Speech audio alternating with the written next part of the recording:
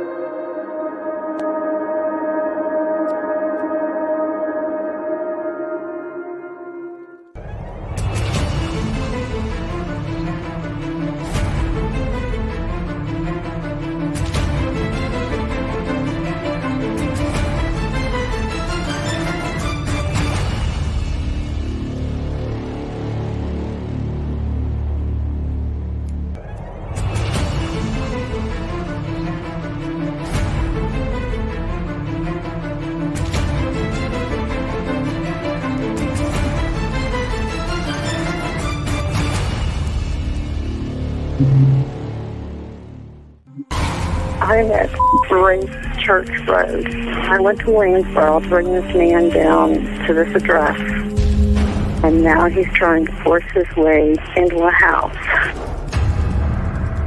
I'm afraid to move my vehicle.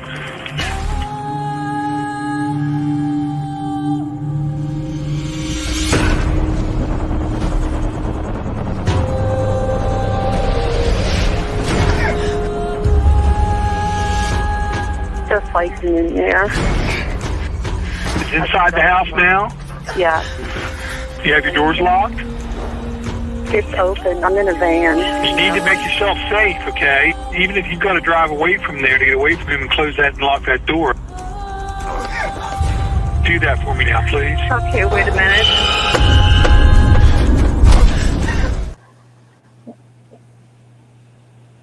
I can start playing. Hold on. Oh, I see. I went to go click on Deb's link, and then it said, oops, something went wrong. Just so you know, Deb, that link. It was like, oops, something went wrong. But then it started playing the stream. So not really sure on that one, Deb, because I clicked it, but it said, oops, something went wrong. Anyway. Well, Deb is so raunchy. Deb is so raunchy that it probably... I know. I really honestly hate to think what it really truly was. I'm sure YouTube took it down. Yeah. Okay. So, yeah, apparently we're doing a live tonight. Welcome, of course. Adam's the one that wanted to do the live tonight. So I was like, yeah, sure. Okay. And then Lewis, hey, Lewis, you want to come? Yeah, sure. Why not? Sure. So hello, everyone. Hello. Can you guys hear me? No. Can you hear me? I can hear you fine. I hear that though. Hey, Xana. Hey, Charmaine, how you doing? How you doing there, Charmaine? Feels like I don't know why. You've been a member for 2 months, Pink Panther. And Tony, did you want to introduce me to the guest that we have tonight? Do you want me to introduce you? Yeah, I'm not familiar with the gentleman that's below us. Oh, Louis, I'm not sure. Do you know who Adam is? Can you hear us? Okay. I have no idea who that is. Oh, it must be somebody new. I don't know who Adam actually is. Adam, I think that's when you're supposed to gloss, remember, and go, ooh, who's Adam? Remember in the blink, yeah. Blink. Well, depending on who you ask, I've been described as a lot of things. Oh wait, let's say hello to Streamlabs. Hello, Streamlabs. Let's bring Streamlabs up. Actually, Streamlabs will make itself known soon enough here. Yeah, that's right. Canada for the win. Oops, did I say that out loud? Right, Charmaine? Yeah. Still have a little bit of snow here today. My husband said actually that the roads were really bad. You see, here in Vancouver, we don't actually know what snow is too much. Instead, we know what rain is a lot. Hi, Bass Girl. And so, yeah, so he said here it was sliding away on the roads this morning. that you're driving along going 30 miles per hour because, well, no, hold on. I said that wrong. I'm Canadian and I couldn't even think of not 30 miles an hour. Kilometers. We use kilometers here. And yeah, and he was like, said he was slip sliding. I just remember him going, I really honestly hate it when he literally tells me that he was slip sliding away like multiple times and watching these other vehicles get into accident. Honey, I do not need to know that actually, because now you're just going to give me anxiety. And then when you're safe at work, I'm good. And then on the way home, I think, oh, you know what? It's 1:30. I should give him a call, see if he's on his way home. And he's like, yeah, the roads are really bad because like here in Vancouver, they don't know what salt is and they don't know what winter is. And That's how so Charlotte is. yeah, like how do you year after year after year, the same stuff happens. And yet Vancouver doesn't know what, icing, or salting the roads or putting the rocks down is. It's almost like they're going, meh, it will be gone in a day anyway. So why bother? Right. You know what? If 200 people get in accidents today, it was well worth us saving the money on the cost of, Right. salting up the roads. That's pretty much what it's like where you live in any other part of Canada. Those road trucks are out there, first like beep beep those things, not here in Vancouver. Right. Right down I feel like Maple in Street. Charlotte, in Charlotte they just say, "Well, we told you to stay home. Yeah. The Right. news said to stay off the roads." Yeah, hi Sharon, hi support with Steffa, hi CJK, and Ozzy Dubs in the house. Let's see, we got See-Through in the house, Sharon Parker, Charmaine, hello Canadian. Charmaine, she lived literally 20 minutes from where I lived when I lived in Alberta. So me and her got to be like this, right? I want to thank Yorkie for $50 super thanks yesterday. She was saying what she said something like split this, and all I seen was Sunny Merry Christmas. Enjoy some drinks on me. Who the This is heck for is Aspen. Yeah, I don't know. I think what she said, Lewis, have some milk on us. So it was something similar to that. But anyway, I wanted to give a shout out for that. So thank you very much, Yorkie. Right. Yeah, and I'm gonna say, can we say some hellos real quick? No, I don't think we know anybody else. Grandma watches Jill Moser. I'm not sure who this dub is, but she seems to keep coming into the lives here. Callie, another person that seems to be new. See-Through, Golden Oldie, right there. Same with Sharon Parker, Professor CJK. Pug. Yeah, the pug, right? Whenever I see Professor Plug, I think of Professor Plum from Clue. And that's what I think of. And we're in true crime, so close enough.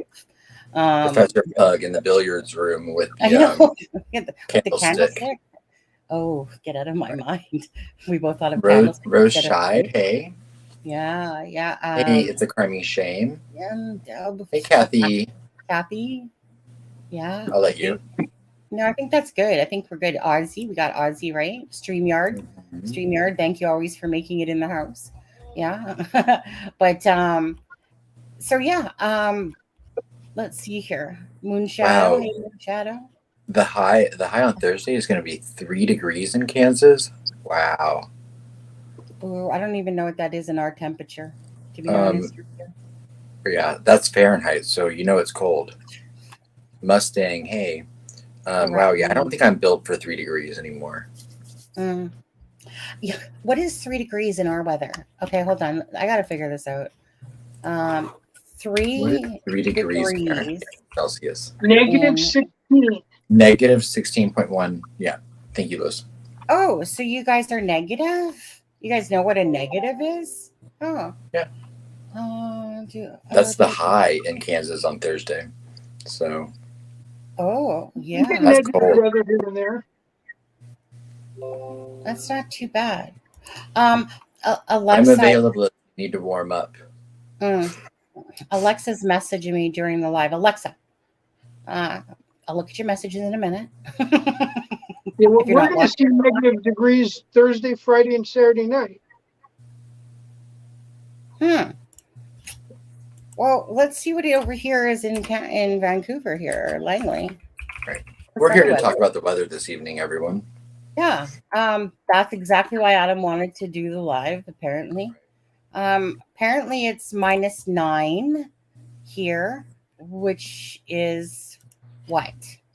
-9 degrees. No, Celsius? What am I? Celsius? You're Celsius, so you want to Oh, translate to Fahrenheit. okay. Celsius to Fahrenheit. Now I'm getting mixed up because we use Fahrenheit for stoves and stuff.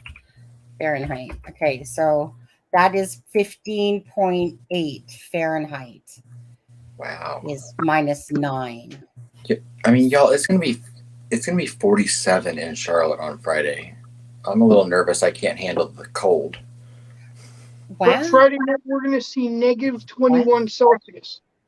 So that'll be like 5 degrees Fahrenheit, -5. Yeah, but Excuse Sunny, me. it's gonna be 47 degrees Fahrenheit in Charlotte. That's Yeah.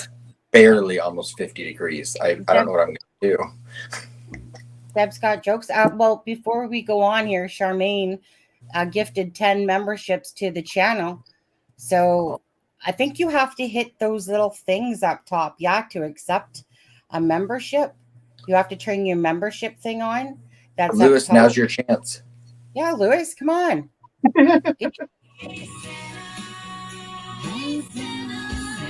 Let's see here. I'm just trying to actually, where am I? Where's the live? Where did the live go? So Delphi Primetime got his membership. Teresa got a membership. Oh, look at that. Oh, Shitter's Full got a membership. Shitter's Full. R got a membership. Lake Michigan got a membership. Miracle Hearts got a membership. SP74 and CJK. Right. Sees and Through, Moonshadow. Why weren't you all members before? Okay. Do you remember when, was it Metal Mama Michelle that did that? Yeah.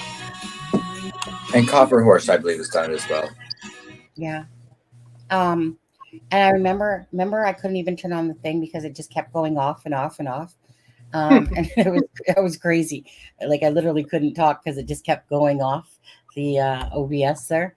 Right. Thank you, Charmaine. That's very generous of you to do that. And congratulations to all the people. So thanks, Charmaine, whoever got their membership. Right. That's very kind and sweet of you to do. What a nice Christmas surprise for some people. Especially there's some people that literally can't afford it. Right, Lewis? Lewis, did you try to even get one? No, just kidding. And so if anyone is interested, if you're a member, one of the perks is that you can join our private Facebook group. So if you would like to become a member of the private Facebook group, as a member of the channel, you can email Sunny at acrimingshame@gmail.com and give her your YouTube name and your Facebook name, and she'll accept you and then request membership, and she'll accept you into the private Facebook group. That's where we post the nudes and all that.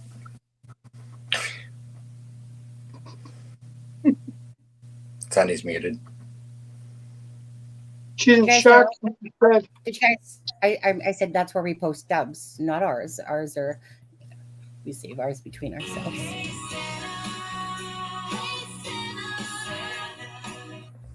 All right, Xana. Hey, Xana. Do you guys look at this? Okay, if I take this away, you guys see my name?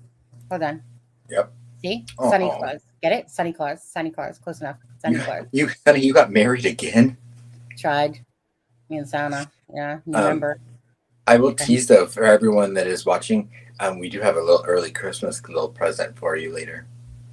Oh yeah, we know Deb's gonna like it probably the most. Probably Callie too. Ooh, Mel. I'm not sure what Mel is. I'm sure Mel would definitely approve. Support with Steffa. If we show it and support with Steffa disappears, well, let me just say this. Right. We will have to do a trigger warning before we play though. Callie, do go on. Thank you so much. Anyone want to talk about my hair today? Amanda 1984 says, "Where's Deb been?" Well, she did a short stint in rehab, and Sorry, I'm just being silly tonight. I apologize. That was actually quite funny. Deb, you recovered? I feel like Deb's recovered from it now. Um, The other Deb's, people in the car haven't, but yeah. Yeah, no. Deb's doing more of this and less of this. Yes.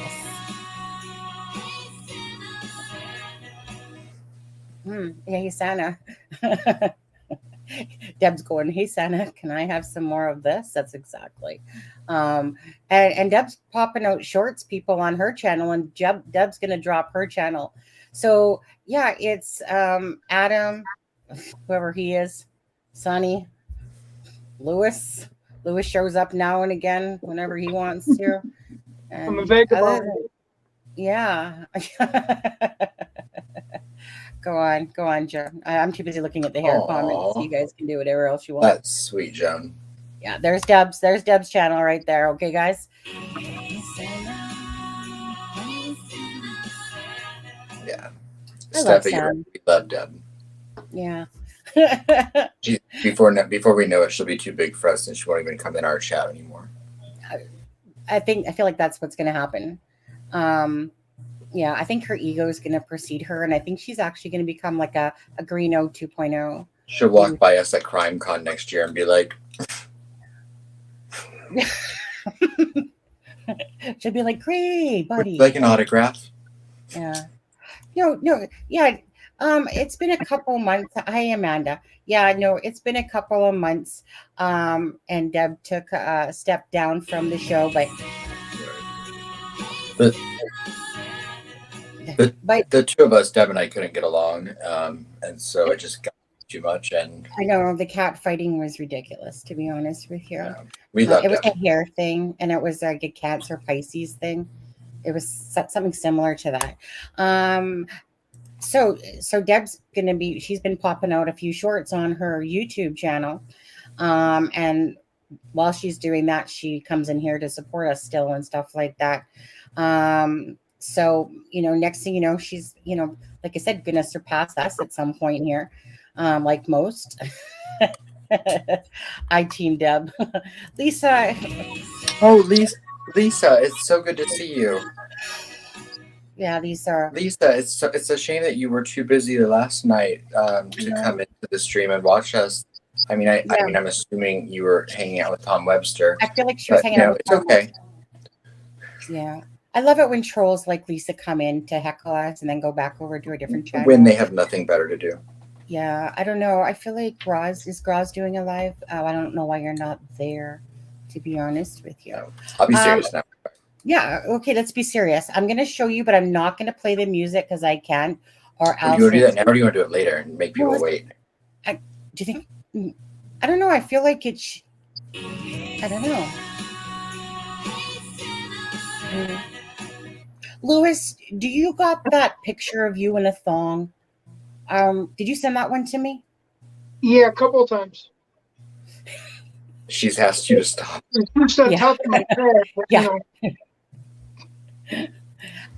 I honestly, no offense, Tom, but every time I watched your figure fade off into the sunset, or the water theme behind you, the boat thing, it was driving me crazy. Couldn't stand. It was like this blurred head kept morphing, and I was like, yeah, you're making me seasick. And Professor Pug, what Greeno info update? Should I let is that AG info update? I was literally in here last night, but okay, barely. I'm playing Lisa. Yeah, subscribe to Deb. There you go, Deb. You got a new subscriber. See, all Deb has to do is just plunk her link, and then there you go. Got another subscriber. And if you haven't hit the like button, could you guys hit the like button for us?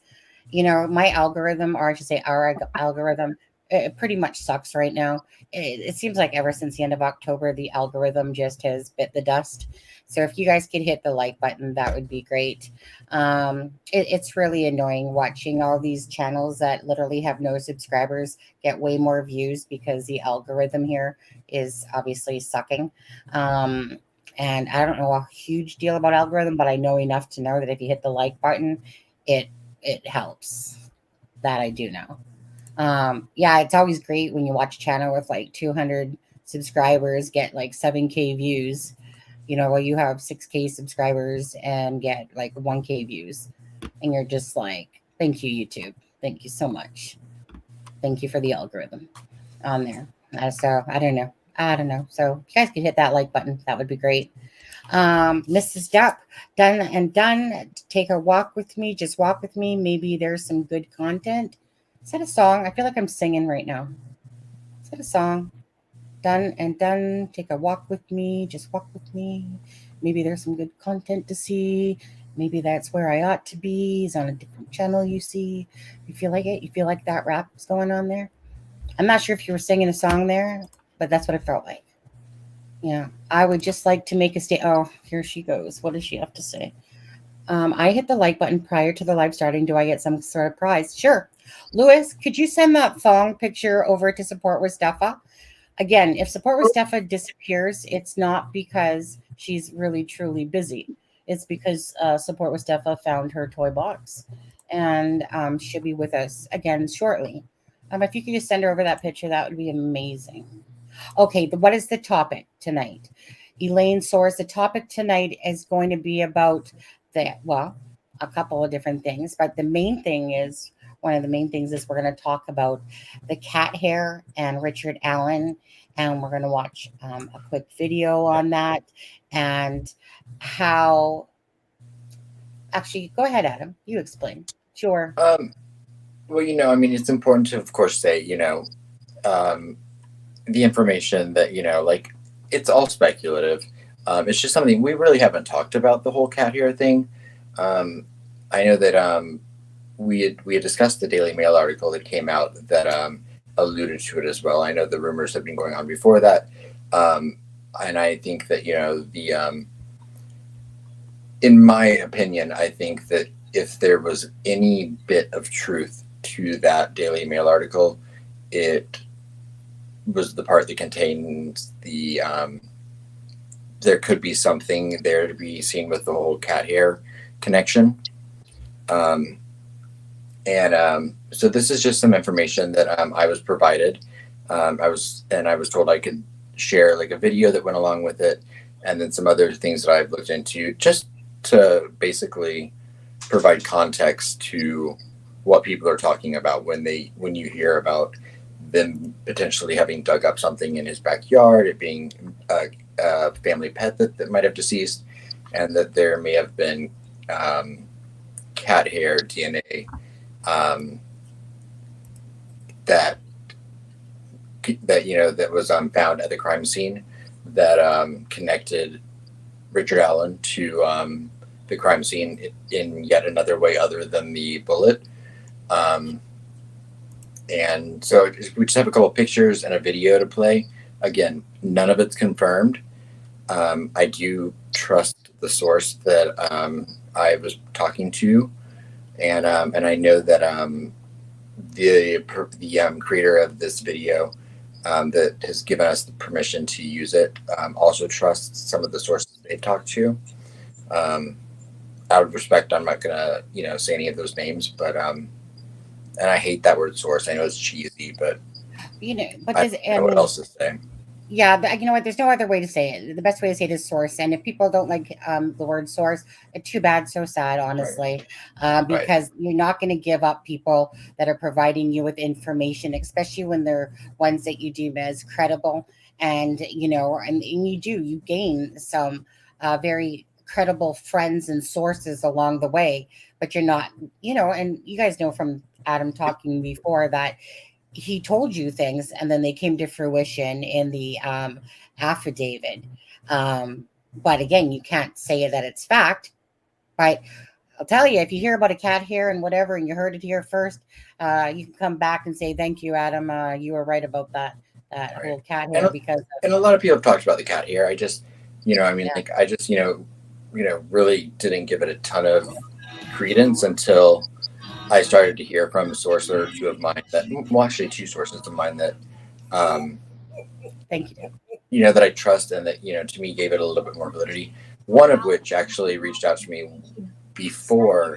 Bring you amazing content. Share their channel with your friends. Thank you, Deb. Thank you, Deb. Deb just wanted to cut me off. I was gonna say, is Adam gonna stop talking and let Deb's thing play through? And then he heard his name, saying Adam, and he was like, "Oh, okay." One of the sources, actually, it told me about the cat hair thing, and then digging the cat up well before the affidavit even came out, and I knew there was nothing in the affidavit about that, so I never really alluded to it. But the more I've heard about it, I definitely think there could be something there. So take everything with a grain of salt. But, here's some information, and if it comes to fruition, it comes to fruition. Yeah, absolutely. Absolutely. Yeah. Okay. So I'm going to quickly play the video. So we'll see in a second. It's not a very long video. It's just 1 minute and 23. Oh, look at that. 1, 2, 3. Yeah. So we'll be right back.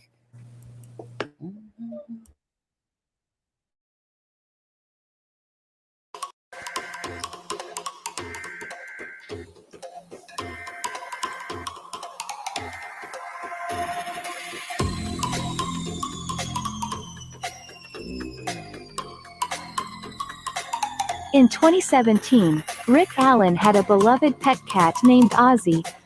His wife would frequently post photos of Ozzy on her Facebook, and she would also complain about the hair the cat would shed. It has been speculated that hair from an animal was recovered as evidence in the heinous murders of Liberty German and Abigail Williams, because of the information contained in the Ron Logan search warrant, and also because DNA has long been rumored to have been found. Law enforcement has stated that they collected DNA, but it is not what you think, and may not belong to the killer. Neighbors of Allen have stated that law enforcement was seen digging up a small section of his backyard, and there has been speculation that they were digging up the remains of Allen's deceased cat Ozzy. I think this may be true, and I also think that the DNA from the remains of poor Ozzy matched DNA from feline hair recovered as evidence in this case. If I am correct, then the DNA match from Ozzy provided the basis for the arrest of Rick Allen. Did a cat catch a killer?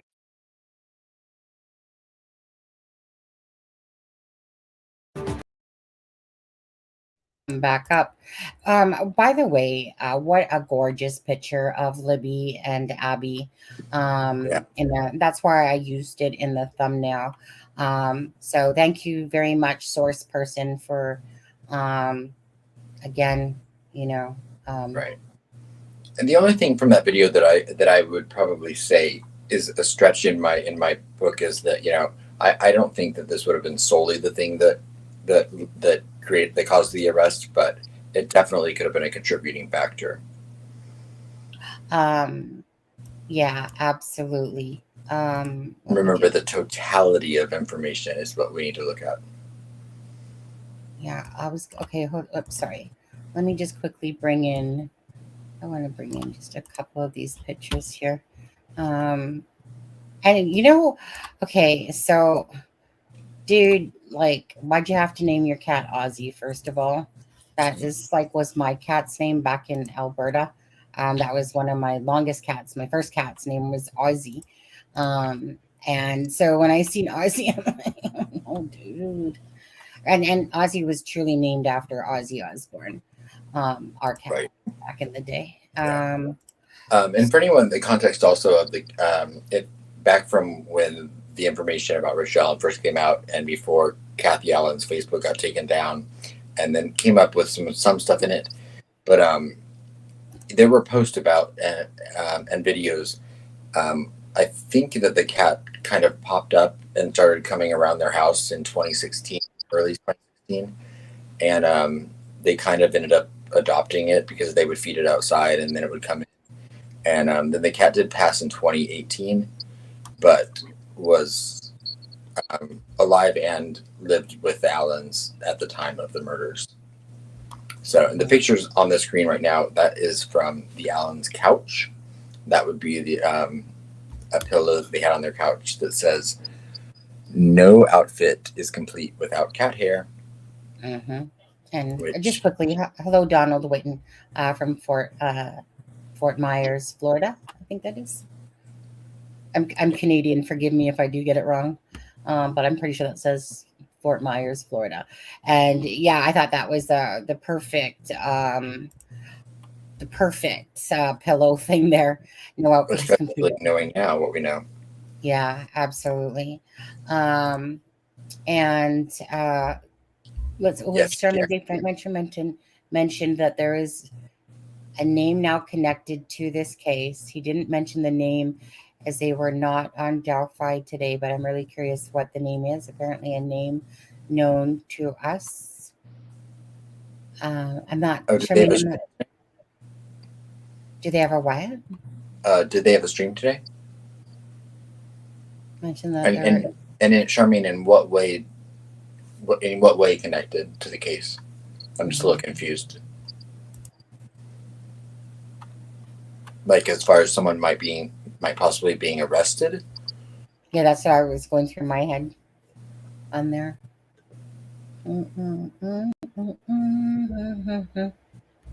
But yeah, I mean, Deb's right. Like nothing like foreshadowing, eh? Like Right. that pillow is from their home. That's on That's on their couch, or that was on their couch. You know, and like I said, looking at it through the lens of what we know now, if the cat hair thing is true, wow. Much like the picture of him sitting in front of his own poster.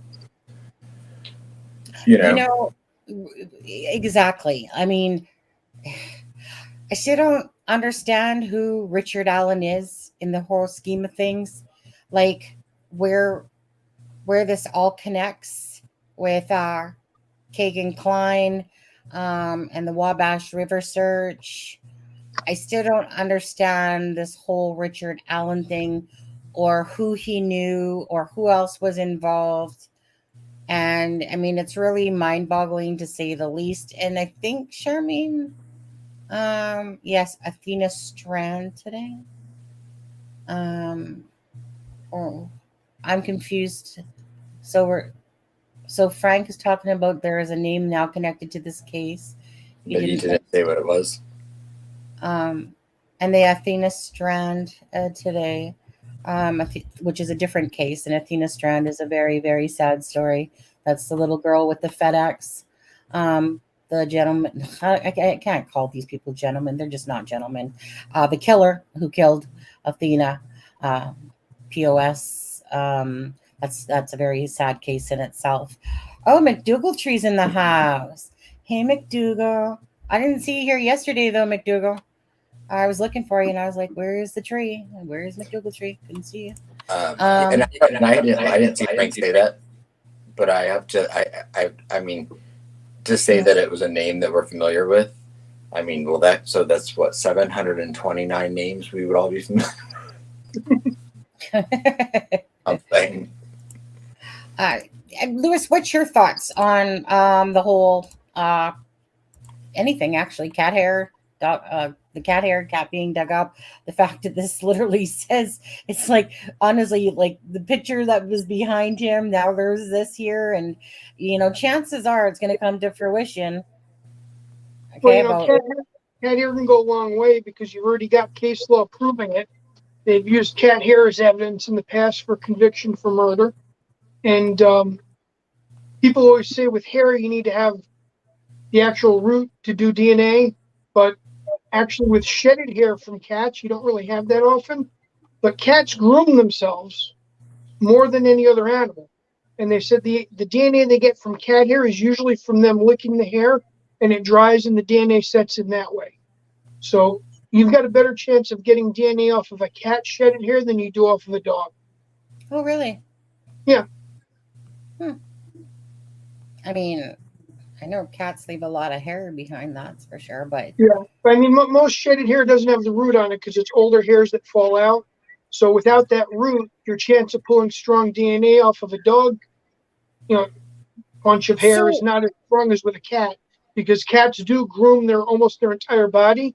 It's the DNA from their tongue. Like, when people take a DNA swab, they go to your cheek, and that's yeah, because that gives them one of the easiest, strongest ways to get DNA without pulling blood. Well, when a cat grooms themselves, they're constantly licking themselves, and that saliva gets on them, and then you have a better chance of pulling it off the cat hair. mm. Well, so then it leaves me a little confused because obviously they were looking for an animal hair, which was in the what was it in the search warrant that the animal hair was, or Well, was The Ron Logan's warrant. yeah Ron Logan's, right? yeah. Yes. Yeah. Okay. So now to And, me, and we'd heard rumors of it being a cat a long time ago. yes, Yeah. yes. A lot of people thought dog. A lot of people, and then Well, people were talking about a deer. But I mean, cat is right. the thing that I've always kind of been told, and um, But yet they took Tony Klein's dog. So I would think that they would know the difference between a dog hair and a cat hair. I mean, Would I they think not? they would have. I mean, they didn't. You have to think about it. At that time, they didn't have the Richard Allen information. I mean, they had the Richard Allen information, but they had not connected it back to that yet. Remember, they hadn't circled back around to Richard Allen yet. So I No, mean, but they might still, have been taking animal hair in general just to match it up. like, wouldn't they You know, know like if you have a hair, and they they may have have had an unidentified animal hair, but they might not have even known it was a cat based on what was left of the crime scene. The connection might have only come once they got the animal hair from the actual cat that they were able to match it. yeah, it just seems Because strange to me. When Go they're ahead. testing animal hair for DNA, they actually dissolve the hair. And if they only have a few strands of hair, they might not have wanted to risk that until they had a match that was close to just one tested. Because the DNA from the hair should tell them if it's canine or feline. But if you've only got like 2 or 3 trace hairs, you're not going to destroy those until you've got something to compare them to. right. Mhm. So just like even if they'd had a partial, even if this is always said it's not a DNA or fingerprint case, but if they had a smudge sample or touch DNA, like we kind of has been alluded to, you don't want to use your one chance to test that DNA unless you've got something really strong to put it against. Yeah. Can you guys do me a favor that's in chat? There's 65 likes and there's 155 people in chat. Do you guys think you guys could hit the like for us? We really need to get that algorithm up, and we would really appreciate the support while you're in the channel. If you could just do that, that would be great. You guys go ahead and talk. I'll watch the numbers. No, I'm just kidding. Lewis could make up anything he wants. We would believe it because he speaks with such conviction that must have been useful in school. You know, Lewis I reminds never, me. I Go never ahead. studied at school. I just waited the tests and took them and always Yeah. did well. But yeah. Like I said, and it doesn't mean that Lewis is always right about everything. And like I said, he theorizes a lot and he looks up a lot of things too. And so Lewis reminds me a lot of my husband, that there's just people you come across that just can inhale knowledge and inhale things and it just sticks in their brains. Mine, as I've gotten older, it goes in and regurgitates it, gets rid of the crap I don't want. And there's a lot of crap it gets rid of, to be honest with you. And then some of it sticks to stuff that I actually care about. Right. Some people just all have that walking knowledge of a lot of different things, and whether it's through experience or just that it's stuck in their brain. So yeah, Lewis, I told him today, actually, before the live, I said, you could probably say the alphabet from A to Z and people are going to be like, oh man, that Lewis knows a lot of stuff, doesn't so I mean, that, like I said, I personally love Lewis for the fact of his knowledge. And he allows me and Adam to as well have our little smoke breaks. Well, I don't smoke, but I vape and stuff like that. And sometimes he can give us a little break. And because, like I said, Lewis can easily hold a conversation because, like I said, he does a lot of research and does a lot of stuff. And by the same token, he's just a great guy. He's just a great guy. I consider him a really good He friend. told us that. Yeah, is that what he told us to say? I know. Did I do a good job, Lewis? Yes, you read it word for word the way I sent it to both of you. Yeah. I don't know who that, but anyways, yeah. And thank you guys if you guys are hitting those likes. Back now. Hey, I said you can have your email accounts back now. I'm not going to hold them hostage. Oh, I don't need it. Actually, I don't need it. But you might want to get rid of it too. Just saying. Deb says, Adam, spill the beet tea about the cases. Spills the best tea about the case. Is that what she meant? Is that Deb's beautiful? No, that's what she said.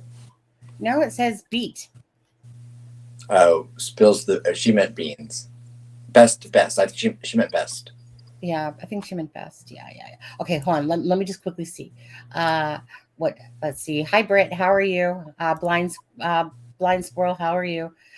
Miss Depp is in the house. Oh, that's support with stuff again. Lewis, just send her over her pictures that she wants. Okay.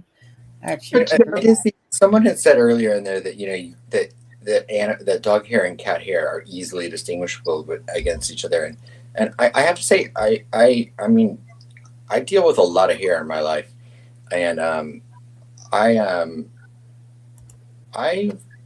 don't think I don't personally agree. I think that depending on the breed of dog or cat, I think animal hair sometimes can, from the naked eye, be like animal hair. So, I'm sure I have hair on me right now that I couldn't tell if it came from a dog or cat. I think it has a lot to do with breed. You can have breeds that you can distinguish, right, but I'm going to say certain breeds are going to look very similar. Right. I know a Pomeranian that's hair looks just like mine.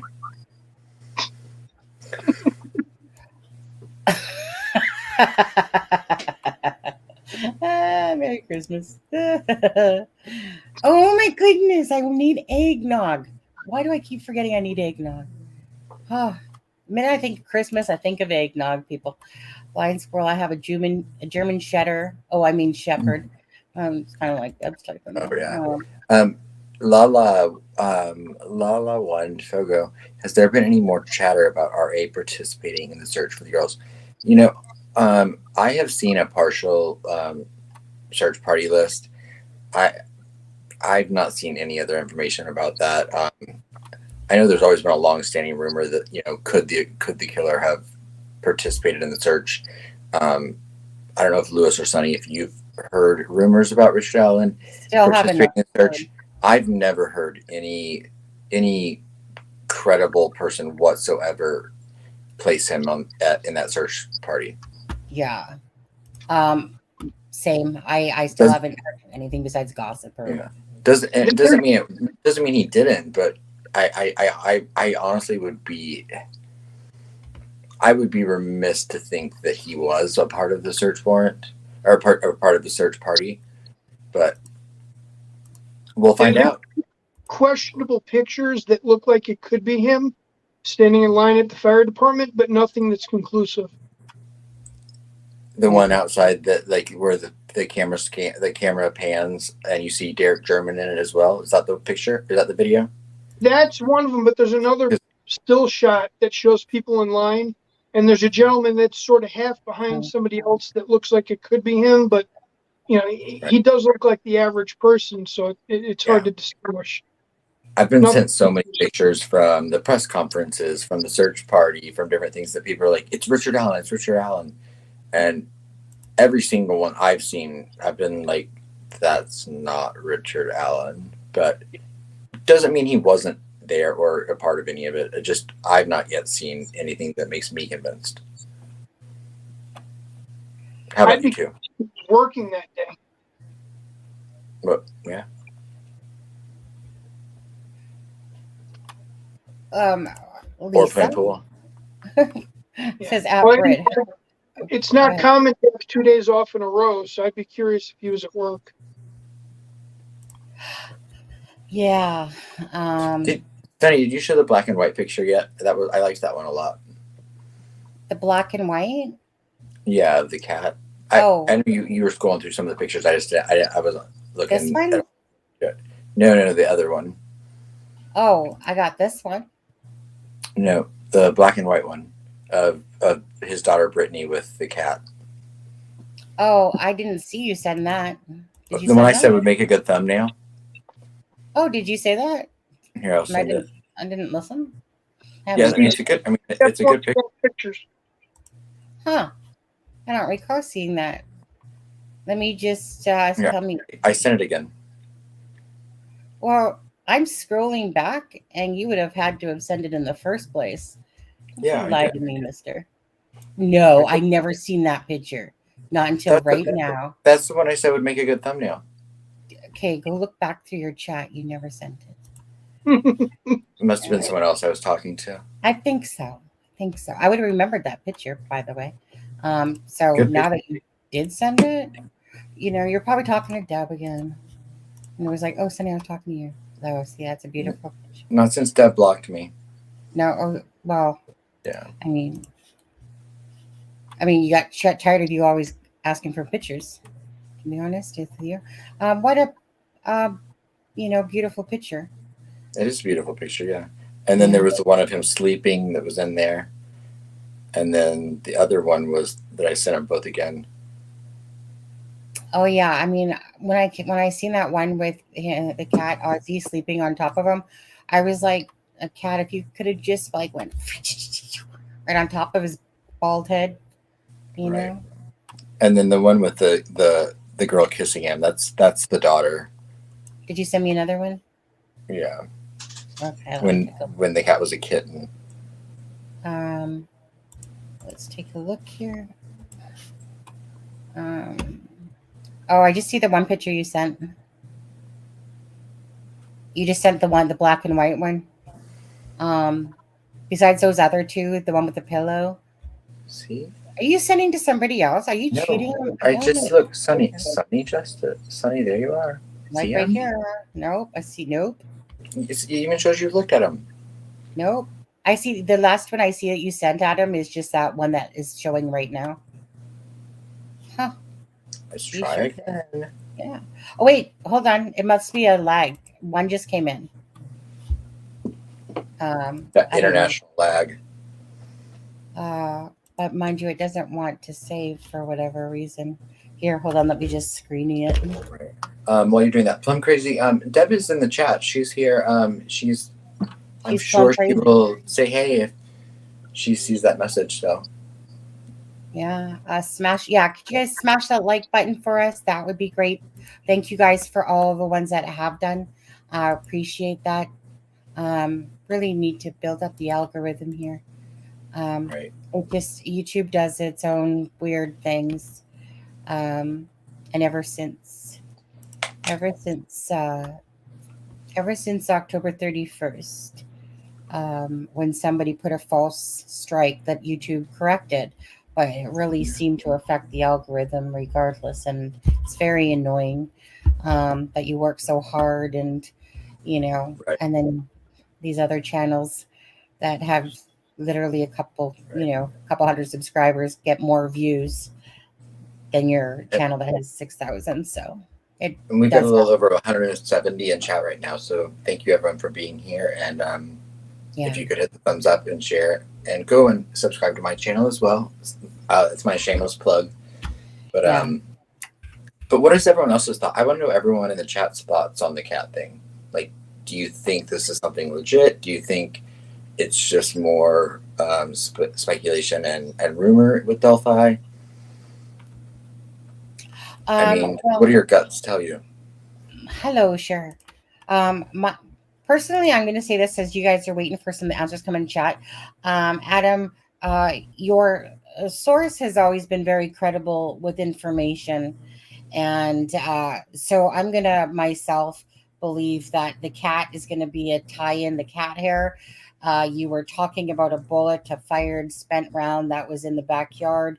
Knowing that there's an unspent bullet at the crime scene that was right between the girls and stuff like that. So I believe that they have a strong case on Richard Allen for for what they're able to charge him with. If they can't charge him with like the actual murder of the girls, they'll go, like I said, do the felony charge, like Lewis talks about, Yeah. and that there's definitely like the affidavit to me is a drop in the bucket. Right. I mean, we can sit there and talk about it and make videos Yeah. about it all day long. Right. I think most people are wise enough, smart enough to understand that an affidavit is just to get, a search warrant, and that the real squeeze, the real meat of the potatoes there is going to Discovery. come later on as they, Yeah. as the And for me, like the thing that like made me submit in on like the fact that like the person I was talking to was one of a handful of people that had seen the affidavit. And yes, of course, the affidavit is what it is, but I was still grateful to be privy to a lot of it.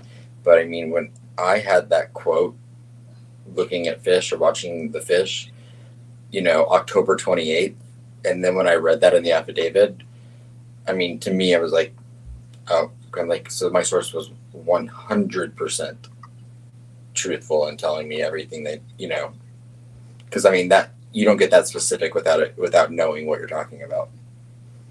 Mm-hmm. And I also just quickly want to mention this again. And I saw Randy Gravett. First of all, Randy, though, I have to say, why would you be supporting someone like Curly J? Dude, do you even know the stuff that he does? But secondly, I mean, I love Randy. I think Randy's a great guy. I don't know why you would ever support someone that is like that channel, that literally tries to hurt other channels and demean them or make homophobic and slurs and all that stuff. But anyways, regardless of that, Randy's, been with Delphi since the very beginning, does have a lot of information. And a I seen giant him, yeah, with a giant heart. Yeah. Um, as for Randy, I seen him ask for people to take down if anyone has those, like the uh, death certificates up and stuff like that, that are fake. Um, as for the people that keep saying about the gag order, like honestly, shut your mouths unless you actually know what you're talking about. Um, I hate it when people just sit there and leave stupid comments on a video. Do they know that they're breaking a gag order? Do they why don't you go read the gag order? Why don't you go know your laws and stuff like that before you start and beaking off with your mouths and just. I don't believe that Ancestry.com, whether legitimate or not, is has to abide by this gag order, because no one leaked that. No one leaked that. Well, first of all, I don't think they're real. I mean, we were told by No. Becky and by the family themselves that they weren't real. And then, I mean, someone uploaded them onto Ancestry.com. They weren't leaked from any like official source. They're not like in a violation of anything about the case. I mean, someone just found them on Ancestry.com. Several people have gone on there and downloaded them. Again, I don't think they're real. Correct. But I mean, they're not violating the gag order. yeah. I can't stand that type of stupidity. Don't post on a freaking video. In fact, don't even watch the channel if you're that dumb. I really can't stand it when people say stuff on somebody's video and they think that they have no common sense or even clue what they're talking about, but they just race around just to insert their stupid, useless opinions about nothing because they have nothing better to do with their lives besides go around to people's videos to write negative comments or, stupid answers or stuff like that. And I can't even stand that type of stupidity. It's just like block, Right. like go away. It used to bother me more, but like I just kind of, I'm like, what? You I can't. was gonna say I don't really honestly pay attention, but when I see people, like the odd one will come by me and I'm just like, maybe I'm in that mood where I'm just like, what? I don't feel like dealing with your type of stupidity. In fact, I'm just going to block you because I can't handle looking at your comment anymore. And that's how much I honestly care. Because I can't put up with that type of stupidity. All these people do is go around. They're not usually subscribers in the first place. They're just there to be little trolls that go around that want to spew because they have no lives outside of the Facebooks or the, Right. internet. and their lives are meaningless and pointless to that, that they have to try to go on people's lives. And, like I said, go get your, rocks off of Route 66 or something. And like with all information, I think, like with all information, I mean, somebody could show me a picture of my mother and I would still go verify it to so I mean, yeah. if when I saw the death certificates, I mean, I know Sonny and I both have seen several Indiana actual death certificates now. And so do your own research, Right. It doesn't take long at all to look at those two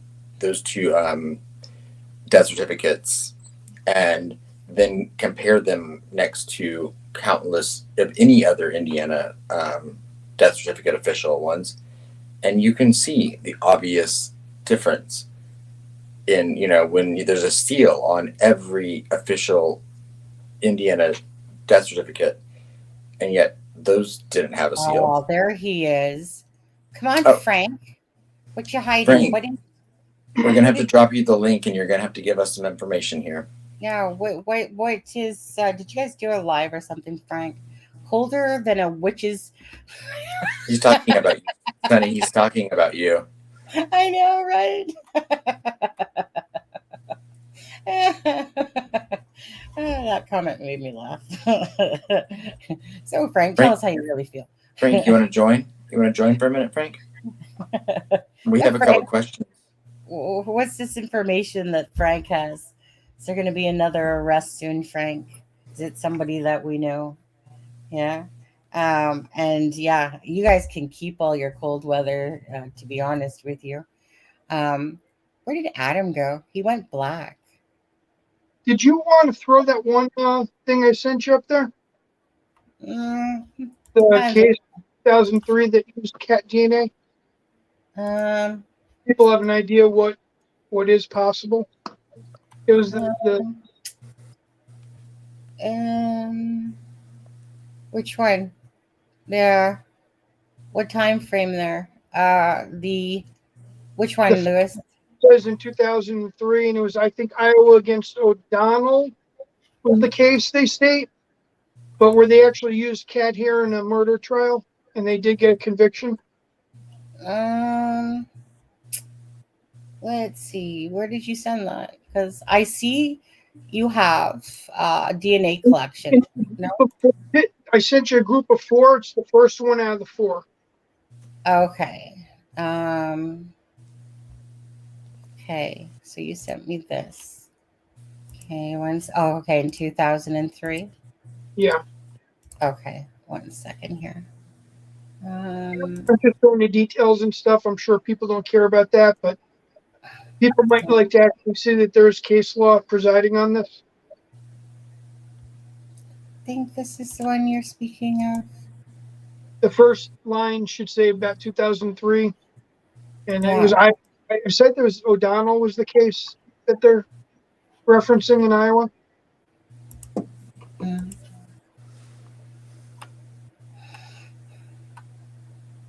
Oh, that is, Aunt Clara, I like that. It would be a beautiful karma if cat helps catch the killer, given Abby is love cats. Yeah. Right. And also, we should, Libby would have a birthday coming up, so. Yeah. Okay. 1 second. Oh, look there. Okay, Frank. Hey, okay, y'all. Frank. What's going on? Well, I mean, it's colder than a witch's, Titty. A witch's titty. It's 21 degrees here. And long time no talk, Frank. Good to hear your voice. Yeah, it's good to see you, Adam. Yeah. Hey, you're looking good with that beard growth, man. Thank you. I'm a little lazy right now. I got a full beard myself right now, so. Frank's avatar is matching your color there, Adam. We planned it.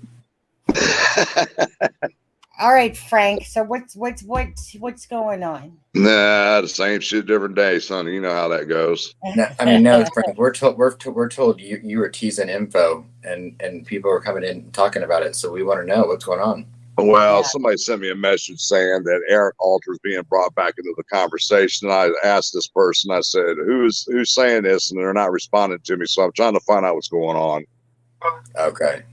Do you trust it? Do you trust this information, or? That's what I'm trying to find out. Okay. So I did some background work on Eric Alter, and this dude is nobody to mess with. No. Nope.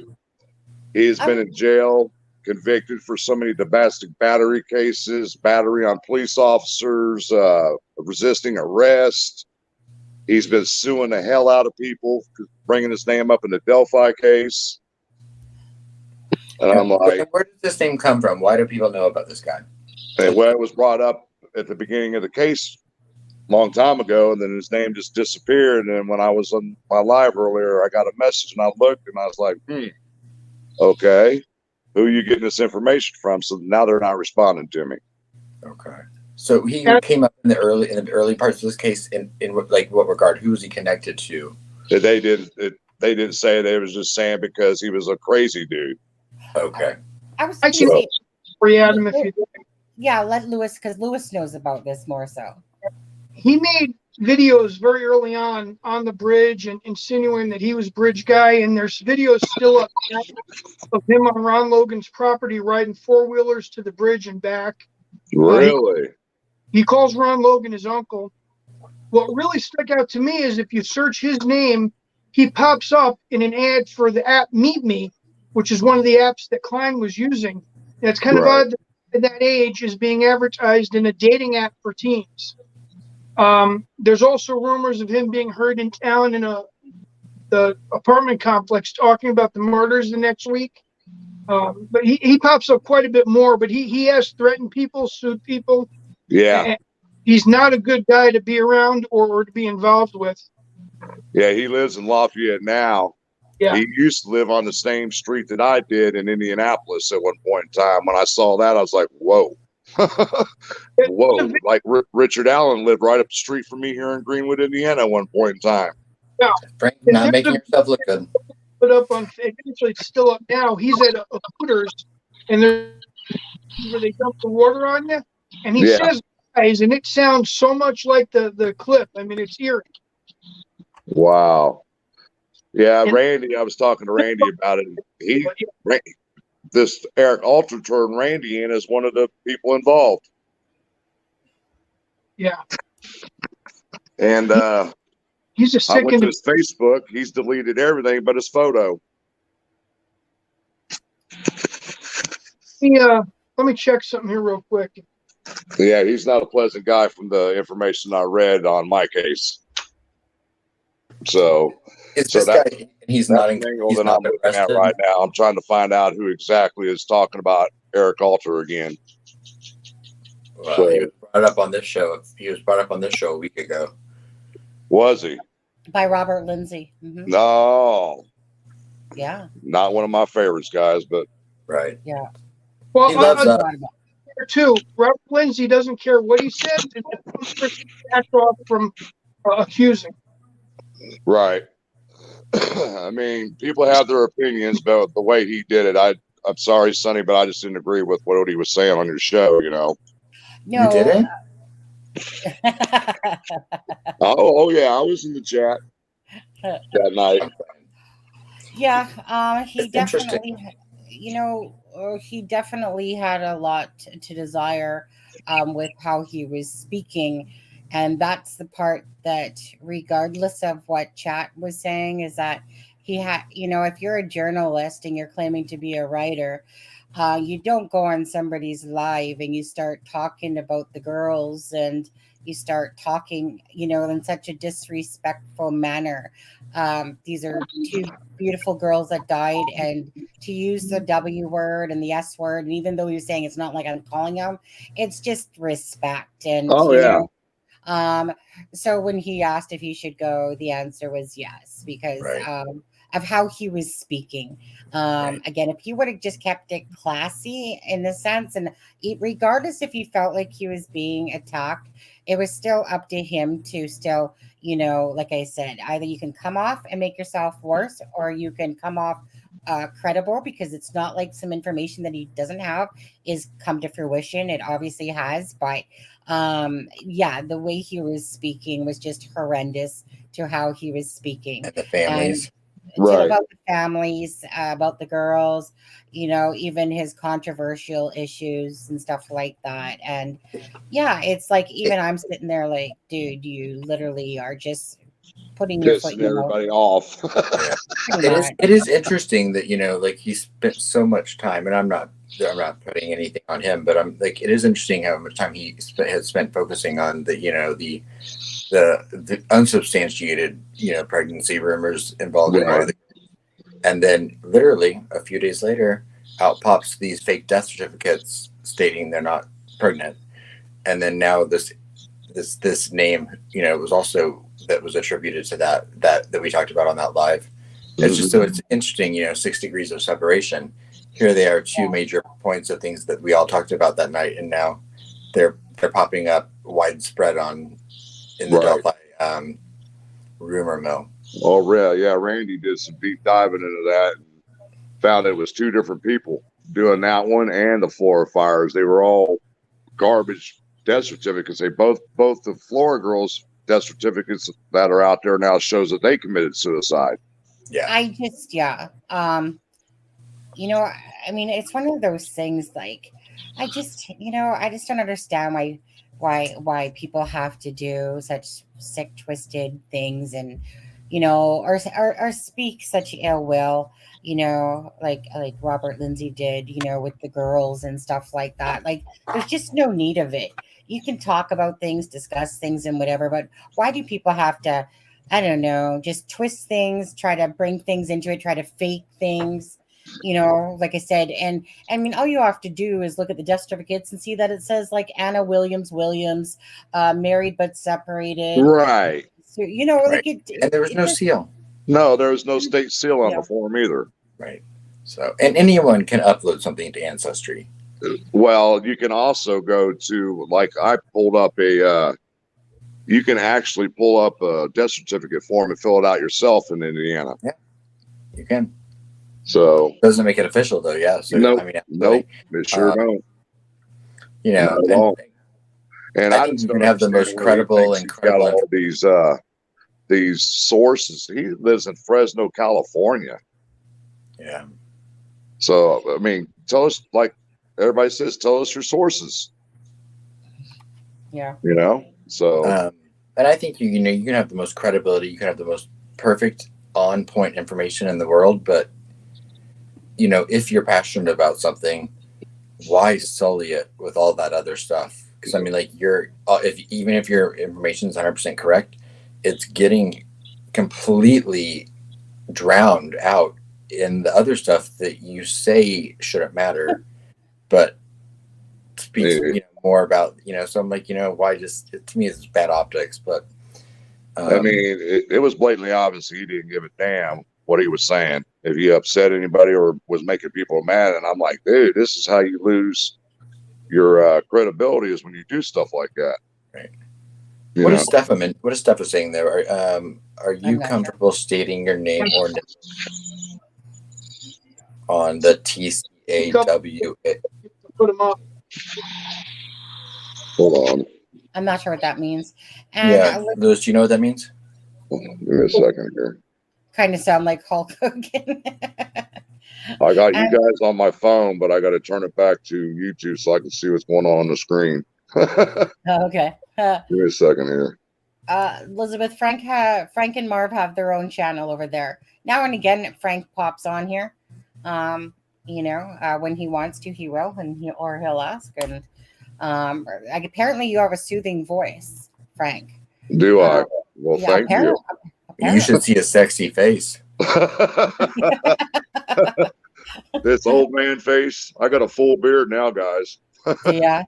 Yeah. All right. I'll turn the camera on. There you go. Look at you. There you go. Oh, that's not too grizzly for me. Yeah. It'll come off in here in the next few weeks, I'm sure. Well, is it kind of like is it keeping you warm, Frank? My face, it does, of course. And see, I haven't even turned my heat on here yet.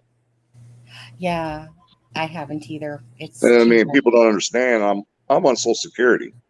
You know, money can only go so far, so I try to keep the heat off as long as possible so I don't have to pay those extra charges. Yeah, because those can, during winter that they just jack up the gigajoule price anyway. Well, yeah, I battled with the electric company today, and I said, how in the hell did my bill jump up $50 this month, and I haven't even turned my heat on? Yeah, right, because they turn up their prices on those little gigajoules. Exactly. Yeah, I mean, trust me. I've literally had that conversation with them, going, I've done nothing different, and yet you guys are charging this much. Like my electricity for 2 months last time was like $400 bill for a 1-bedroom apartment. Like, you know what kills me is, and anytime you call those companies, it's either somebody in India or somebody talking. I know. And it's like, you don't comprehend what I'm saying. You might be able to speak English, but you don't understand the language. Yeah. So it just makes me so mad. I just hang up on them. I honestly, yeah, I get it. Yeah. Because Santa Claus now, huh? Yeah, you see that? I thought I'd do that today. I was like, Sunny Claus. Wow, that's crazy, Sunny. But yeah, no, it is crazy because they just literally rake up the price, even if you don't change anything you're doing in your habits. Right. And when it comes to electric company, they just raise up the gigajoule price. And honestly, and then next thing you go, you get this whopper bill, yet you haven't done anything different. They're crooked. It's like taking advantage of people. Like, it's Christmas time. This is like, seriously, doesn't matter. It's because it's winter time that however they want to justify it to themselves that they need to up people's electricity during wintertime. It doesn't matter. Don't change anything. Your bill will increase automatically regardless. Yes. It's a highway robbery. Yeah. Oh, that's robbery. So how you doing, Lewis? Doing pretty good. Deb's sorry. I'm so used to Deb being on here, guys. She's in here. Everybody. So Frank, did you know his videos? I'm sorry? Did you know about Alter's videos? Yeah, I heard about him, but I never really got into him because once his name got dropped, I didn't even bother looking at him. And then that's when I decided, well, somebody sent me this message. I better look into him and see what's going on. First thing I did was did a background check on him and saw the domestic battery convictions he had. There's several of them on riding quads and walking with his wife or girlfriend, whatever she is at the time. And the ones from the bridge and all that he took down, but the other ones are still up there. Okay, I'll have to check them out. Yeah, like I said, his Facebook, he took everything off of it. He referred as his uncle. I've never been able to confirm that, but he does call Ron his uncle in most of the videos. Well, I did a True People search on him to check his family members and his associates, and I didn't find any names that would have stuck out to me to this case at all. So I might have to I keep telling Marv we need to download it and tell us because we can get more information from that. Yeah. It'll give us a little bit more background on him. I mean, I could see him on the property once doing a video, but multiple videos riding quads and all that. He had to have some connection to him. It's not like he on the property like that all the time. I got a message from some guy that lives in Peru last week talking about Tony Klein. Yeah. I guess this guy is childhood friends with Tony, and he's saying that Tony literally gets upset when he hears about the Delphi case and what's going on with it. And he said, I honestly believe Tony's not involved. I wonder why the case would make Tony Klein upset to hear about. I have no clue. No one's barely mentioned his name at all. Right. I guess it just all has to do with every time that the case gets brought up, he knows that his name's been mentioned in it over the years. Yeah. So I hope he doesn't foot over it. But I still stuck with Keegan. I think Keegan's rolling. That's how I'm feeling right now.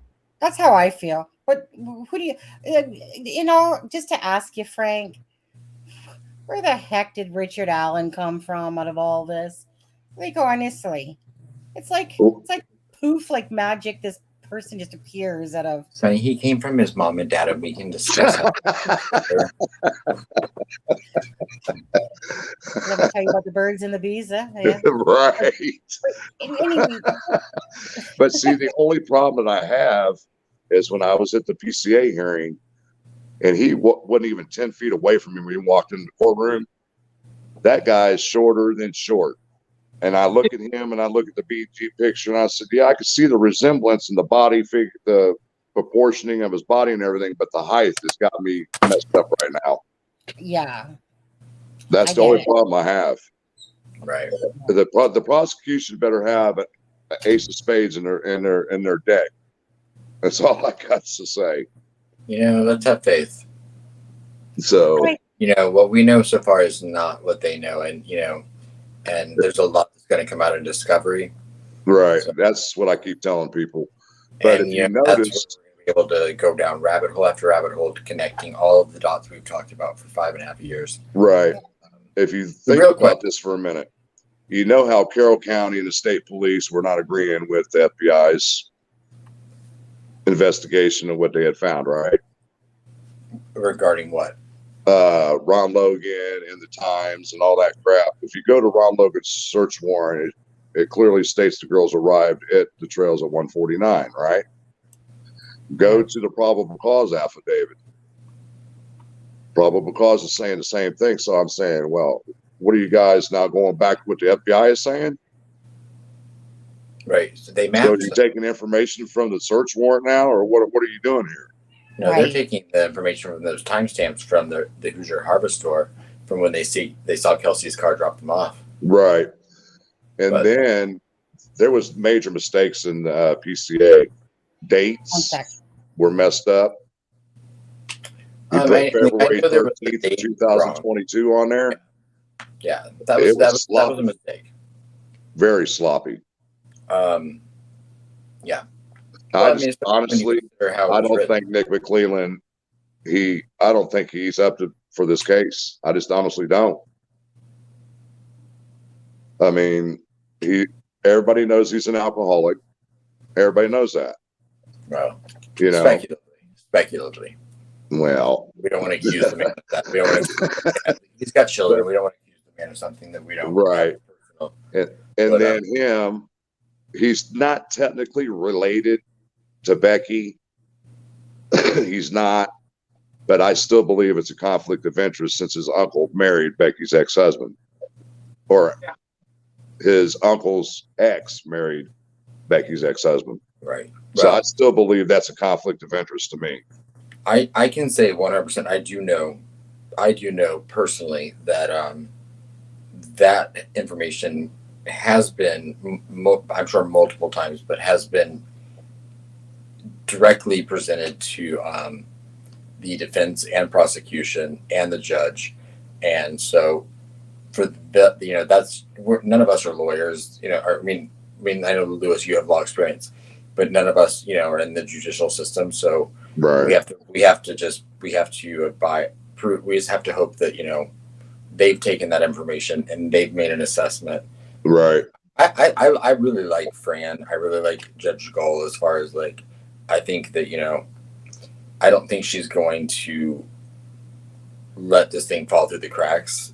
I don't think so either. I mean, with anything within her, yeah. So I mean, if she thinks there's a conflict of interest, I think we will hear about it being addressed.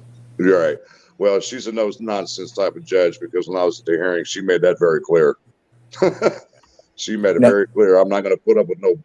She didn't say it that way, but you could just tell in her terminology she's not going to put up with nothing. You can read some of her previous court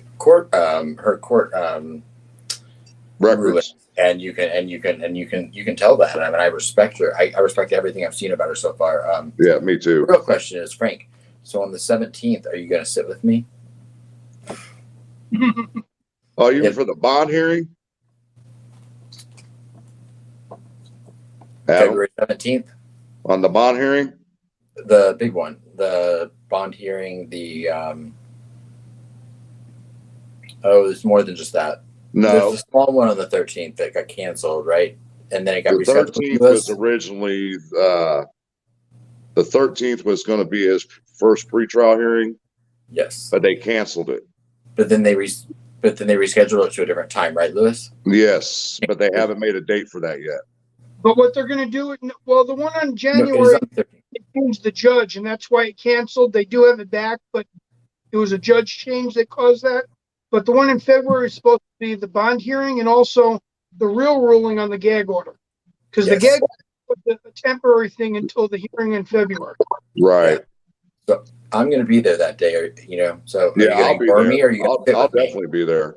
Well, hold on, because I could have swore that they're going to have all the hearings in private now. That hearing, they're going to have some of their some of the stuff, some of like the discovery stuff is probably going to be behind the scenes. But I mean, it's a courthouse. That's a public hearing. To see that, from my experience, when it comes to cases like these, your discovery usually doesn't happen until months right before the trial is going to start. That's usually how that works. What happened, Frank, is in order to put on a no bond or whatever the bond is going to be, they have to release some discovery. They have to present their case to the judge as to why he cannot get bond, or the bond is going to have to be high. And that's that the defense can use to get discovery early. You see, that crossed my mind about this whole thing when it came to them asking for state funding to get their own experts and everything, which I understand the judge wants to have a level playing field for both sides. But why would you grant them the money to get a defense if he can't even bond himself out? That's actually more common than you would think, as far as because one, it's in everyone's best interest for him to have the exact same things at his disposal that the prosecution has, because the prosecution is going to be able to bring in experts that are going to testify towards things that lead to the direction they want the case to go to. So if you don't allow the defendant to equally have that opportunity, it can then create an issue for appeal later, because if you're sharing witnesses that are hired by the prosecution, it can be considered not a level playing field. So it's in everyone's best interest that they give them the funding they want to provide their own witnesses, and which is totally understandable. I get that whole thing, but why have a bond hearing for him now? If you're going to give $1 million to the defense to defend him, why are you going to get a bond or have a bond for him when you're probably going to make the bond so high where he can't even get out? Right. That's standard, though. I mean, his defense, of course, is going to ask for a bond hearing. I'm sure they'd prefer it not. I'm sure they prefer it happen sooner than February. Well, I understand that's procedural type stuff when it comes to the courts, but it just don't make any sense to me. If you know he's going to ask for a bond, why are you going to give him a bond knowing he's not going to be able to bond himself out, and then turn around and give the defense $1 million? That just don't make sense to me. Let him think about it. It's just a way of getting discovery early and getting a good with the prosecution's case. And the money asked for, the prosecution asked for $40,000 before the defense asked, so that set a precedent there too. Right. And I keep telling people, I said, when the state hires their people, they automatically get it because they're not paying for it. It's the state that's paying for it. And the state's going to be paying for his as well now. Exactly. Yeah, it'll be interesting when we go to the bond hearing. I know that because last time I was up for the PCA, I lost all my notes for the whole Delphi case. Oh, I heard. Oh, yeah. I heard they were blowing around town. I lost all of them. I heard they were blowing around town, and the people were picking up. They were. I left it on top of Rick Shea's truck when we left and forgot about it. I was like, leave it to Frank to be put dropping little pieces of paper all over Delphi with his theories. Oh, Frank. And you know what's so funny? The one they showed is the one that had everybody's names on it that I did backgrounds on. My favorite part was when you got caught in the back of the news footage. I liked when you got caught in the back of the news footage and you scurried off camera. I was tripping when I saw that. I was like, oh, man. There's that great clip. Frank's standing outside the courthouse. He's smoking a cigarette, and then all of a sudden you see him catch the camera, and he scurries away. Yeah, I didn't want to be on camera. If you want to talk to me, it's a different story. I'll do it by phone, but you ain't getting me on camera. Yeah. Oh, just a question for you guys. Just because I see it being asked here by Truth Liquid. Do any of you guys think that the wife honestly had any knowledge of this, or do you think she was just in the dark like most people? And even if she had an inkling, like, I guess the matter is that if you've seen that picture of the BG and you thought that your husband had a similar jacket and kind of thing, I don't know, what do you guys think about that? Do you think she has any sort of clue? I personally don't. I think she looks like one of those ones that's probably like clueless, to be honest. I'll let you guys go first. Well, the way I look at that situation is after 5.5 years, and she has heard that down the hill how many times and seen that picture of BG, and she could put 2 to 2 together. That's what it comes to her. You know, that's the only thing I can really say about that, because we really don't know much about Kathy at all. No. And what about you, Louis? Well, I've got two outlooks on this. The first one is, if I was the wife and my husband told me he went and spoke to the police right after it happened and they never talked to him again, I wouldn't question it, because if the police can't figure it out, it's not my place to do that. But the one we thing don't know that he did that.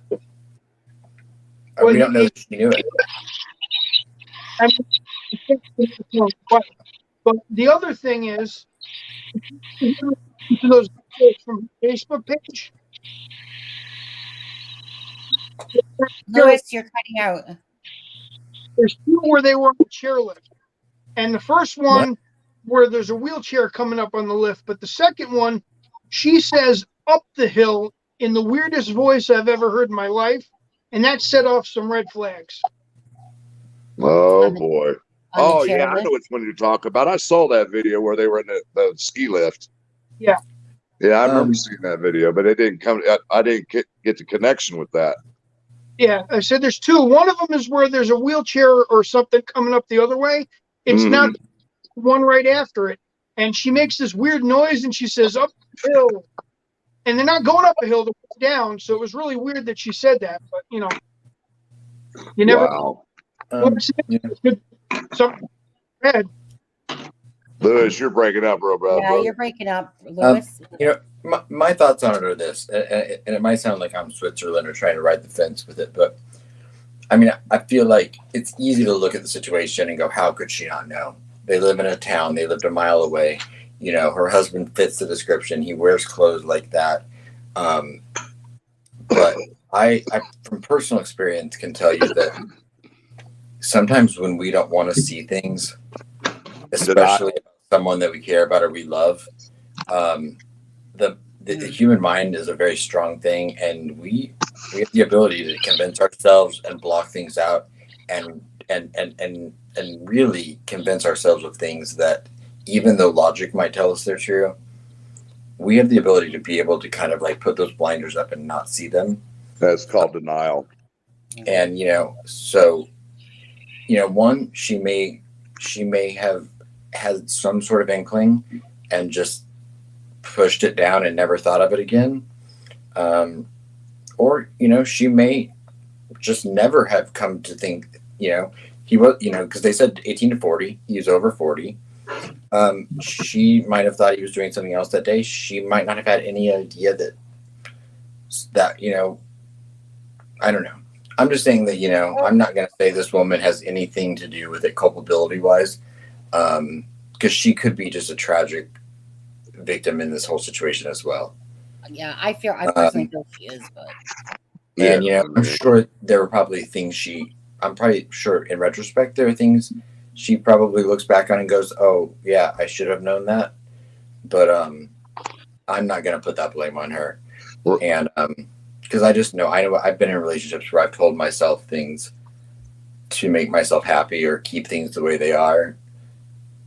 You always try to keep the negative out of your head and try to think positive, but sometimes that negative overrides the positive, and that's the hard part about life, Right. And I think anyone that's ever been divorced can probably tell you.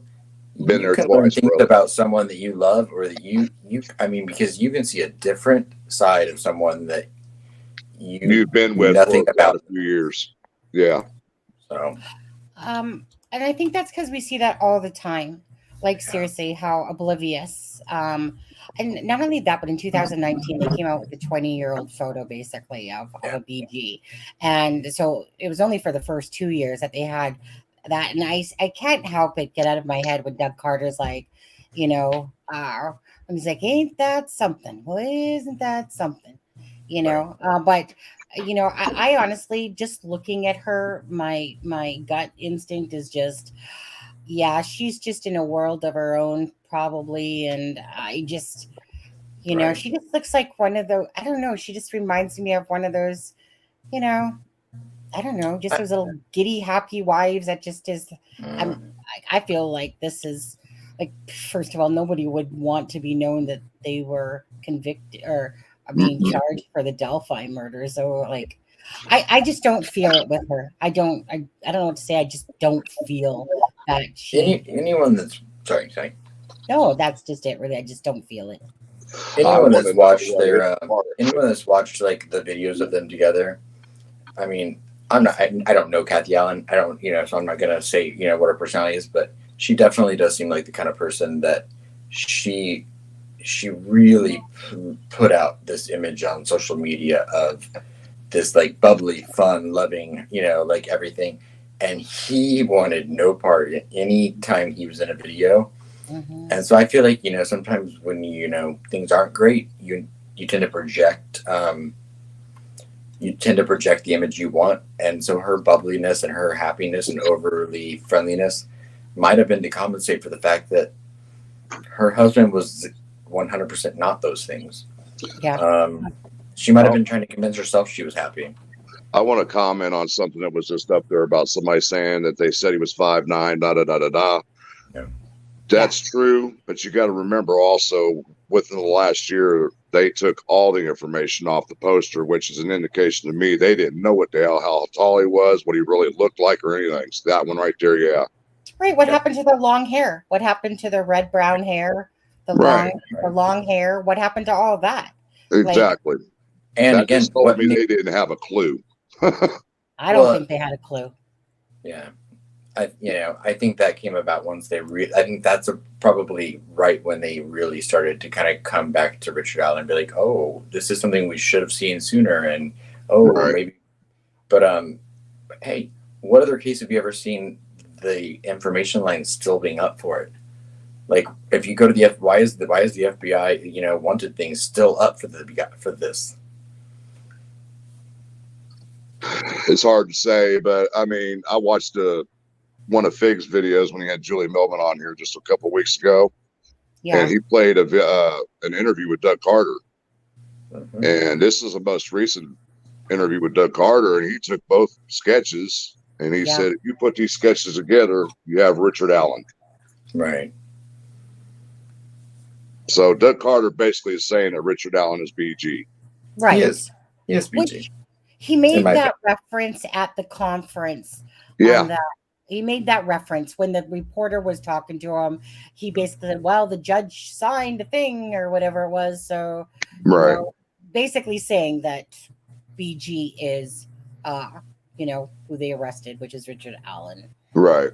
And but what is his role? That's the whole question. What is his role? Because they got him on the elevated murder charge. There's so many different elevations in that charge. We don't know which one it is.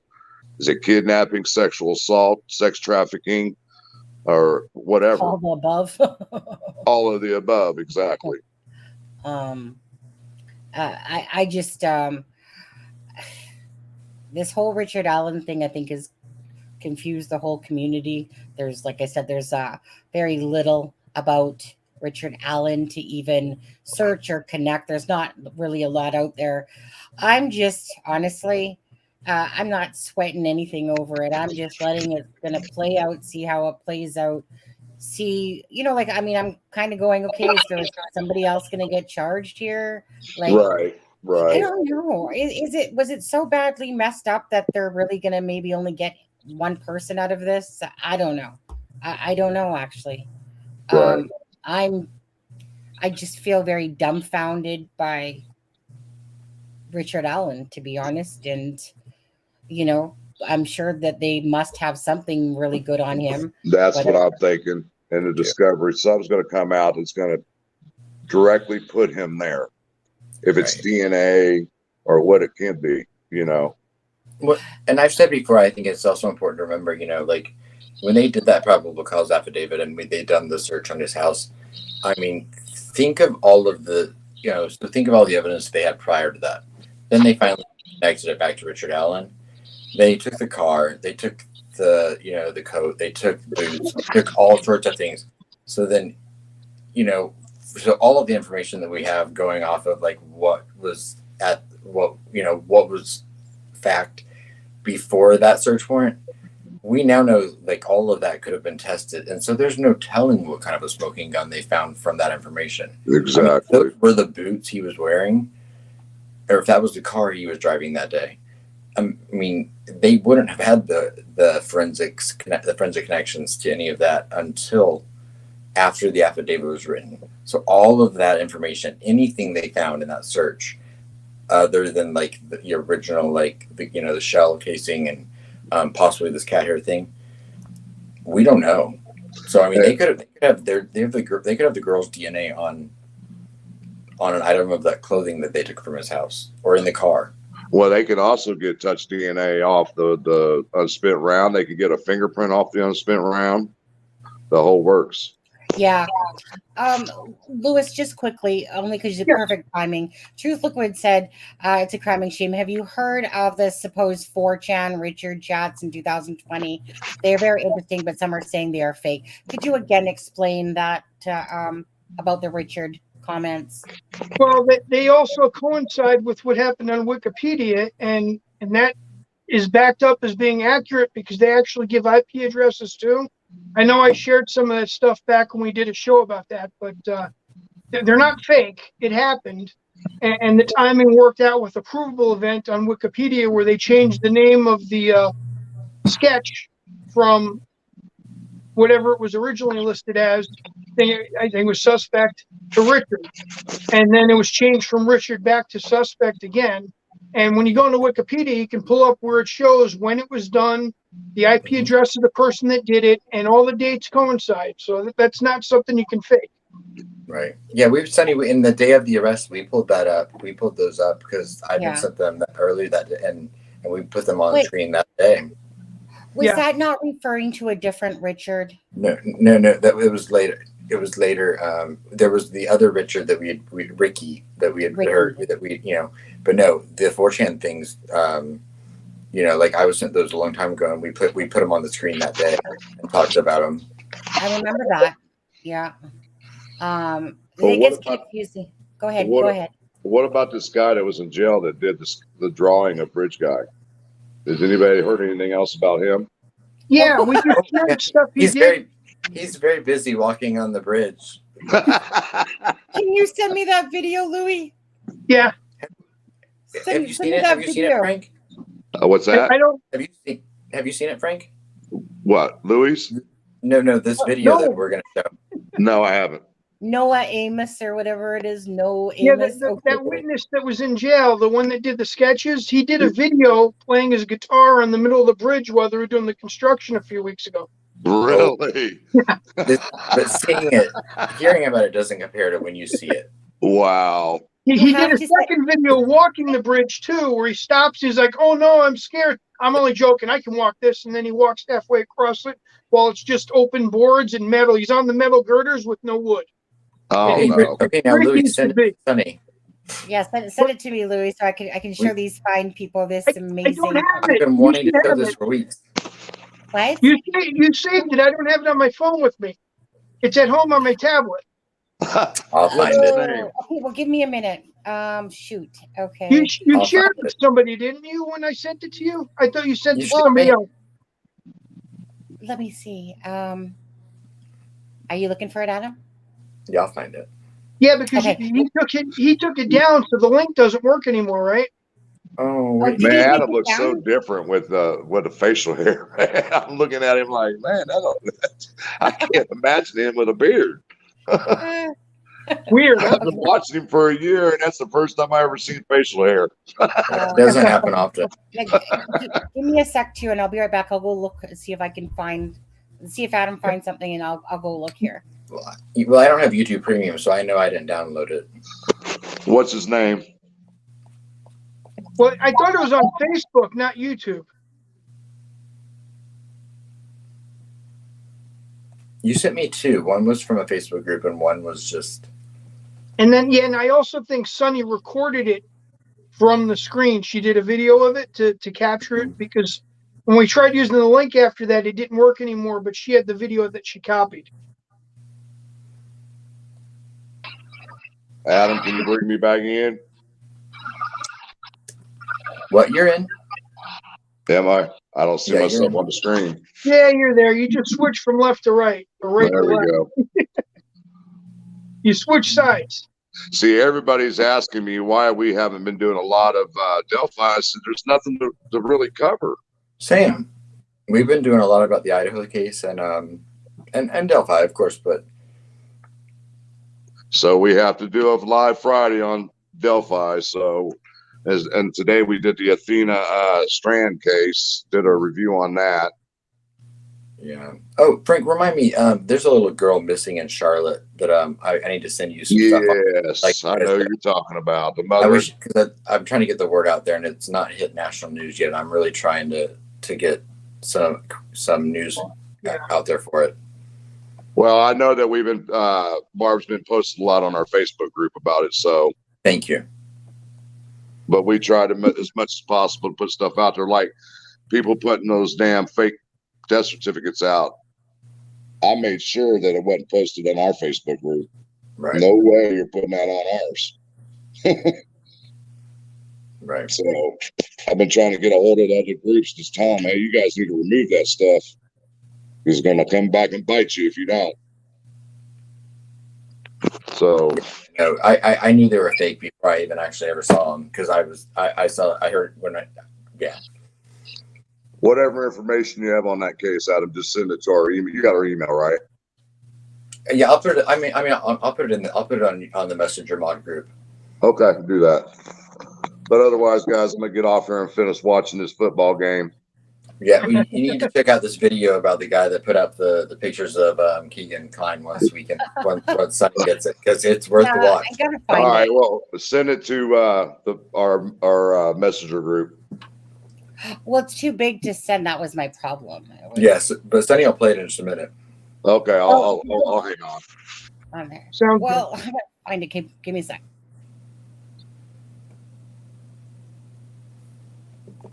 What other cases are you guys working on right now? We what's up did with you tomorrow? the Athena Strand. What did we just do on Friday? I can't remember. We did another case on Friday. We're getting ready to start a big case on the Tabitha Sheck Rains case. We're starting out on Wednesday because we've got thousands of documentation on that case, all court documents. The only thing we couldn't get was the actual trial transcript. They wanted $12,000 for it. The court did. Oh, That's ridiculous. That's a lot of paper. Well, yeah, it's about $1 a page, and it was a 2-week trial. So you got to think of it that way. And his time, the reporter's got to take his time and translate everything from the court reporters, whatever that crap is. Oh yeah. So what's going on with Randy trying to stand up for Curly? I love Randy, but the things that Curly has said about me. Oh yeah, trust me, I know. And I tried. Yeah, I don't agree. I saw some of the videos he did on you, and it really pissed me off. Honestly, it did. Right. Because the one that I saw, the short that I saw, was you on your knees, like you were trimming somebody's private part hairs, and I was not happy about that. Yeah. And he's I don't want to go about that, but he did one about CD as well, and called him called the F word, and then called it Mia the F word, called Babylonian Cowboy the F word, and so I was just surprised. I like Randy. I think he's got a huge heart, but I was surprised that he was really trying to stick up for him. But see, I talked to Deb a little bit earlier before I came on, and she explained to me exactly what happened with Curly J. He's accusing YouTube of taking all of his subscribers. No, that's not what happened. Right. They shut his channel down and took all of his subscribers because of all the hate he was doing. Yeah.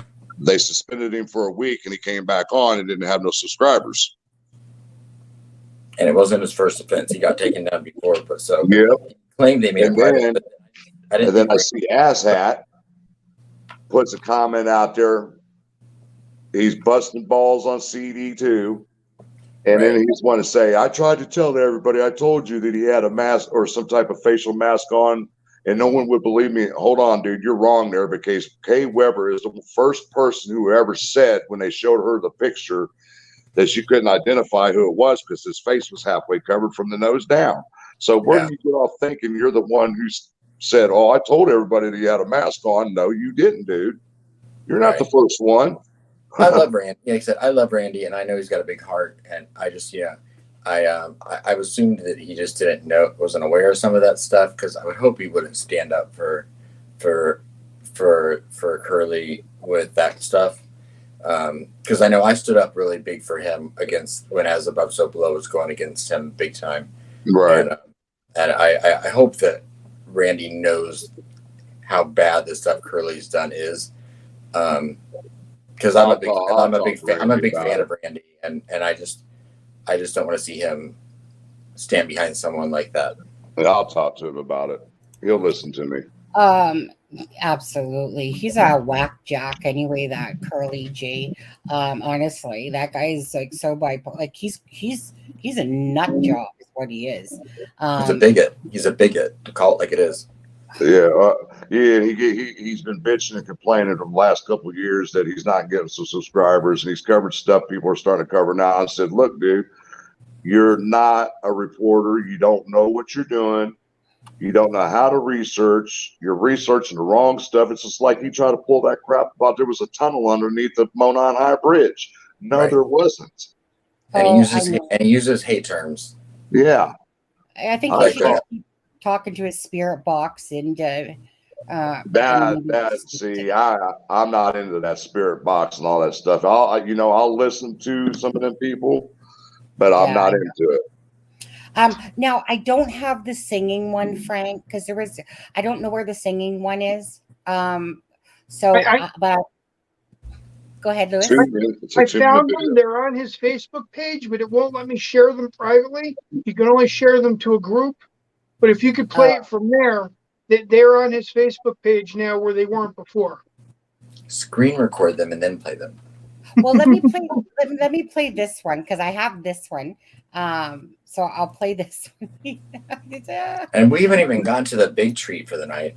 Okay, so if anyone doesn't know what we're talking about, that there was this channel that I even hate to say his channel's name, and I'm not going to actually because the guy's a douche. But anyways, he's the one that reported this picture that he was Kagan's cellmate, and he had this picture, and from Kagi, the one where his little, that little artistic drawing or whatever it was that came out.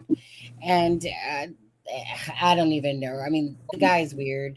But anyway, so he goes on to the Monon High Bridge, and then he starts taking his guitar and starts singing this song, just weird, but whatever.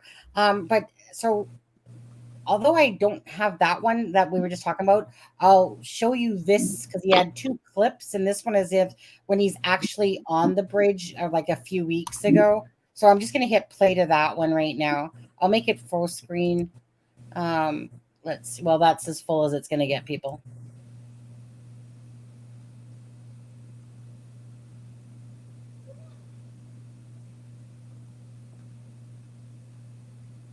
Hell no, I'd not be going on that damn bridge like that.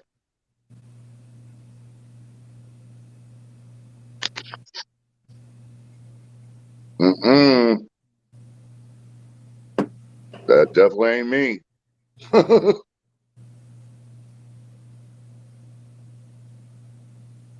That's the south end of the bridge. Bro, just wait. I mean, drugs make you do crazy things, allegedly.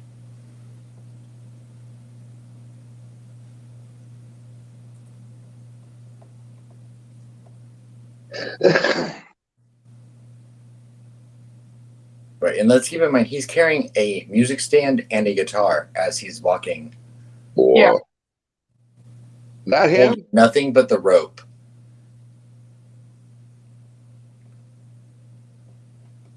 Mm-mm. They did say a guy with a dark complexion was seen in the woods. That was the neighbor dog walking lady. And this is that B. Phillips, correct? Yeah, he goes by DeBird now.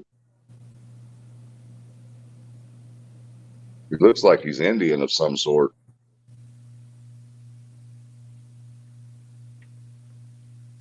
Oh, he's got a... I sent you 2 pictures of him off of that other video where he's standing there. And he says he's from Argentina. Oh, I can see that.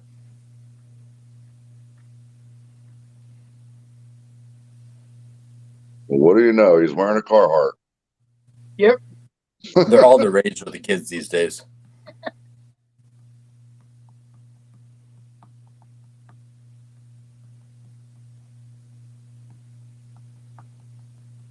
He walked from the south end to the north end. Let's just move people around here. There we go. I'm at home again. What did you send me, Lewis? I sent you 2 pictures that he took when he was on. Well, whoever was with him when they did the video of him singing on the bridge, they also took a couple of pictures. I think I can play that. Hold on. You guys ready for this? Can you handle this? Wait, what is this one? This is his singing. Okay. Oh, all right. God. Well, it's actually. Hey, Pat, I didn't know that a guy had your voice. No, just kidding. So he can draw and sing. Yeah. Let me play it for you, though. I expect $1 million in donations just by sharing this to you. Honest with you. But we all want $1 million donation.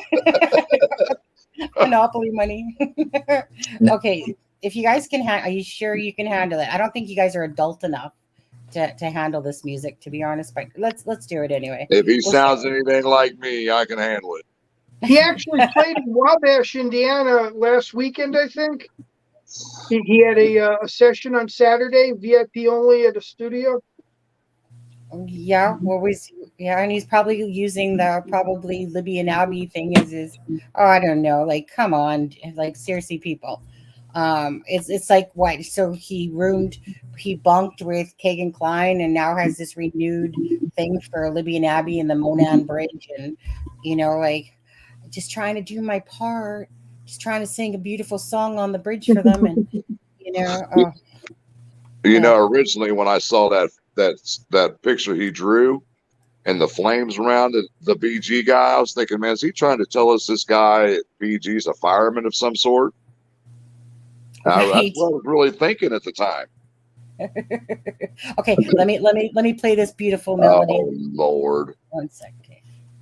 Hey Frank, I mean, by the end of it, yeah, you're probably going to be sitting there going, "God, I wish I had notes like that." But okay.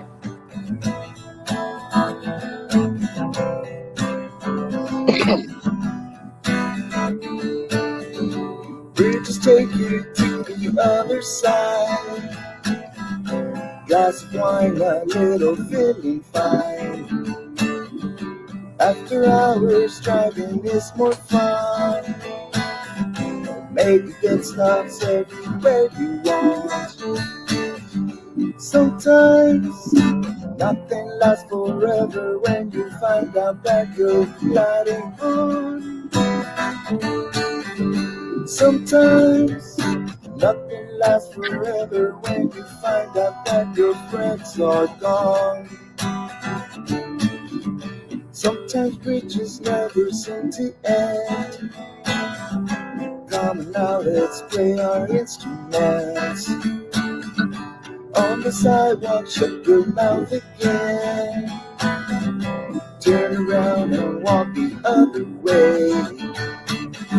Sometimes nothing lasts forever when you find out that you're gliding on. Sometimes nothing lasts forever when you find out that your friends are gone. Sometimes nothing lasts forever when you find out that you're gliding on. sometimes, though nothing lasts forever when you find out that your friends are gone.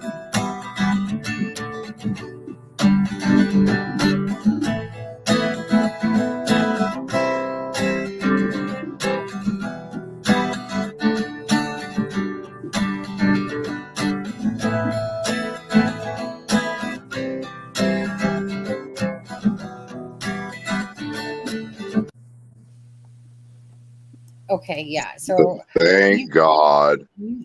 I mean, you guys are welcome. Sometimes I think I'm just on the bridge as I'm trying to insert myself into the Monet Bridge. Has You know, anybody Frank, tried to he reach was out down to there him in to find Delphi out if when he you knew were anything? down. Oh wait, what? He was down in Delphi when you were down there for the press conference. He was Yeah. down there. He took video and pictures of everybody and put them up on his Facebook page. You know what? I think I do recall seeing him now while I was down there. Yeah. Because he probably looked out picked up your he note. looked out of place to me. Did he have a hat sitting on the corner? I know Honestly, it's funny.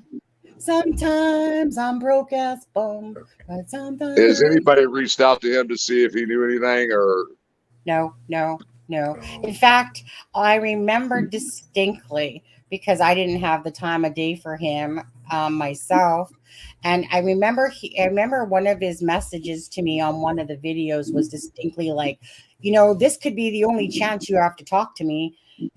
Sorry, dude, I'm gonna miss that chance. And it just really, honestly, I have an update on that. Okay, what's your update? Well, I mean, a certain someone is like, oh, he's not reaching out to Keegan Klein's not reaching out to anyone. Don't believe anything. When he's ready to tell his story, he'll tell his story. It's so funny. I just, in the last 3 days, have gotten multiple things sent to me where he's requesting to call people and chirp with them. And you can tell they're from the official things when it's like, Keegan Klein would like to, communicate with you. He's been doing the same thing to me. Keegan Klein it called you at 6:58 a.m. Frank, yesterday. And I'm like, what happened with that? Yeah, Frank, what happened with that? He went off on me. He sorry. off on me. He said that I was harassing wife Lilith. Right. There might be trouble in paradise because I think her information, they're not communicating very. Because she says no one's talking to him, and I'm getting. He's reaching out to people, whether she's. Well, I threw Richard Allen into space. I did. I said, so when are you going to tell us about Richard Allen? We know he lived a few doors down from you in Peru. We knew he lived in Mexico, Indiana, because your grandfather lived in Mexico, Indiana at one point in time. So when are you going to come up with the information about Richard Allen? And he would not respond. Well, yeah, Frank, you threw it all at the wall too quick. Well, sometimes you got to do it like that. I get to the point real quick. I'm not going to lollygag around and try to sweet talk you and give me information because it's not how it works. Because I know how he works now. He's wanting money for him to talk. Yeah. Not if you're a pretty young blonde. Well. I would comment to that, but I'll be nice. Yeah, I mean, honestly, just Keegan Klein, the word that just loser that rolls out with that. Just and then this Noah Amos. Sorry, dude, I ain't buying what you're selling. And sometimes, I just don't give a shit, and most times I don't. It's like isn't it? It's almost like like watching like a soap opera unfold, but yet I mean, it's just most ridiculous stuff. Honestly, I mean, this is to do with Abby and Libby, and yet this is why it was like I remember having that video, and that's with that dude. It was like it felt like a 3-ring circus going on. Like this guy comes out with this picture, and You're right. Exactly. Sonny, I feel the same way. Yeah. Sonny Misstep says Sonny is naturally way better at the beat and singing of those. Yeah, most women are. Most women are. I mean, I remember when Lewis though sent me this, and I literally was dying laughing so hard. Like, dude, now you're trying to insert yourself into the case. You know, like, if you go to his Facebook page, go further back, he tries to really insert himself in the case. I mean, he's got pictures up there of Mike Addy up close and Becky up close and all the things he went to look at when he went down there for the hearing. And yeah, he's not mentioning the case, but he's putting up all kinds of things and listing it as Delphi. yeah. Wow. They're very odd. Like I said, he went down for the press conference and he's got pictures and video up that he took on the street, and he took a video of murder sheets being interviewed and all kinds of stuff. Well, I hope the hell he ain't got no pictures of me anywhere. Anyway, Frank, you can go back to your game. I know you wanted to go back to your game. So Eric, so the name you were talking about that everyone was talking about, that's Eric Alter. Eric Alter. I sent it to you, Adam, one of the things, and I sent 4 or 5 of his videos to Sonny. Yeah. I just wanted to confirm that I'm going to go watch some of these videos and see if I could pinpoint anything out of them that might raise an eyebrow. So, right. Frank, all right, guys. Well, thanks for having me on. I would you should listen in for the next 5 minutes because you're going to get a little treat as well. Oh, okay. Well, I'm on here. Wait, you're not talking about the other green bean. The other video we might play, but you can go, but you should definitely watch for a few more minutes after you leave. Well, do you want me to show it now? I mean, I got you guys on my phone and on my TV, so. I mean, I really feel like once we hit $1,000 in donations tonight, we should play million. Hey, Adam, you ought to know better, man. What time of the year is it? the time of giving. It's that time to give $1 million. It doesn't say $, so that's the thing. I'll take a bank. I don't care. Give me your bank. You know what I mean? Yeah, I'm right. Yeah, we might just after watching the video, we might need to change it to buy me some anti-nausea medicine. Buy me some vomit bags or something. But anyway, Frank, thanks so much for joining us tonight. Hey, no problem. Thank you for having me on, guys. I haven't been on in a while, and I thought, well, damn, let me get up there and chat with these folks for a while.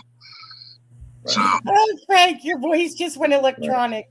And you let Randy messing with my voice, Sonny, on your computer. Frank, you let Randy know what's up. Frank, thank you so much, Frank. You guys have a good night. You too. Let Randy know what's up. He's too good of a man for that. Yeah. Tell Randy, smarten up. Tell Randy. Randy, if you're listening. Hey, Adam, send me that info, man, when you get a chance. Oh, yeah, I will. All right, buddy. Good night, guys. Good night, Frank. All right, this is a rocking around the Christmas tree holiday live. You guys are welcome. Impromptu Monday night, right? Yeah, impromptus. Do you want me to show this slime ball video? What do you think? Should we just play it? We cannot play the music because it would get a copyright strike. We cannot play the music. So and why not? you'll have to put a soundtrack to it in your own head. But just picture maybe Men in Black by Will Smith. Yeah. Isn't that it? Yeah, you know what? Just jingle along. Think of whatever song you want to, but it is to the Men in Black, but I can't play it or else it's going to get... You can watch him lip sync. Well, he sings a little bit of it at first, right? He does. Yeah. I mean, honestly, the whole thing is just another weird moment. I think you can play the first few clips with audio because he's singing and then cut out and then just mute it so that it doesn't copyrighted. What did you just say, Adam? Play the what? I said I would play the first little bit with the audio because he talks and then he sings just a bit. Oh. And then I would mute it so we don't get a copyright strike. Yeah. Again, you guys, too bad we can't play the audio, even though it's very muffled and really sucks. But honestly, get your barf bags ready. Seriously, right now. But anyway, this is another holiday treat. Just when you thought, don't say I never for y'all because I love you and this is my present. Yeah, the pony. Remember the pony? Video clip that we played with Greeno riding a pony in his little ginchies. I mean, that was an amazing clip. I don't know that anything can actually beat that one, to be honest with you. That one when he kisses that little pony stick. I bet you some of those girls were just drooling, going, "Oh, I wish that was me." In his world, that's a full-size horse stick. He only wishes, eh? Okay, so let me find it. All right. And make it as big as possible. That's as big as I can get it. Yeah. Really? Yeah. As big as I can get it. Hit the little arrow buttons. See? Oh, right. well, that. I mean, I can hit that, sure. Enlarge it. Yes. All right, y'all, we're gonna get a side of me you never seen before. Well, this fucker sits back and gets drunk. Okay. Yeah, you're just gonna Now have to we have watch it now. You remember, sing it in your head, people. Okay, here we go. Yeah. Oh, I wish I could play it.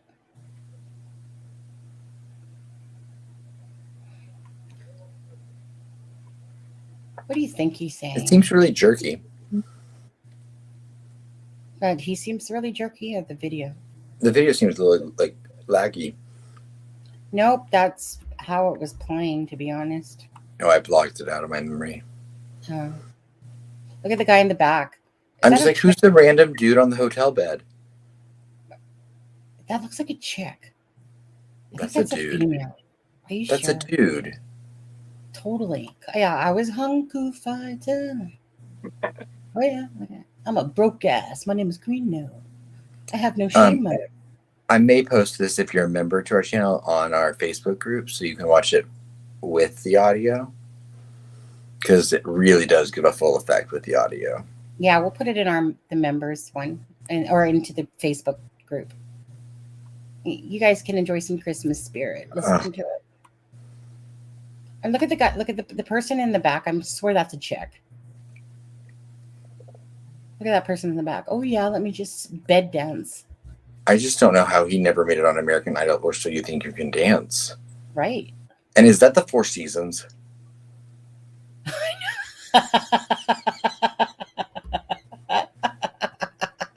I even Frank doesn't want to dip one. No offense to Tiara, but I think she would probably know that room. She'd be like, "Oh, I know." Yeah, she's. Actually, it's the same room that me and Greeno, right? Yeah. Mm. Okay. You know, stop and listen.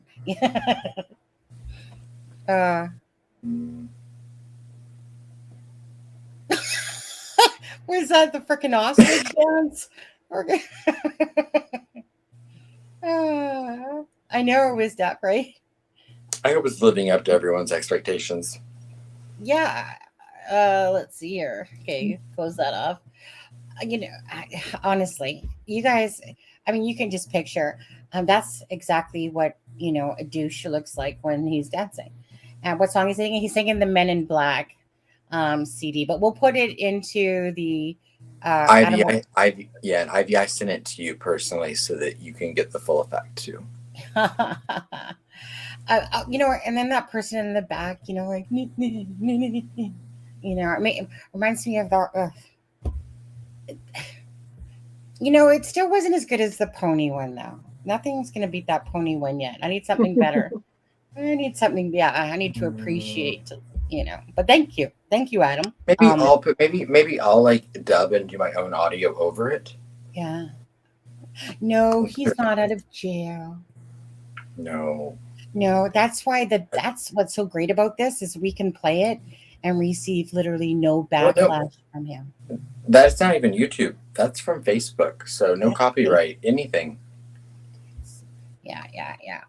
From that he publicly posted that on his own, and he's had almost 100 views on it. Mm-hmm. And for anyone who doesn't know, that was October 27th of 2016. That was made. So just 4 months before the murders. I feel like we should combine that whole Noah Amos song, Mr. Freebird, whatever his name is, with Bluebird or whatever, with that soundtrack there, and combine it. You know, right? And you can't see it, but the one comment on the video is, someone named Dutton going, "You're fried, bro. Ah ha ha ha." Yeah. I was just looking at the classy hotels. I was just looking at that. I'm just actually like, how did you even afford a hotel? You probably couldn't afford it, Greeno. The other person that the other guy probably rented it. Played for it. Yeah. Anyways, this is like a bonus night. You guys are welcome. Welcome. If you guys can just hit a thumbs up for us. If you haven't hit a thumbs up, can we deserve that at least? I think so. I just regret it when we can't play music like that, you know, and listen to him actually singing. But in the Facebook group, again, we'll post it there. And then you guys can have whatever laughs you want, to be honest. And I feel exactly. When I see stuff like that, it makes me feel like I can take on the world and I can do anything. I can dance, I can sing. And, you know, especially after you hear that, I feel like my voice is almost angelic, to be honest, compared to that. Yep. So give me a challenge and I will not disappoint. Be patient. What? I don't know. Miss Depp says, Sonny, give me a challenge and I will not disappoint. Well, yeah. I mean, thank you to the person that sent that to me. Yeah. Yeah. Under your scars, bravo. Yeah. Thank you. Again, the pony one is still my favorite. Mr. Dancing in the Underwear, stuff like that. I want to stay with you in the river. La la la. Okay, I'm in a giving mood, Sonny. Do you want another? Oh, you guys hear this? Oh, really? So you're in a giving mood, are you? I'm willing to accept. I'm willing to accept this giving. And I just want to thank again to you. Thank you. Shoot, why am I having a brain fart? Who gifted those memberships earlier? Come on. Come on. I'm sorry? Who gifted the memberships earlier? Why am I having a brain the 10 memberships? Yeah. They were gifted by Come on, somebody. Come on. Why? How am I forgetting? I'm so embarrassed that I'm forgetting this right now. Because it's like right there on the top of my brain-oid. No, who was it? Come on. Shitters. Come on. Somebody help. Let's see.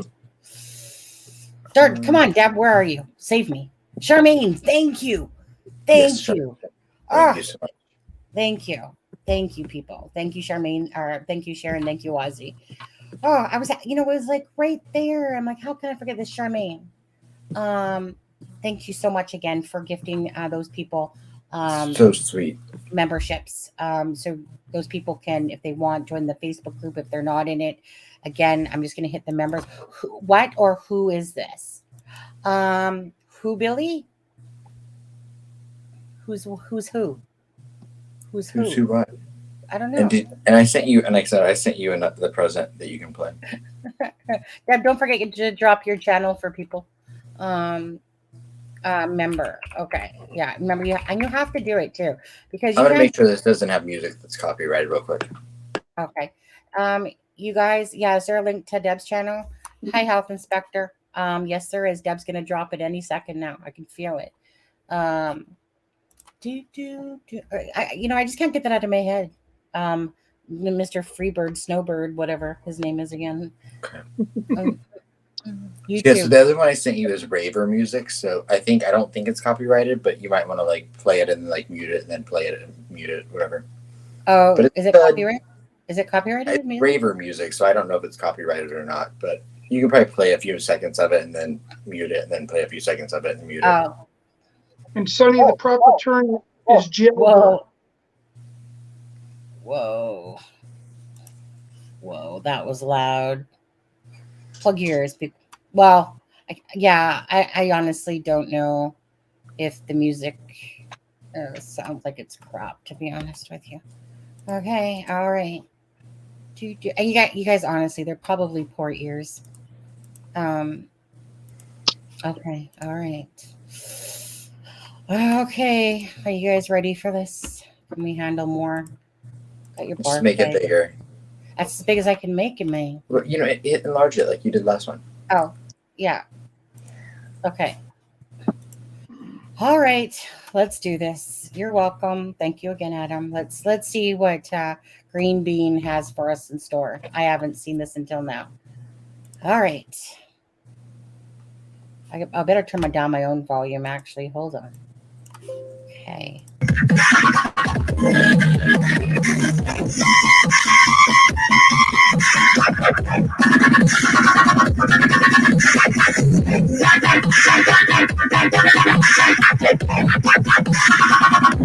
Oh.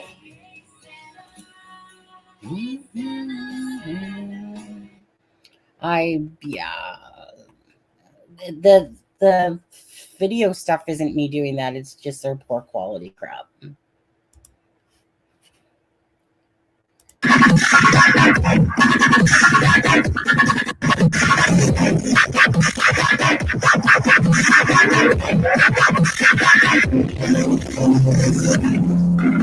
All right, that's a really bad, poor quality video. Look at this guy. Oh, Greeno. Put that tongue back in your mouth. Oh, there we go. The Michael Jackson move. You guys seen it here? That was the Michael Jackson move. You guys see that?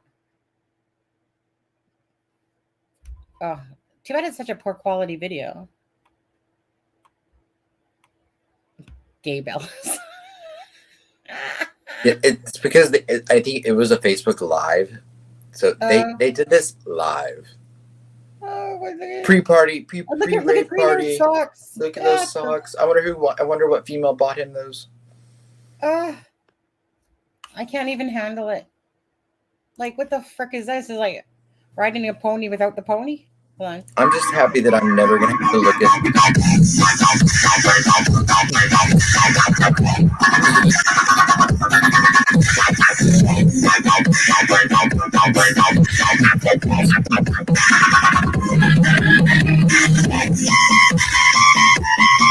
Oh, can't handle it. What a bunch of crap. I mean, the talent. I mean, I thought my raver moves were good. Like, with the, do you notice the mop bucket in the background?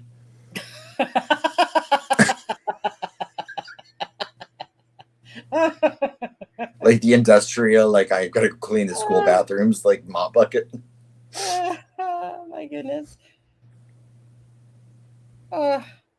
True crime housewife.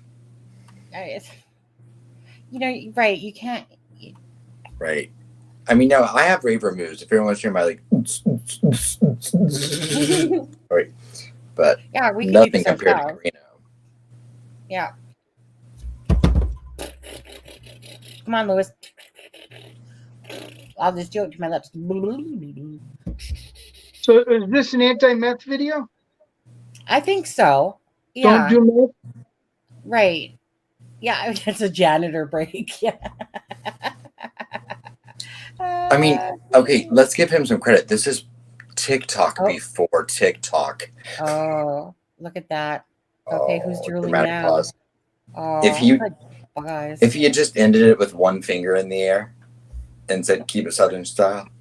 I personally love the Michael Jackson grab. That was priceless. The pelvic thrusts. Yeah, right. I mean, Elvis had nothing on him. No. Too bad the video, too bad though that the video was very pixelated, you know, throughout it. But I mean, you guys got the gist, right? You know what? I just really like the fact that he's in jail and we can make fun of him all we want while you're sitting in jail. For now. Too bad. Yeah, right. Just say no. Just say no to drugs. Just say no. Yeah. I do know that his work release request to get released early was denied. Was it? Yes. He had requested for early release so that he could do a work thing, which would have gotten him out of jail, I think, in January or February, and it was denied. I don't know the actual date of his release yet, and I'm sorry, I'm not trying to make fun of, but you're not trying to make fun of who? I'm not trying to make fun of anyone because you know me, I love and light, but I just thought I'd share the talent and you know, let everyone enjoy that and see for themselves what they liked about it. Absolutely, love and light for Greeno. I'm glad that I don't have a father that, you know, I have to come across videos like that of on the internet. Yeah. But I think Grizz said it perfectly good. Up with hope and down with dope. Yeah. So if y'all are good boys and girls, maybe I'll give you a few more presents before Christmas or on Christmas. But where's our $1,000? Okay. Yeah, we're still $1 million shy of the million. Everyone's had to run to the toilet to throw up Okay. from the talent they just witnessed. Yeah. You know, and this is when people want to go, can you put timestamps in your video? Absolutely not. No. You have to either find it or don't watch it. One of the two things is going to happen. Lady Fierce, yes, I agree. It is a real panty dropper. You know, I mean, we might as well just ride it. I mean, we've been yellow the whole entire pretty much live, so you know, might as well just keep enjoying that yellow sign. Let me just see here. Well, I'm not saying anything negatively about the gentleman. This was on his public Facebook, and I just thought it was an interesting, you know, fun little thing. It was a Christmas spirit. Yeah. Merry Christmas. Okay. I guess we should probably talk about other things. Deb? Sure. Thank you. Thank you so much, Deb. That's close to the $1 million mark, you guys. Yeah, we're getting there. We're getting there. Thank you so much. Thank you, Deb. Deb, yeah. Diamond, I said it got used out too many times. Could you be more specific? What got used out?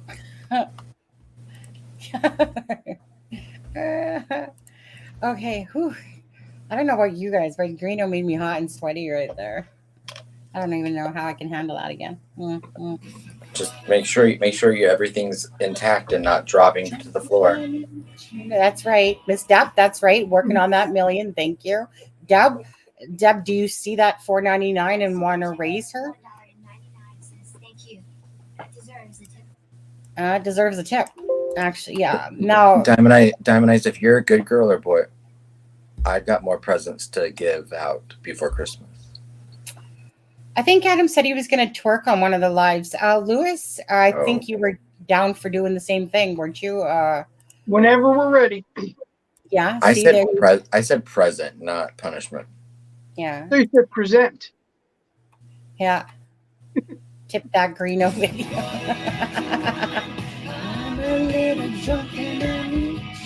Adam, I love that song. Did you ever send Sonny the Greeno video where he has crabs? Mrs. Depp Super Chat, $4.99. Thank you. I don't. I mean, I live in the South, and we don't discuss things like that. Yeah. Grizz. Yeah, Grizz. Didn't you win any poker money to support our $1 million fund here? I feel like you did. Come on, Grizz. You can bet on us any day, and you'll win. Okay. Grizz, if you hadn't left our messenger group, you'd gotten all this information already. Greeno is requesting house arrest. Is he now? Yeah. What house? Yeah. I'm sorry, that wasn't Christian-like of me. It was very Christian. He can stay with Sonny. Absolutely. Come to Canada, Greeno. I'll hook you up. I'll hook you up with the doghouse. No problem. Yes, and Diamond Eyes, that was denied. Mm.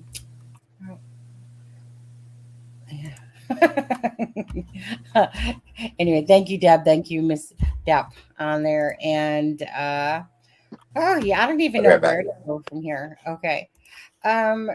Did you want me to play any of that Eric Alter video that you sent me? If you want to play one of those, I sent you a couple of decent ones. Where do we begin? Let's see here. Mom and Me at Uncle Ron's farm in Delphi. Let's see that one. 1 second. Wait. I think I gotta pause this thing. Okay. Then Yeah, there's that one, and then there's the one where he walks to Deer Creek from Ron's house. Eric Alter, he's some freaking old dude that looked like Santa Claus, that guy. That's what he reminds me of when I look at him. Really?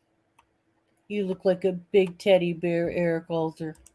I don't know what these people are talking about. Let's see here. Share. Play. Can I make this bigger? Whoops. Hold on, get back up there. No, I don't think I can make it bigger. Whoops, here, let me take this down.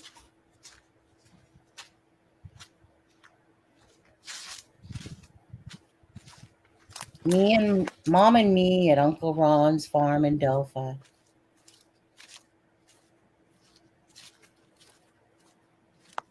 Mm-hmm.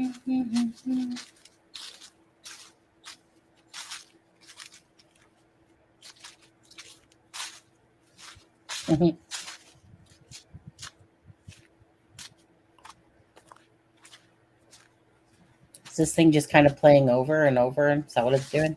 Yeah, it's just a short little clip. Oh, But it says you want to play that other one where they're riding the quad. Yeah, let's find that one. Or what's this one where he's sitting on a porch? Well, that's where he's at Hooters and they dump the water on him and he says guys. So I've always held on to that one because the fact that he says the word guys. Oh, okay. Let's see. Oh, meet people like Eric Alter on Meet Me. Dude. Okay. The reason I sent that one is because Meet Me is one of the apps that they said that they were using. So. Oh, wait a second. What's this little bottle of joy here? What's with all these the crabs? What's with the crab one? The last one was a little bit funny, so if you wanted another Greeno video, the crabs one was funny. But and those were all before 17. Oh my goodness, just full of treats today. Let's take a look at this one. Let's see. Make it bigger. I've got crabs everywhere. Ah! You bastard, come here. See what happens when you mess with a dot? These come out your pants. Almost got me. Look at that guy's pants. Yeah. It's like he cut him himself. Hold this.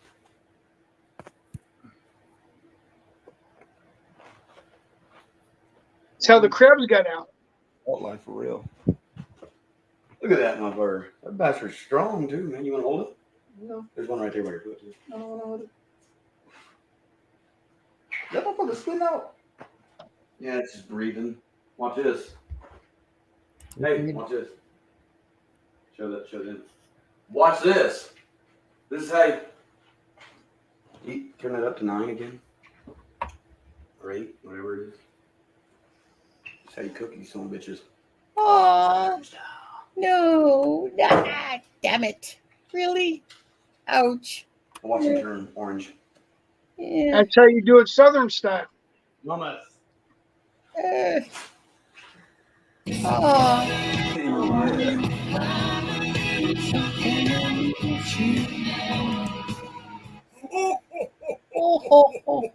Kelly is a ho. Callie M Super Chat, $4.99. Thank you.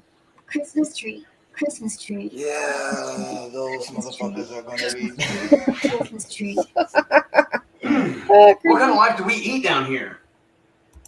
We eat salt life. Keep it Southern style. Keep it Southern style, y'all. Just keep it Southern style. Keep it Southern style, Adam. Southern style. I had to look away. Oh, okay. I don't eat crab. I've never had crabs. Either way, I've never had crabs. And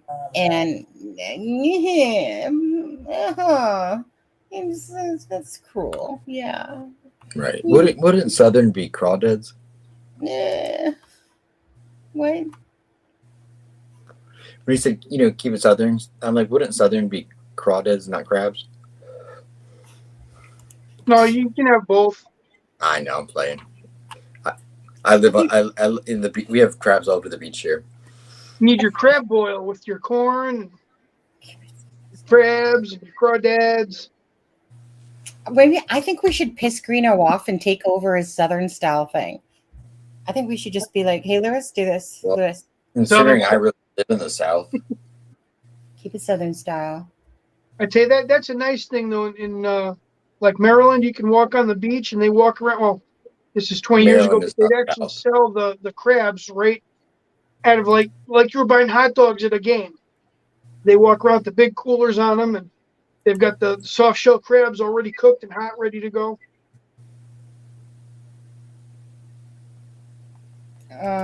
Lewis, what other one did you want me to play from this altar, dude? The one with him sitting on the deck. Okay. Sitting on the deck. Okay. Okay. There's another one with him, and the one that he calls his mom. I think it's his girlfriend at the time, where they're at Ron's property and they're outside dancing to weird music and stuff, but I can't find that one anymore. Oh, okay. So apparently I'm being chosen by Jessica Dawes and Sonia Carroll to do the cold water challenge. You guys know that I'm not afraid of the challenge, so here it goes. Ladies.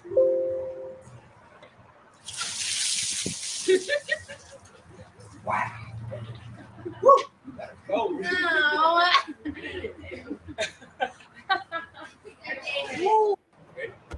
Yes. Okay. So. So yeah, his don't really live up to Greeno's. I'm so sorry, but they don't. No. I said the odd thing with them is he's got so many videos, and the only ones he kept up are on Ron's property, which are really weird. That's right. And Grizz, yes, keep it northern style. That will be it. Keep it northern style. Well, I'm up north. Keep it northern style. Right.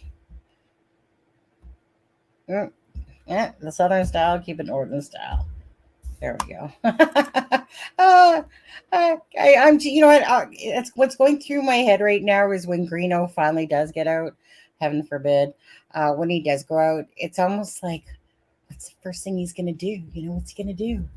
And he's probably going to come back with a vengeance. And I wonder how many of these channel creators that, support him are going to be like, come on, the live, Greeno, let's get y'all started again. Come on, buddy. I don't judge you. No. You can beat women. You can, call them everything you want in the book. You can do all this stuff, but come on, my live, dude. We'll see how that goes. But that's all I picture in my head is, because Greeno and money and greed just won't, he'll always be at the forefront of how can I make a buck. Yeah. Oh, hey. Hey, anyone that knows, by the way, our PayPal link is, I'm just kidding. Oh, yeah. I mean, we're not actually getting off this live until we get the $1 million that we asked for. We're just damn right requesting it. I have plans in like a few weeks. Yeah. Well, Callie said she was going to buy us an island, and I'm still waiting for that, to be honest. Yeah. If you could she could just get on that. That would be great for us. So. Oh, Lisa, I had blocked that out. Sean, if RA will be caught by DNA from his cat. No.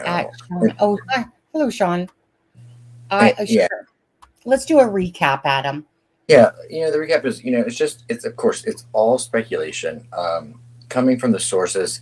And I said 2 earlier, I actually, it's the information came from 3 sources, and I know it's been out there, but judging by the people that I've talked to about it, I don't believe anything till I see it in official court documents, or it's presented to me in front of my face by, like law enforcement. So take it with a grain of salt, but I do give it a little bit more credibility judging from where it's come from.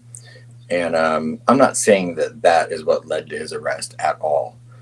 I'm saying that, if anything, it's probably a piece of the puzzle that they used to tie into the scene. Do I think it's, a damning like the, smoking gun? No. But, it could be something that when added to the other thing, think of the totality of information and evidence that everyone keeps talking about. If you have circumstantial things, and then you add this to it, it's just another piece of something that can point to, for no reason would that his cat's hair be on the bodies of one of the girls. So it places them in the scene. So it's just another piece in it. It's not the piece. It's not what made him get arrested. It's not, going to be what convicts him, but it could be a piece of the puzzle that does convict him. And I think there's a lot more that we're going to find out in Discovery.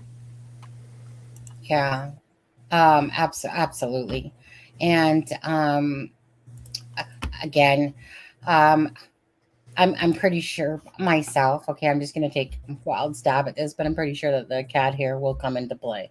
And rest in peace, little Ozzy.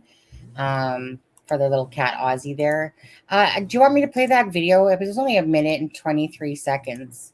I can play that video if you want for me quickly again. For anyone that's kind of coming into the live. 1 second. Let me just quickly find it again. Is it this one? Nope, it's not that one. Okay, here it is. Here, I'll quickly play this video again, and we'll just be right back. It's really my way of saying I'm going to have a couple puffs of my vape, and you guys can watch this for 1 minute and 20. It's pretty much what's going to happen. All right. Share screen and share. And I think I just need to make it bigger. Okay.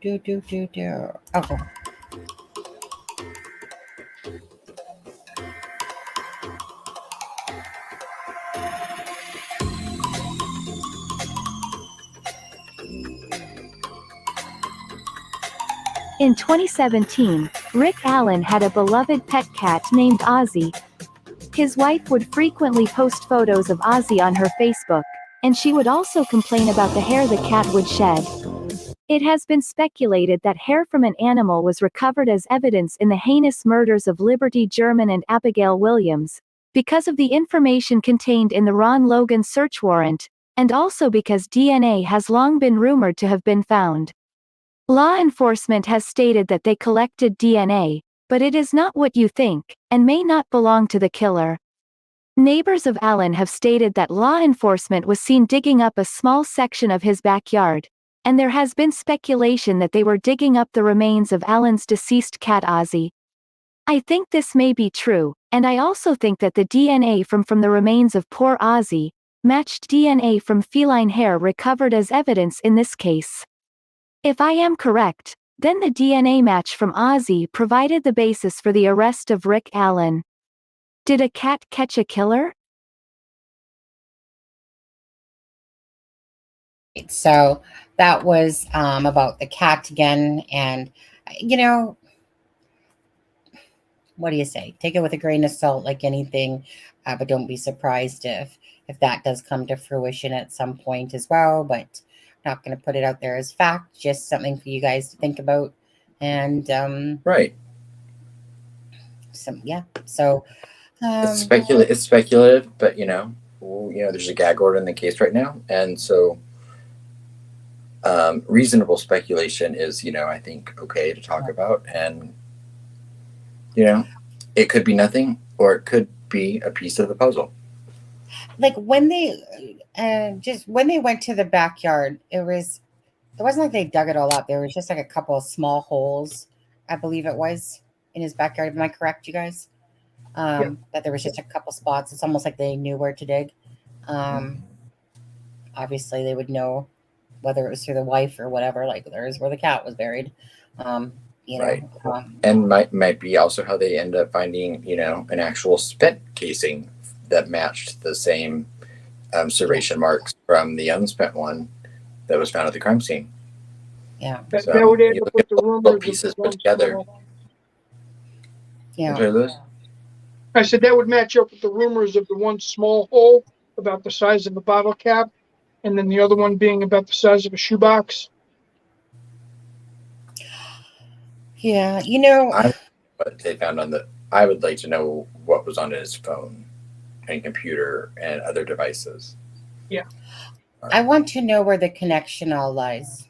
I want to know why the girls were truly had to be murdered. I mean, they didn't have to be murdered at all, actually, but they have been, and I would just like to know, like, what either. I can't see it something being wrong because of the display of the crime scene, and the fact that that BG, regardless, came packing a bunch of stuff on him himself. And I think all of us would just really like to understand, like, where. Well, we want justice first and foremost, but we'd also like to understand again all these years, like, what was the true reason why Abby and Libby were murdered that day? What was it? Was it due to, CSAM stuff? Was it due to they had knowledge about something, or one of them did, or was it against Abby? Was it against Libby? Yeah. Where's does the truth lie? Where both was, like, we seen the what's his name, Dave Erskine text from that time. He's also confirmed that he had said those as well. Then you hear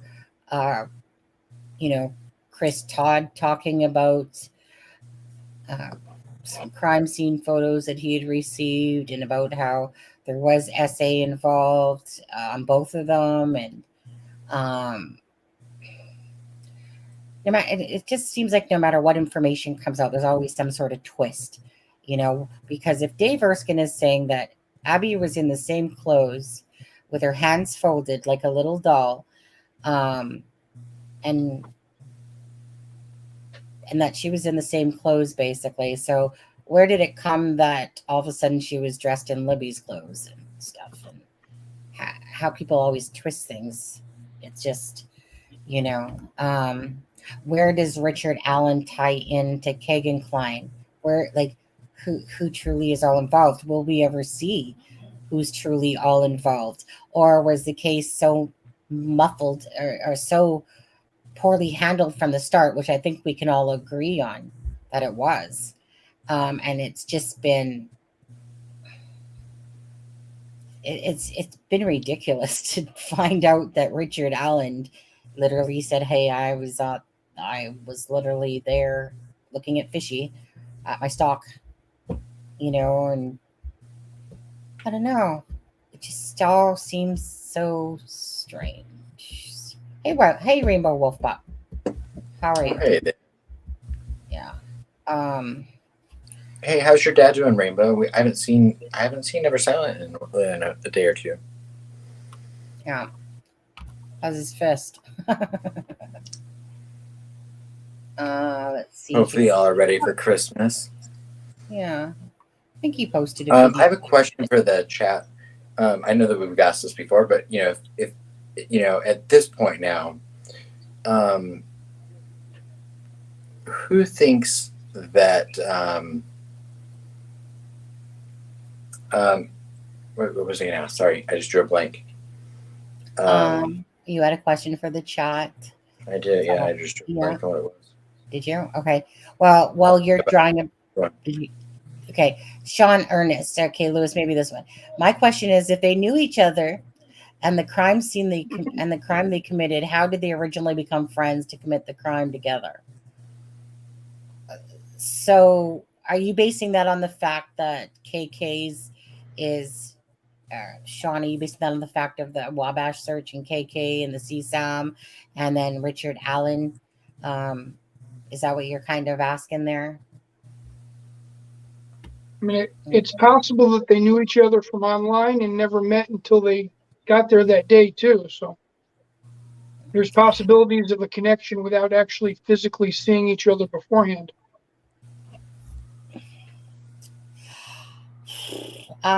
First of all, Rainbow, give your dad our love, of course, Yeah. which is never silent. That's We miss him.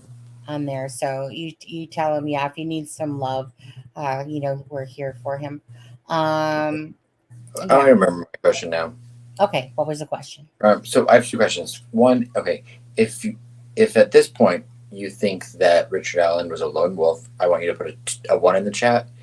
If you think that it is going to turn out that the Kleins or Keegan Klein himself are connected to Richard Allen and going to be implicated in the actual murders, put a 2.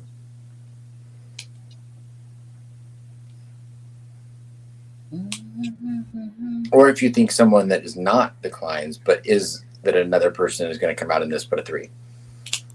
I'm just curious where everyone's thought process is right now. Can you say 1 and 2 again, Adam, for me? What number 1 would be if you think Richard Allen was a lone wolf.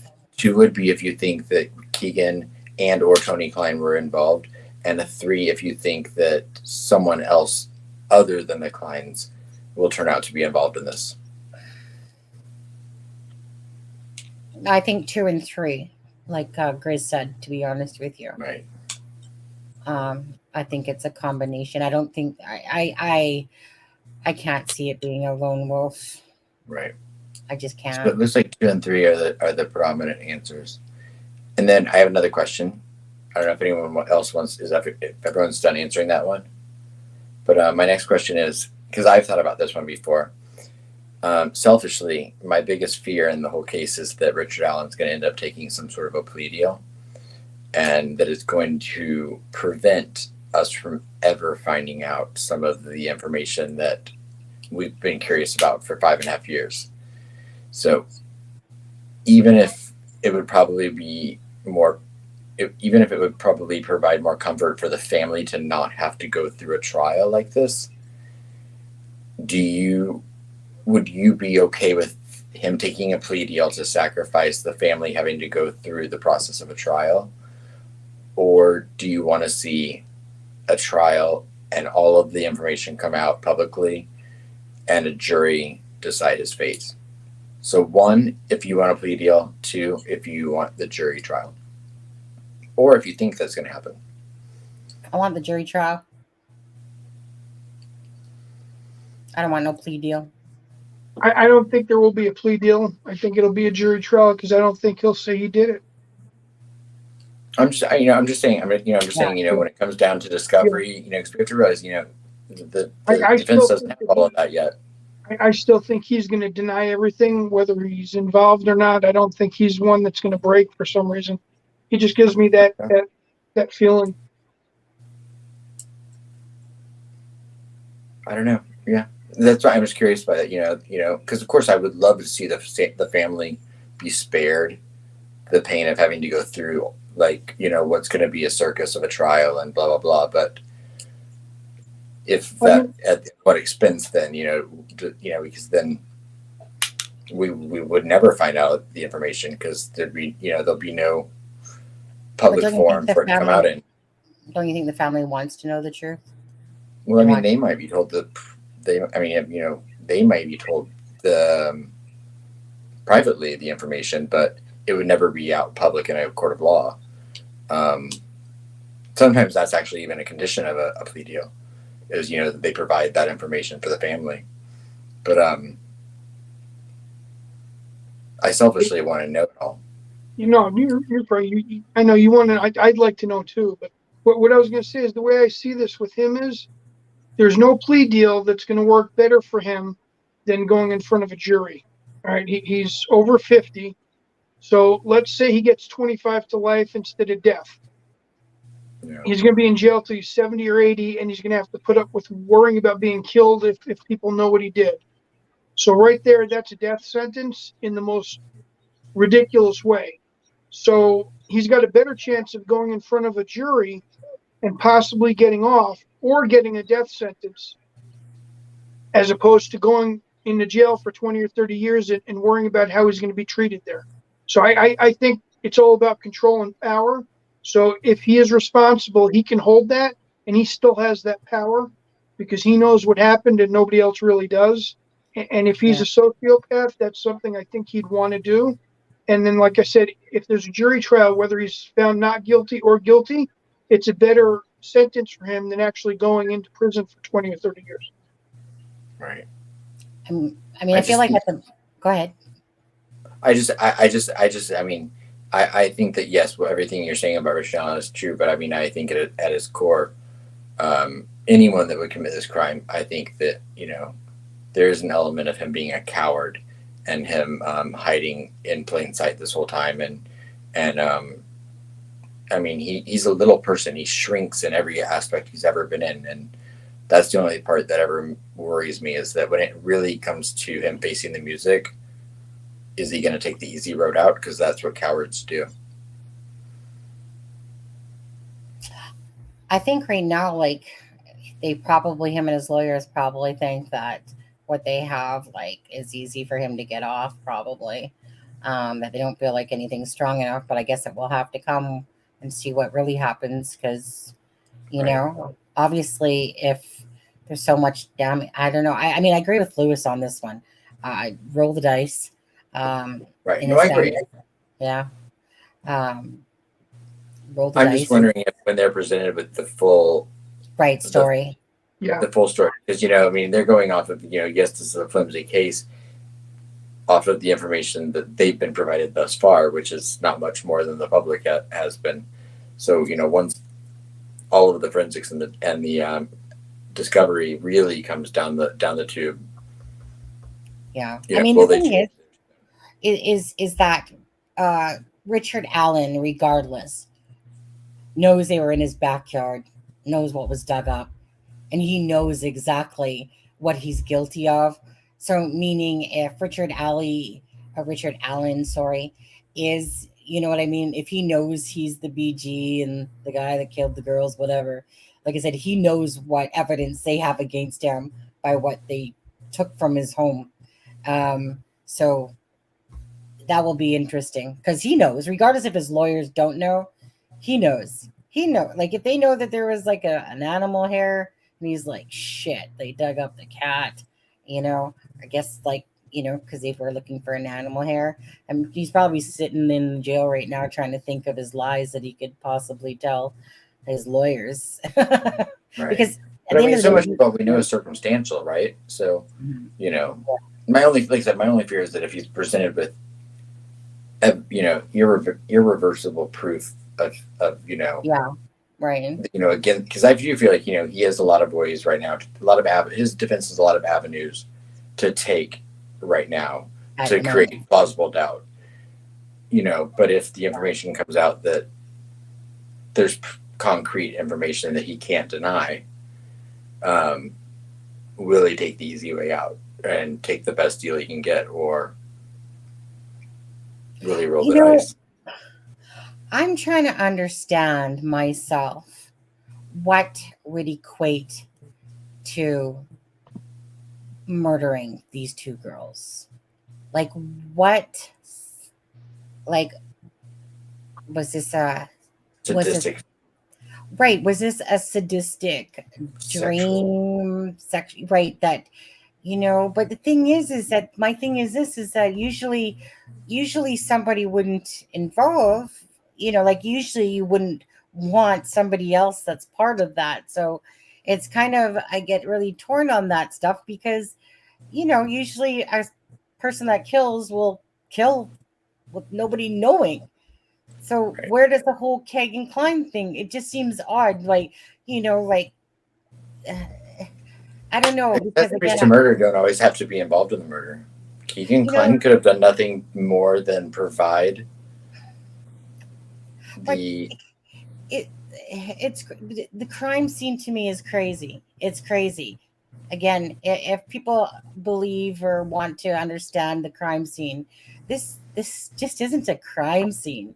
This is a wackadoodle crime scene that was contrived, and it's not something like, you have to understand that what's at the crime scene, whether regardless you believe there's a big Easter bunny or anything like that, this crime scene has a still a plethora of stuff. And you can quote freaking Ives on that when he said that there was so much physical evidence. He's not kidding when he says that. And there's objects there that aren't just your normal everyday things that somebody would just tote with them around while they're on the bridge and place there. These things either had to be placed there ahead of time, or they did it after. But like this isn't just like, here, let's throw some twigs and a couple knives around, and call it a day at the crime scene. This thing has, like, you'll find that there's like these cameras, you'll find that there's, like I said, these toys, animals, bigger things. There's at least two really big objects that I can see, if not actually more, but there's two distinct ones that don't make sense to me. No, well, the bunny rabbit can make sense to me, but bunny rabbit, whatever you want to call it, either way, this thing has freaking headphones on and a microphone, clear as day. I can't help it for those people that try to put down my work and stuff like that.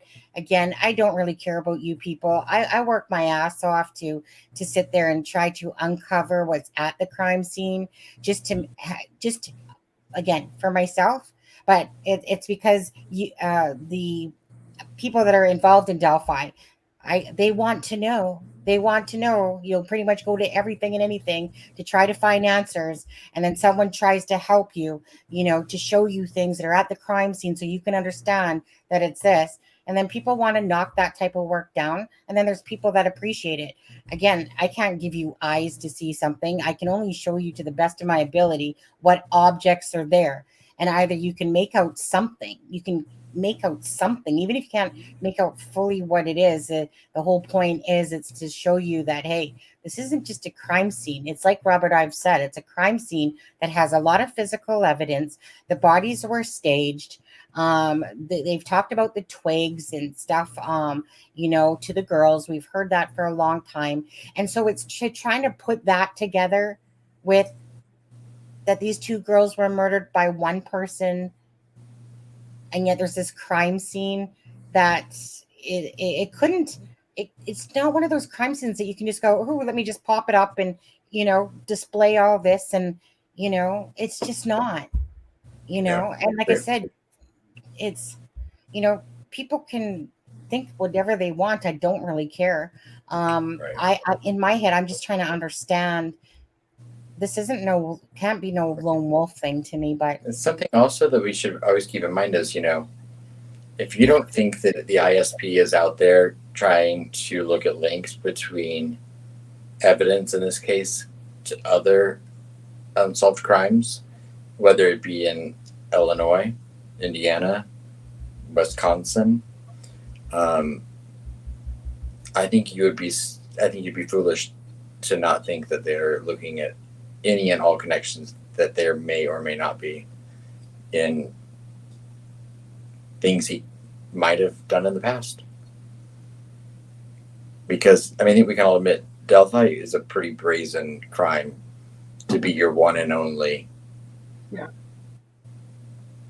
It is a pretty brazen crime because the way it's portrayed is like, it's almost like he just bowled by people, got there, 22 minutes or whatever the time frame is now, 39, 49, 38, 49, 22 whatever. minutes. Yeah, 22 minutes. But didn't they change the time? I don't know. Either way, let's say 137, 149. No, 150. 127. No, it was something changed. Minutes.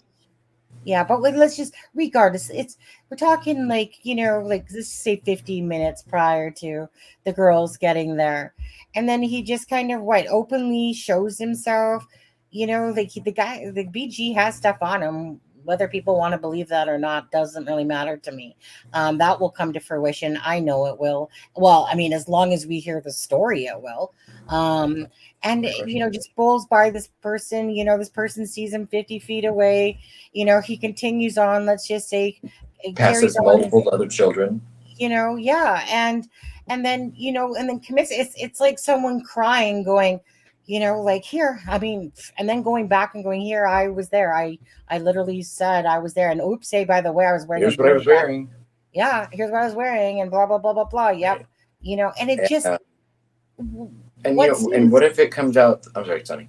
no, it just seems it's what seems so strange about that. How many times you just don't hear someone going, "Yep, I was there. Yep, I just went right by everybody, took out 2 girls, murdered them all myself.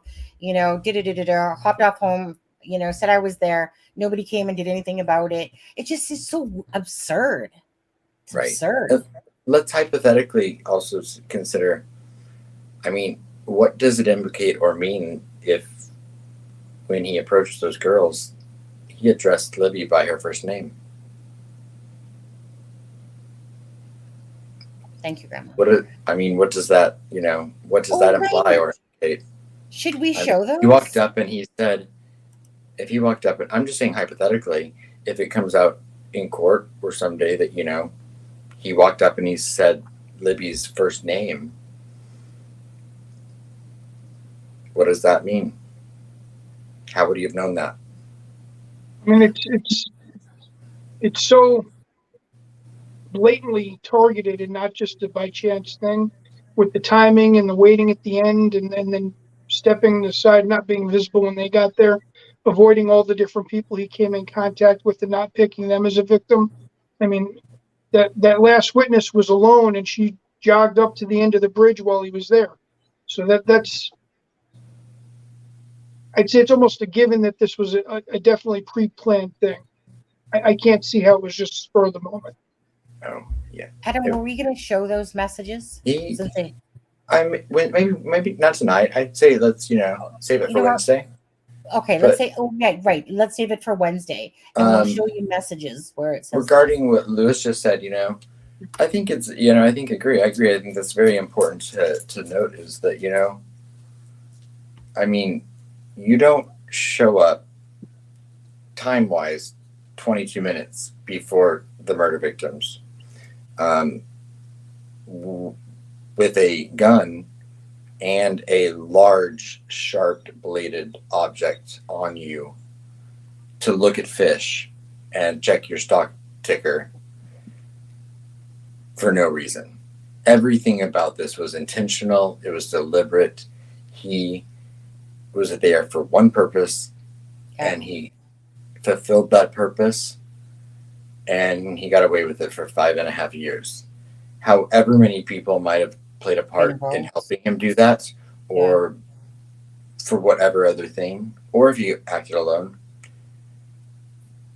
he went to that bridge that day to kill those girls, and he got away with it for 5.5 years.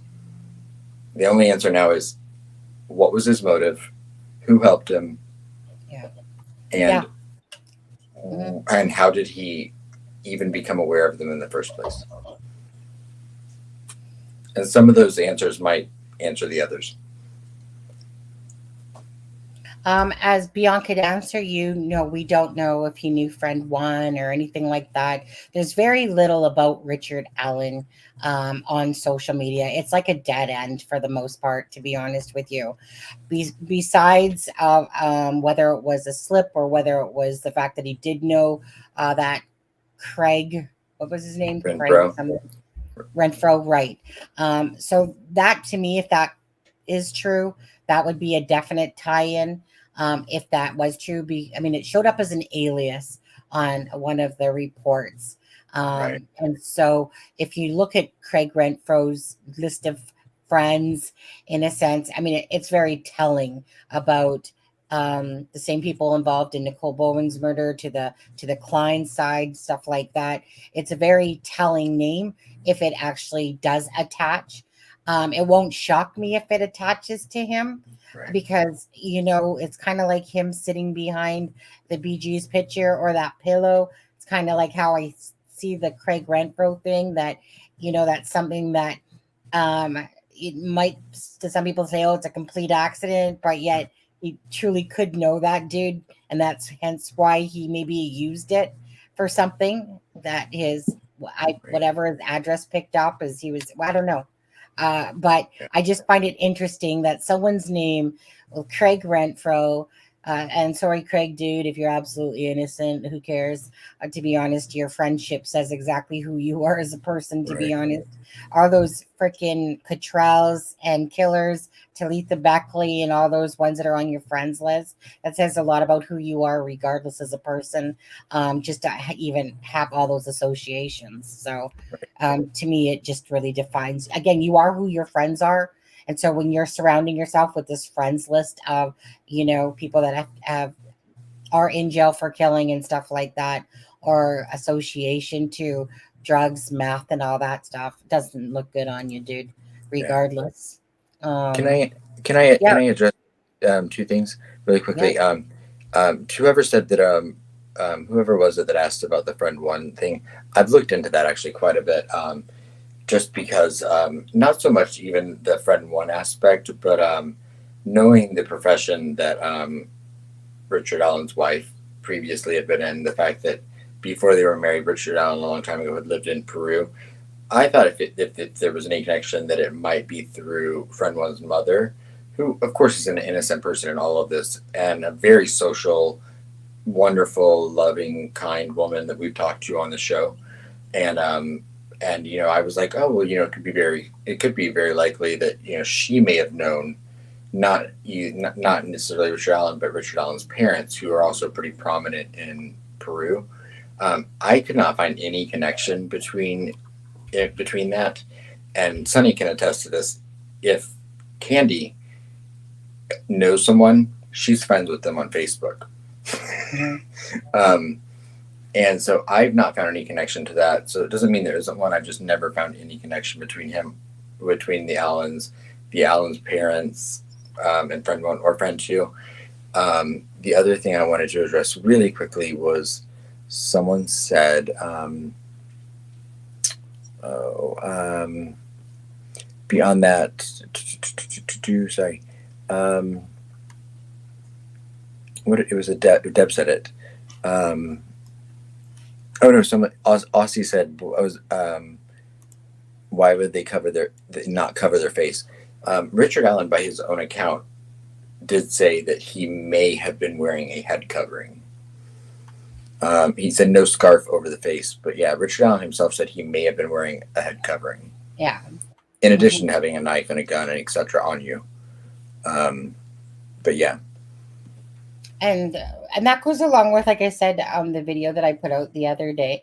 Again, I can't give you eyes. Either you can see the shape of a heart that I'm trying to show you, not because, it was just one of those things, an image come out of the hat. I look at different things, and this image of this heart-shaped thing, and it reminded me of the Route 66 hat. And again, I just wanted to show it because, it literally could be the Route 66 hat design on there. When people say, oh, it's camouflage, and I can prove it and stuff like that, really, because I can't prove it's camouflage. I thought it was camouflage myself, but it's not because I had any particular picture that told me it was camouflage. There's nothing I could ever make out to tell me if that's a camouflage hat. Like for me, there's nothing besides knowing it's a baseball hat. I know that whether it's the slide on, whether it's a slide on like that, but it's a baseball hat. And so, like I said, that heart image, whatever it is, it comes out of, again, when you look at something, it's kind of like what I call that barbecue thing. And I call it a barbecue because I didn't know what else to call it at the crime scene. It's not that it is a barbecue. It's just that it reminds me of a barbecue. Just the coloring of it. And I don't know, it literally reminds me of some sort of barbecue thing, but that doesn't mean it is. Right? The heart thing or whatever, again, it's the same thing. An image will creep out of something if you bring it in. And all of a sudden this magic sometimes appears, no different than the running shoe that I've showed people and stuff like that. Those are the best images you can get in a sense of a running shoe or a hiker. And you can literally see the seams, like I said. So for me, it's like when I seen the heart image kind of come out, I thought, oh, well, that could be a part of the Route 66 because it does a heart thing. So it's very plausible that if he's wearing a Carhartt jacket and he's wearing the basic stuff, type of thing. Well, why wouldn't he maybe put on just the regular freaking Route 66 hat that he had on? It's why not? It's plausible. I mean, the heart thing, it's not like I said, put it out there to make it up. I'm just showing you what was coming out of it, and either you can take it with a grain of salt like anything, or you could understand that possibly maybe that is the hat, and maybe that is Richard Allen that's on the bridge, if you don't think it is. And if you think, I'm still not 100% that it's Richard Allen on the bridge. I'm close, but every time I do it, honestly, there's always something that still doesn't make me fully bite, to be honest with you. And it's really the shadowing of the nose is just too similar to KD's, the same shadowing that happens.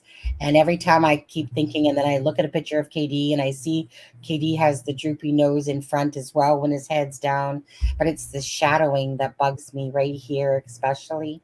I wish I had more pictures of Richard Allen that I could, I almost wish I had a video where I could actually get more of it. And I think it's 100% him. I know you do. I do. Yeah. And I don't think that Doug Carter and they would have put the family through this without it. And I think that Doug Carter said the guy on the bridge. I think it's him. I think, in my opinion. I know. And KD and Richard Allen look so similar. They really the high school picture. Oh yeah. I mean, it's so eerie when I look at them both. And again, I still have to in my head understand, and hopefully one day we will. And this is why, for me, like I said, I would like to see it go to the jury type of thing, but I just have this still hard time going. So everything Chris Mathis said, Garrett Kurtz said, Nick Edwards said, Sheena Cottrell, all that stuff, all these things just wash away somehow. It just seems so unlikely that a cryptic notes out there with Palladino and what I need to see something, like, not because I'm so caught up in it. It doesn't make sense to me why all of this is out there, why Garrett Kurtz is literally saying about Palladino. We know Palladino was part of Nicole's but was never charged and stuff like that. So it needs to make sense to me, and to have all that stuff said by other people towards part of the Delphi, it needs to make sense to me how to totally rule that stuff out. And it's not like it necessarily has to be ruled out. Maybe KD isn't the one on the bridge, and it is Richard Allen. But again, who all played a part in this? Because I can't they're actors.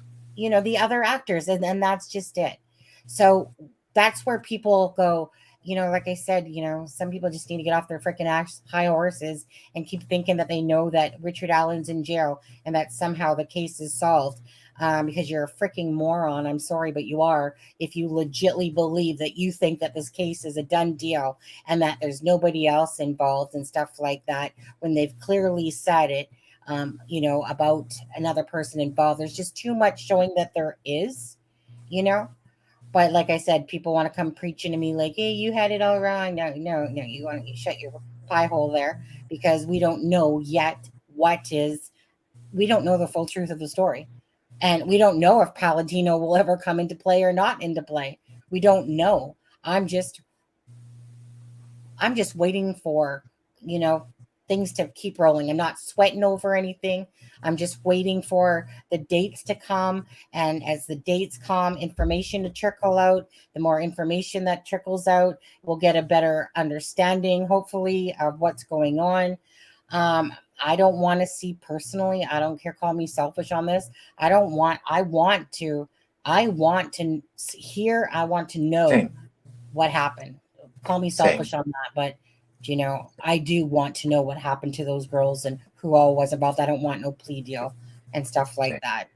I was just curious because it is something. I mean, it's not outside the realm of possibility. So it's just something, and it was like, if anything would be more Delphi, it would be getting to this point in it all, and then, yeah. I want to say something, Ivy. It's not just about Garrett Kurtz. We know Garrett Kurtz lies. We know Kagan Klein lies. But when you put Garrett Kurtz with Chris Mathis with Nick Edwards, then that's what I'm talking about. So it's not one person. When you have three people literally talking about Delphi murders separately, in a sense. So unless they all got together and did a kumbaya and we're just going to make up a story about Delphi, why would any idiot want to involve themselves in Delphi? Like, why would you attach your name to that at all? You know, thing is, like I said, yeah, Garrett's a liar, but I mean, pretty much anyone, doesn't matter if it's Jason Palladino, doesn't matter if it's Richard Allen. Well, probably Richard Allen's probably the most truthful one out of all those people, because you literally were saying I was there, and hey, I probably had those clothes on too. And you know, to be honest with you, I don't know. I'm just waiting for whatever happens to happen. It will play out the way it's meant to be, regardless of any information. In 2026. Yeah, in about 2026. Well, I was going to say, Lewis, for you, do you want to, like, if you had your estimate, when do you think, like, do you think, I mean, the case is always going to get pushed off, and, you know, what do you think? 2 years down the road, 3 years down the road? I don't think so. I think that the way they talked earlier on, and until February, things might change. But the way things look now, I think that the defense is going to push for the speedy trial, hoping that the prosecution can't be ready in time. And I think that might be their game plan. Because they're going to bring up the fact that they've already said that there's other people involved. And if they can push for that speedy trial and prosecution can't prove that, and they've already said it, there's more reasonable doubt. Yeah. So I think it's a smart play for the defense to do that. Yeah. See-through. I'm so pleased he admitted to wearing jeans as it is. So why is it we never seen him in jeans? Who? The BG. We saw the BG in jeans, but we never saw Richard Allen. Richard Allen wears jeans all the time, the exact same style. I've got a picture. In the flower store, when his daughter was getting married, he's with his son-in-law wearing jeans. He's wearing jeans and another picture on the couch.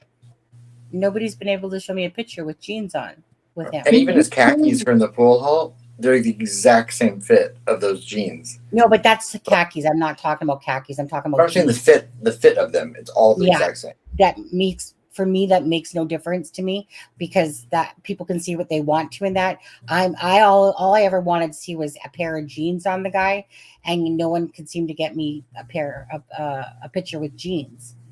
You know, like, regardless if you think that the khakis are similar or not to how they fit, I can see whatever.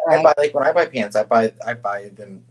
My pants, I usually buy the same style and fit. So whether they're khakis or jeans, they're usually whereas his, he buys them too long, so they're all bunchy at the bottom. That's not my perception. It's just that. No, that's to me apples to oranges. That's apples to oranges to me personally. I could never compare my husband in his jeans to a khaki pair of pants, even though I get what you're saying, Adam. You're saying that they bunch at the bottom, that they're too big and stuff like that, that it's kind of like seems similar to you, how they're worn and how they fit and stuff like that. I personally myself would never compare the two, because they're just two different styles. Now, if I saw him in a pair of jeans, and that's what I wanted to see, was a pair of jeans where he's actually standing, where you can kind of look at the BG with jeans, and then you could look at him with jeans. I've just personally never seen a picture of him in jeans, and I didn't take a bunch of pictures. Like, if you have one, please send it to me, because do you have one of him standing, Adam? I mean, I'd have to go through my files. I have a lot. But if you do, you know how much I love him. I mean, I've just picture after picture of him. No, see.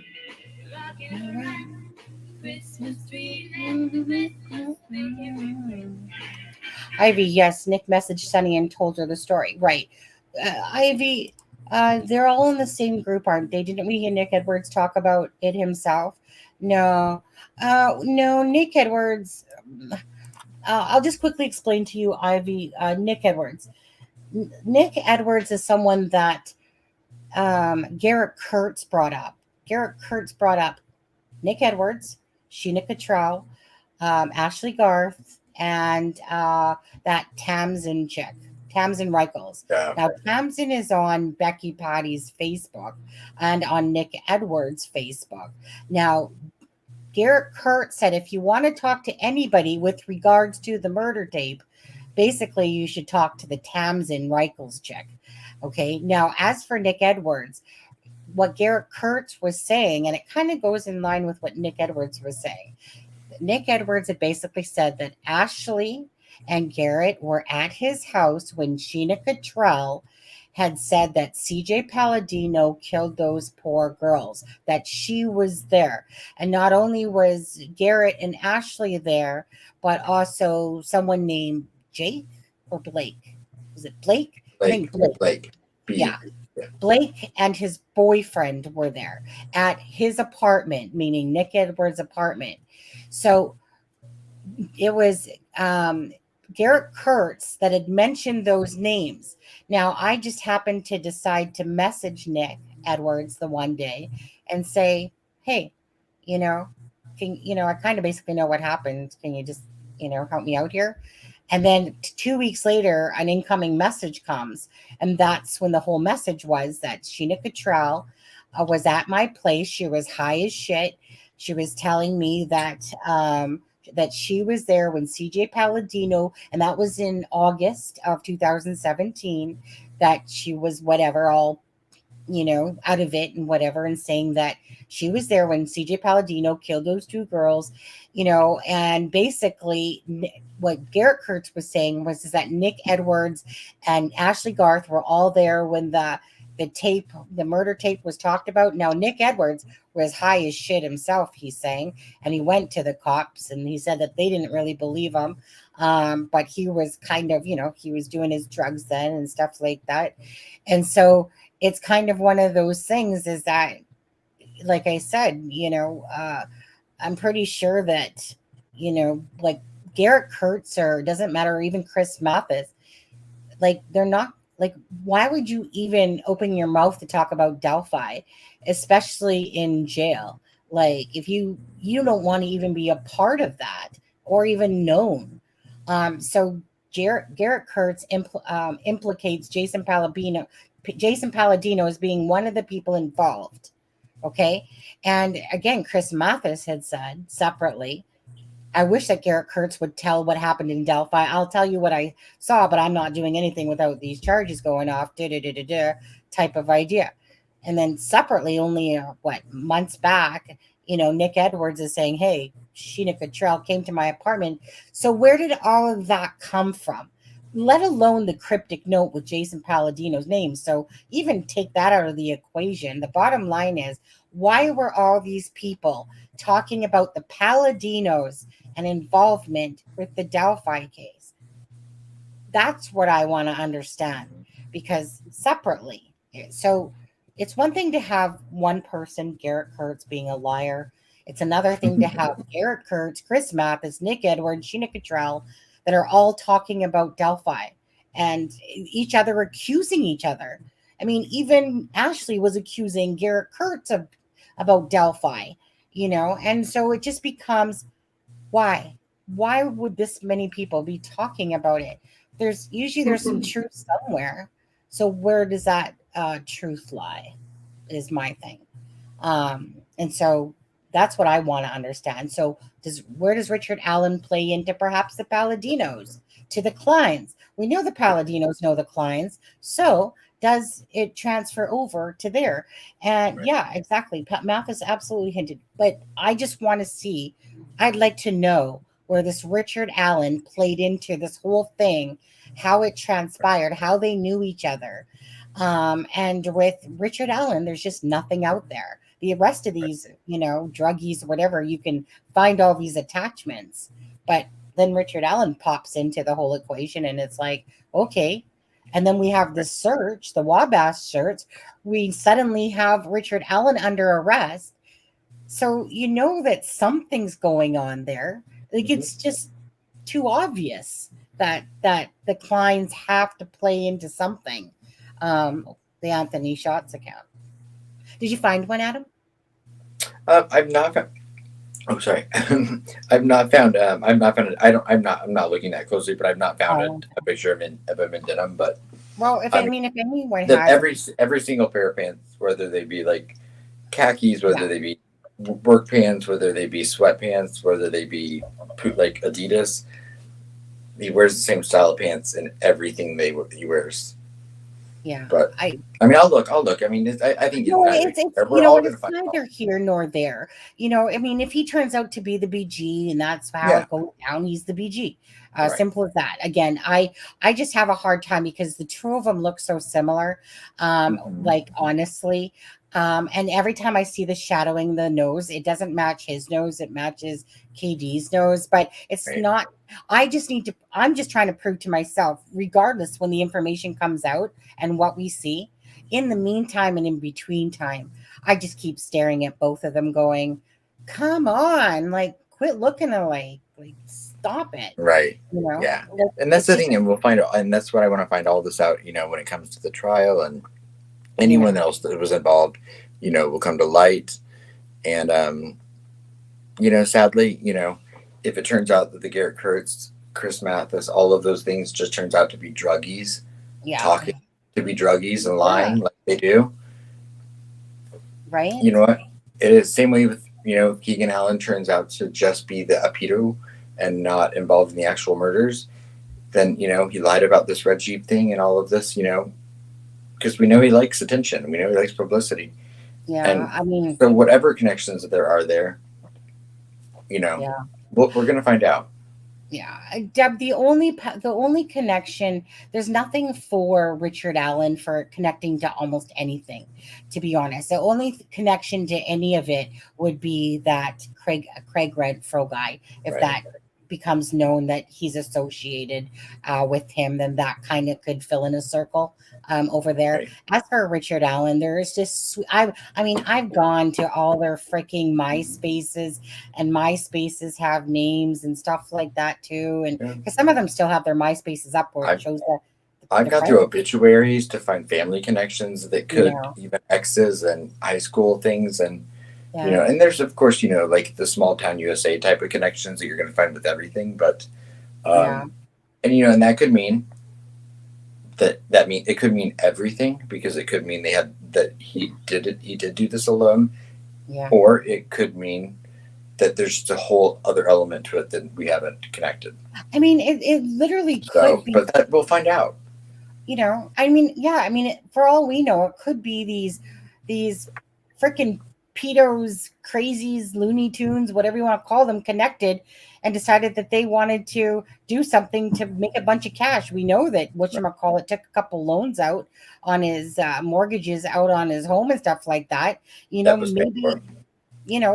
there was this contrived thing, to make money off of the internet of something. Who knows? Right. There is a reason they went to Vegas too. There's just so many things like that could add. And he Googled how long does DNA stand on a body. I mean, he listened to that audio and the thing how many times. He knew he had talked to Libby. If you want to, like I've said it all along, this comes from no source or anything, but just my gut tells me if there's a connection between Alan and the Kleins, or Keegan Klein. I won't even throw Tony into it at this point. I'm not saying he's not, but to me, a very easy, logical explanation for how they could have originally been connected was they may have catfished each other accidentally.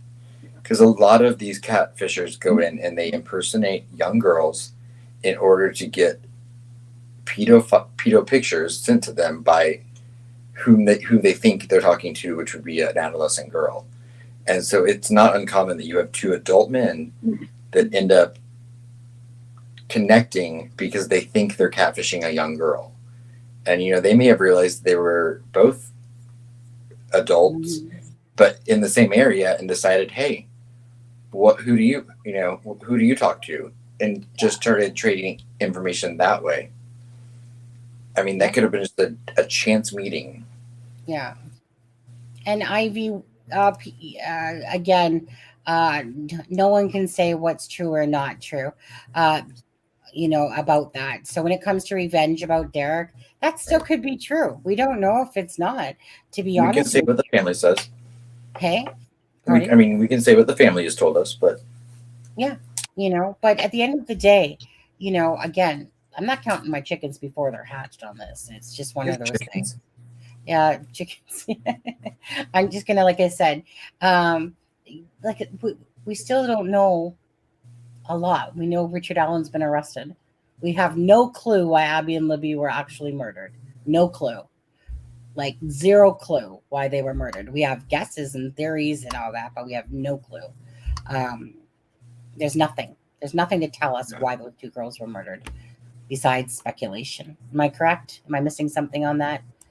Well, I mean, I think it's safe to say that, because someone is a sick individual that decided to fulfill a horrible act for whatever reason that we don't know yet.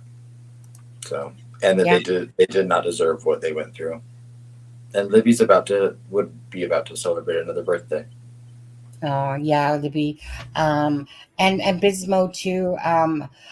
Prayers for your uncle. He says thank you guys for being on. Your streams help me take my mind off of my caring uncle, who's suffering from dementia.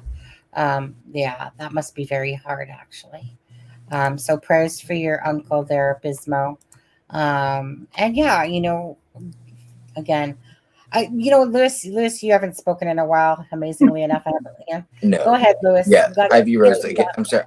Really quickly, can I say Ivy Rose? That is not. Yeah, you're right, Ivy Rose. That isn't true. Yeah, there's no. The court documents do say that's not true. Right. The time doesn't add up. Right. Sorry. But being the reason their kids were taken away. Well, I mean, to me, that's neither here nor there with the case, to be honest with you. On that, but go ahead, Lewis. Sorry, Lewis. Go ahead. No, you're fine. What were you going to ask me? Nothing really. I was just going to let you say something. I'm sure there's something you've probably seen out there that you wanted to answer or say something to. I'm sure. I can't see chat, so I didn't know. But Oh, my bad. Yeah. Well, hold on. Is that because your phone's still fudging up? Yeah, that's what I did before I switched to the other phone, and with me using this one, I can't see chat on the other one. Right. Lewis, remember my audio was getting really bad? Yeah. Mainly they're saying lose the shirt, Lewis. They want to see you just. Deb specific. Deb, calm you down. You need to show the video we made the other day, Adam. We? Yeah. I don't remember that one. Are you sure? Well, you were a little drunk, so I don't know. Yeah. And blindfolded. Yeah. Well, okay. I'm going to say this. I'm going to give it a punch, of course. Tomorrow night is Just Ask Lewis and Sunny. That's at 6:30 Pacific time, 9:30, same time that we do lives here. Okay, that's the Just Ask Us channel.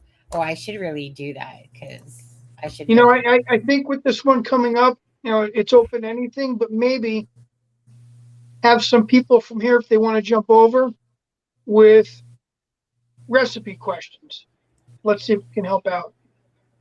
I'd like to see some of those really holiday coming up. Yeah, especially with the Christmas coming up, and yeah, that'd be cool. Lewis, take it off. Diana says, Diana, it's going to cost you, lady. All right. Okay, this is donations.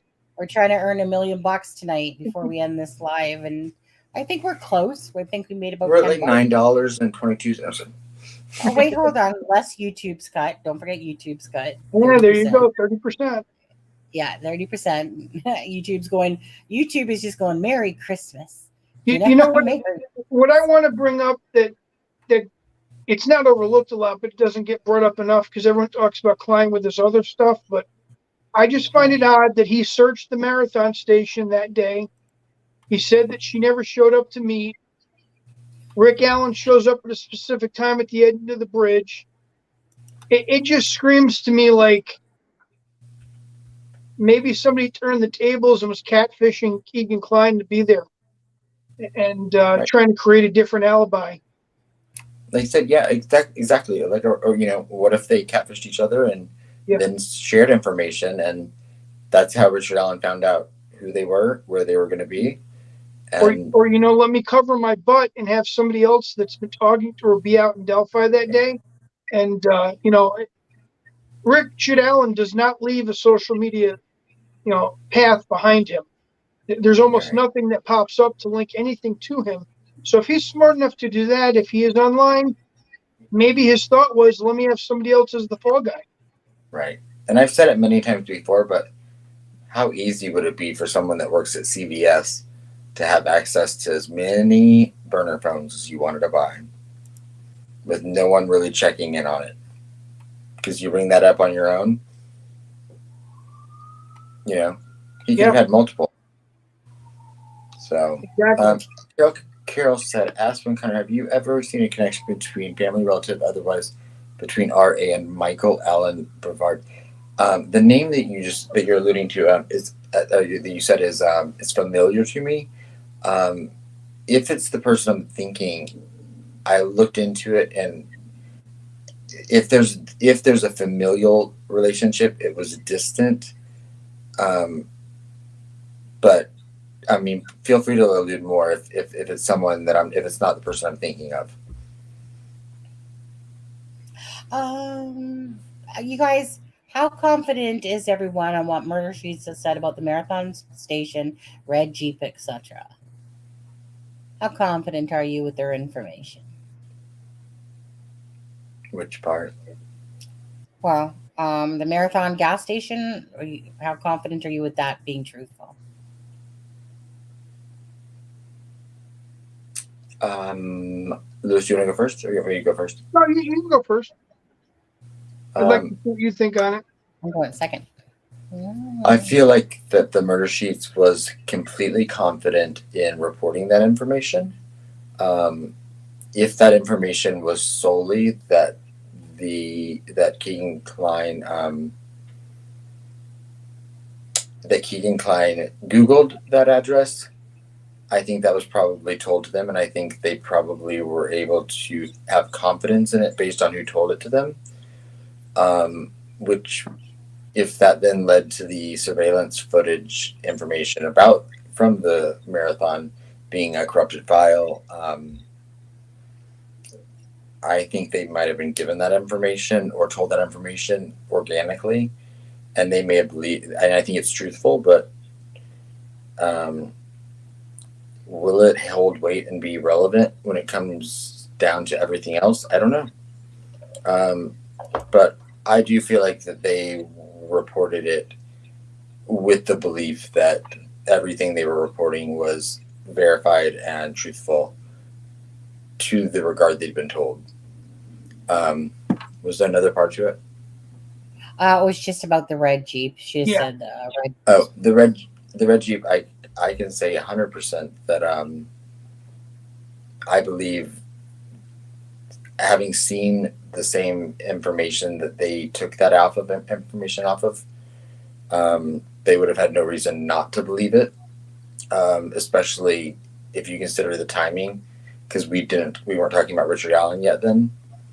And so if I had been given that information at that time, I probably would have gone with it exactly the same way they did. I thought it was my only real question is, why did he lie about it, if he lied about it? Well, I've got ideas on that. I mean, I think the marathon thing is valid, especially because they went and looked for the tape and all that. But when it comes down to Klein, you got to figure he's taken all different angles while he's been locked up of how he can get money and how he can get some, his name out there in interviews and all that type of thing. At that point, he's got nothing to lose other than saying information that's false, because he knows it can't be proven. So that's just another angle to get him talked about more on different channels. Have podcasters want to interview him over that. People put money on his books to do that.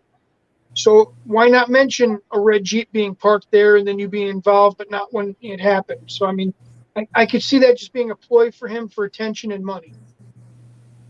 Right. Or what if it also, what if it was also simply, everyone's telling me we don't think you had anything to do with this, but we think your dad might have. Yeah. Only 2 people could have had access to this information. Yeah. And all of a sudden, then daddy cuts off ties, stops putting money on the books temporarily. And you start to realize that you're getting down to the line as far as like, if I'm going to make a deal, I better do something soon. Yeah. So if they want me to point the direction, vaguely in the direction of my father, he's had almost 2 years to sit in that jail, or a year and a half to sit in that jail, and really, really start to panic and worry about his future. So maybe that was his way of being like, okay, I'm going to come out with this information, even if it wasn't true, because it's what people want to hear. Exactly. He's got a big ego. He does. And he likes, as much as he denies it, he likes the media attention he gets because he pays a lot of attention to it. Yeah. He thrives off of it. Right. It's the Anthony Shots persona. It's It's the fake Rolex wearing on the plane, taking a picture of this on this. It's the only way he gets to live that fantasy still. Yeah. Even if it's infamy and not, fame. He's just a manipulator. Right. That's all I see him for. He's just a lying manipulator who likes attention and likes to live behind, like I said, the Anthony Shots account, thinking he's all that. And dude, you ain't all that. Actually, you're nothing. But you're a lot of it. That's sitting behind bars right now and rightfully deserved. And like I said, but I don't think the murder sheets put out any information that they did not believe in at the time, and that they thought that they'd done their best to vet. Like, I don't think that they're putting out red herrings for the sake of it. No, I wouldn't put them in. I wouldn't classify them as that. Whether it's the information is truthful or comes to fruition or not is one thing, but no, I don't take him for being that type of dirty. No, I just. And we all know I just agreed with a lot of the stuff from them from the past, but I think they're good people. I think that I just take everything with a grain of salt. I mean, when I listen to what's her face and what's his name, Kevin and Anya or whatever, when I listen to them, like, it's I don't take them as being like what's the word? I mean, I don't take them as being like. I think that that people out there that they were deemed a lot of credible because you have a lawyer and a journalist in a sense, and they were making it on the shows and stuff like that.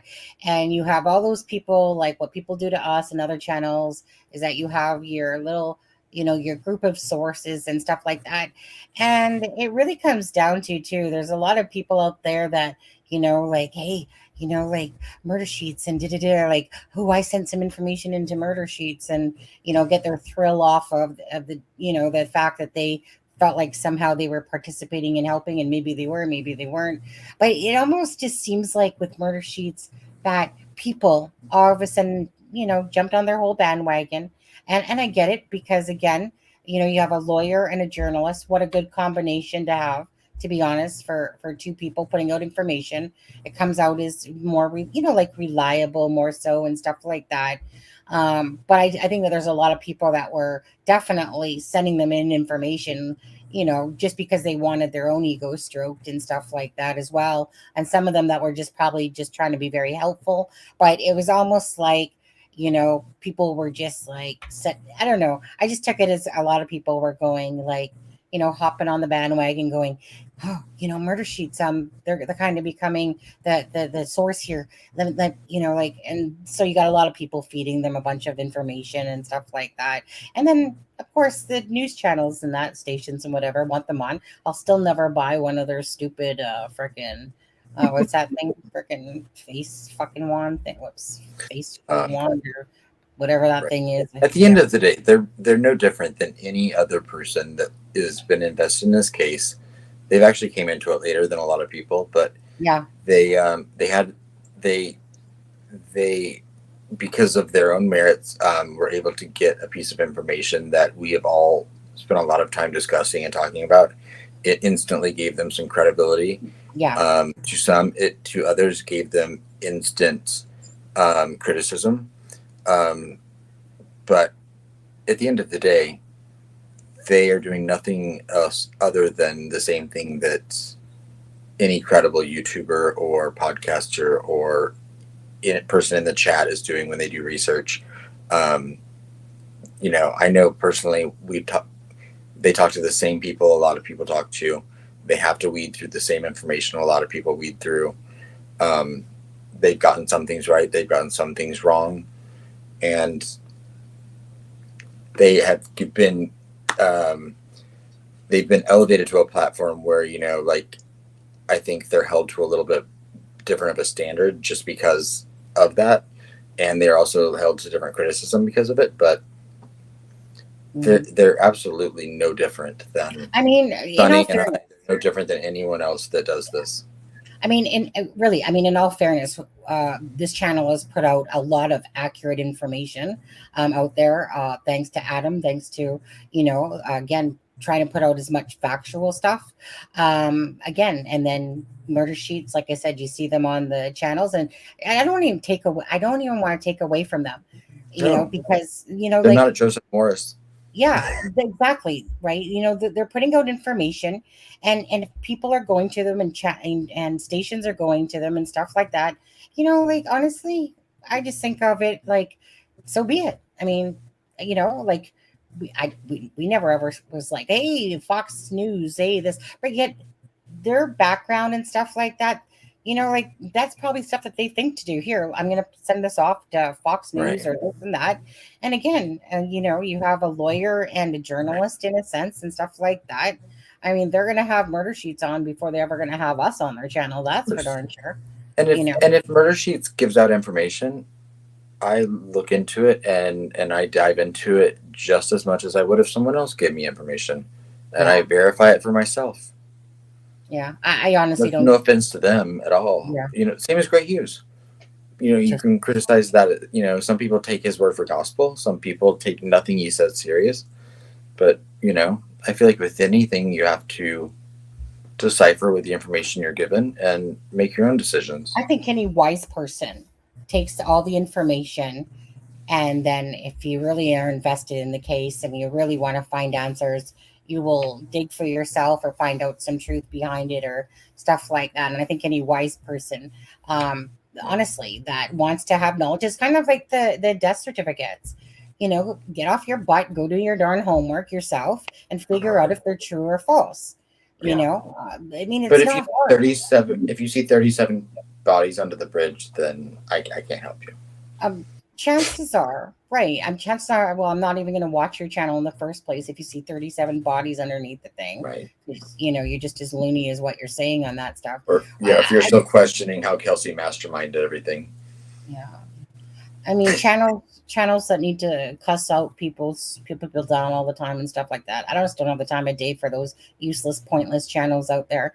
But when it comes to whether it was Robert Lindsay, and the blog, whether it's to Murder Sheets, whether it's to Fig's channel or CD or Sleuth or whoever had information that you thought, hey, like, let me take a look at it. It's a matter of doing your own darn homework and coming to channels and then going, hey, like, let me go see if some of that's truthful or not before you believe in it. I don't believe it until I see it or until it comes out and stuff like that myself. I just take it all with a grain of salt, knowing at some point that what will be, that the way it will play out will be how it plays out. And there's no stopping that.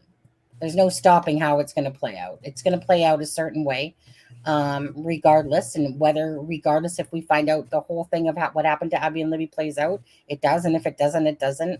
So that's where I always look to the future and go, like, we can sit here and guess, and we can sit here and do all this stuff, and we can hypothesize, and we can believe information or not, but my brain thinks of the end result, and that no matter what, even if it's a crock of shit end result, that's the way it's going to play out, because we have no control over that. Really.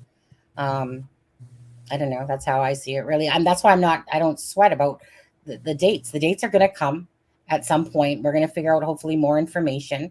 And if there's a plea deal and we never hear nothing, that's the way it was written in the cards to happen. And might not be happy about it. Certainly don't want a plea deal to happen. I would really like to understand what happened to Abby and Libby and why. But that's just for myself. I would think if they're going to offer a plea deal, it's going to be before the hearing in February, because that's where they've got their best chance of getting a plea deal, because they've not had to show any of their hand yet. Mm-hmm. Yeah, I mean, I personally would never give someone money, and yeah, Lewis to that. We'll see. But yeah, give him money. Yeah, I mean, I personally wouldn't give, give who money? A Kegan Klein, when he tried to basically say, give me it was almost like he was having a Walmart special, $500. Yeah. Should I stop sending him money? Yeah, I think so, Adam. Probably do you some good. I mean, I saw he was down to $375, and I was like, oh, he needs to eat. Yeah. Skin and bone. I mean, I just see Kegan Klein as a big, loser that just manipulates people, and he thinks he's good at it. And there's stupid people in this world, that believe a lot of what he says and stuff like that. I mean, I think of all the people that marry freaking people in jail and stuff. There's a lot of dumb people out there to go with the smart ones as well. Sorry, dude, you're never gonna get a couple bucks off me ever. Only because, like I said, I mean, I agree with murder sheets. You'd lose your credibility the minute you offer money, but by the same token, it's I mean, but if it's something that you're passionate about and you want to be able to devote your entire career to doing this, I don't see anything wrong with saying I want a derma wand. Just trust me, if given the opportunity, I'll be like, I buy Ray-Ban sunglasses. They're the only way that I can get through the day and everything. Crazy case. Yeah. Crazy people. And the people that are in it for the wrong reasons, they will fall by the wayside, just like we've seen a million channels do. Yeah. Whether they be the green, whether they be the true crime designs, whether they be the as above so belows, or the pudgy JKs, or the just or whatever, or I mean, guys, countless others. Joe Louise. So yeah, see, I don't even remember these people until they're brought up again. It took a minute, right? Those are just bottom feeder channels. Yeah. Again, they offer no big significance to helping bring awareness and to the missing and the murdered. They're just useless, pointless channels. Or Joseph Morris. It'll come to him. Yeah. I mean, we never did get around to it, and not going to bother to bring it up. But, with the Idaho case there, a lot of, what I see with Idaho, just a lot of people leeching off the freaking white Elantra thing and just making videos to make videos. Just to. I'm working on a video. I saw a white Elantra that I really want to bring attention to.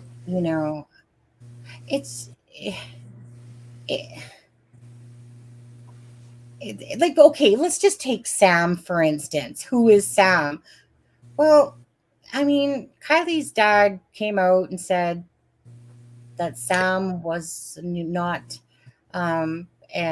involved. I think it was like a bartender or something like that.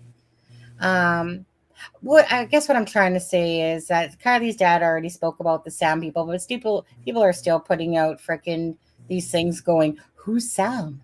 Who is Sam? As if Kylie's dad never said anything about the Sam guy, but we're just gonna reel you in, suck you into the thumbnail to go, hey, let's talk about who Sam is. Well, I mean, they already talked about who Sam is, but that's all I'm seeing right now personally is just a Who is bunch Sam? of Wait, hey, who is Sam? Sam? Yeah, You know, okay, so you know that video where you have the Kaylee and Madison the walking grub with truck. yeah to the grub truck, and then they go, something about did you say or what'd you say to Sam, and then it's almost like the other girl says um it's something like I told him everything or whatever, something like that. But Did that anyways, come out today? no, that came out a few days ago. And so you don't know this actually? No, I don't pay. No. Well, I don't pay attention to Oh, some of the rumor stuff. So okay. Yeah, so that video comes out where basically you can see Hoodie Guy walking with the girls, and then it's like, it's like, what'd you say to Sam or whatever? Or did you tell Sam or something like, I can't remember. It was something like that. But anyway, so then Kaylee's father comes out and says, Sam, no, this isn't Sam or something like that as a bartender. He's not involved. Da da da da da. We already know who Sam is. Blah blah blah. But that didn't stop everybody else from still going on. Like, who's this Sam? Could Sam be this friend or whatever? And I'm just like, you little little leechers off. Just you're literally just trying to draw people in. You know who Sam is. They already said the dad already said who Sam was, but you're trying to make it seem like who's this Sam all of a sudden, and then people are trying to make it seem like Jack's vehicle, the Jack Decor person or whatever, that his vehicle is somehow an Elantra, and stuff like that. And Deb did a little short with that video, and it has a car that's not a freaking Elantra, but yet all of a sudden you're seeing a video where it looks like there's a Elantra parked out as if it's his vehicle and stuff like that. And I'm just like, come on, you freaking, like that stuff like that pisses me off because you're purposely trying to just get those views off of the Idaho case just to not put what up Deb a did. lot of, no, hey? Not what Deb did, but yeah. Yeah, no. The Adam, yeah, you mean Adam is the bartender. Right. But anyway, Kaylee's But dad yeah, talked about it. yeah. And now there are some speculation. There's connections to Jack D's parents owning an Elantra, but again, to me, there's no there. Right, and it's just it's Adam, not Sam. Did I say Sam? Did I say Yeah, you Sam? were saying Sam. That's what I was like. Who's Oh, Sam? I don't know where I got Sam from then. Adam. The name was Adam because it's your name. Yeah, Adam yeah. and That's Jack's roommate. yeah. Well, Kaylee's dad talks about it in a video. Like he already clears up who Adam is. And I believe, if I'm not mistaken, I believe her dad was talking about, was it his dad talking about the bark? You know what? I've seen so many darn ass videos lately. All I know are I kept seeing these thumbnails going, who's Sam? Who's Sam? Well, go back to freaking Fox News there or whatever, where Kaylee's dad talks about, said not Sam, Adam. God, what do I keep saying Sam? Adam. I don't know where I'm getting this Sam thing from. But Adam, I and mean, I'm it just, shouldn't be hard to think of the name. I know. That's why it was making me laugh when it was like, who's Adam? Well, Adam, is there something about Moscow you need to talk to us I mean, about? suspicious figure. What name? Yeah. But I mean, whatever. I mean, each to their own. But like I said, Well, that's Sonny. It's not Sam. It's Adam. He was Jack's roommate. Whatever Kaylee's dad said on that video right.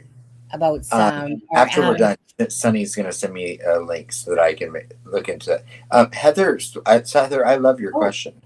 So we've started to look into Idaho. We've talked about Athena a little bit. There is a missing little girl in Charlotte who I've not talked about tonight. I'll bring that up again more on Wednesday. But I do need to get her missing poster out there. But Heather, yeah, I think at this point we should start to move on from this case and investigate other unsolved missing persons and murders. So if there's any unsolved case or missing person that anyone wants us to highlight or wants us to be aware of, please email acrimeshame@gmail.com. You can email me at truecrimeaspen@gmail.com. You can find any of us on Facebook. We're always more than willing to put the word out there for the missing and murdered, even if they're not blonde hair and blue eyed. Did I say that okay, Sunny? Yeah. So please, anyone that wants a case, that if you want us to cover a case or a missing person, please let us know. Yeah, I'm just, Deborah, before we get to your question there, I'm just going to quickly play this video. This is regards to the whole Adam thing, not Sam. Let's see, I think I'm going to start it from here. That film, to the family, we've had that film for a while. Can you tell us, Steve, I know we got this new surveillance video that was released by our digital team today. What can you tell us? That film, to the family, we've had that film for a while. I believe the business reached out to us directly, and after they had given it to the police. So it was kind of comforting to us because it's just two girls having a good time talking about. So I'm glad that the dad is speaking on this and he can kind of clear things up when possible. I'm also glad that he has an attorney. For probably a multitude of reasons, and that he's doing these interviews with an attorney. Asking about their bartender and just being girls on their way to the grub truck. Yeah, so you don't suspect. It was kind of comforting to us because it's just two girls having a good time talking about, asking about their bartender and just being girls on their way to the grub truck. Yeah, so you don't suspect that this guy, Adam, that's stated in the video is somehow a suspect or anything like that. You guys have known about this video for a while. We have, and we asked, and we did the obvious due diligence when we looked into that, and it was pretty clear that this individual was not a part of the investigation as far as a suspect. Good copy. So, Steve, what can you tell us about the investigation thus far? We've heard about the car detail. So that's really good. I hope that maybe, it's probably not going to stop people from looking, but maybe it'll kind of ease people off a little bit, or, coming for the guy. And also maybe this will, this is the white hooded guy here walking with the girls. Details being released as well. Is there anything that I just wonder, do they know him just as a bartender or more? Because I've seen pictures and other stuff online. So, I even thought I saw a picture of the dog and the guy, Adam. So I don't know, maybe they're all friends, or you guys can comment down below. We'll have to do a live stream and talk about all this. We can do to get some answers for you guys so we can get this suspect, whoever it is, in custody. They've kind of informed us through communications that they've checked all the easiest paths. So like if this individual had this car registered to his name and it was just something very quick that they could just look up in the area and go right to his house, they've done all the due diligence there. They've done all that. So now they're reaching out and they're going to look to the community, see if this individual borrowed this car. It doesn't appear that it's something that they have real easy access to. So he may have ran. And they really pushed the narrative saying, hey, if we can get these guys to focus on something that's really helpful, which is this car, and, find out if somebody says, hey, that car, that looks a lot like mine, I'm going to come forward and just volunteer my information. And then, they can figure out if somebody else had borrowed it or if it, heck, who knows?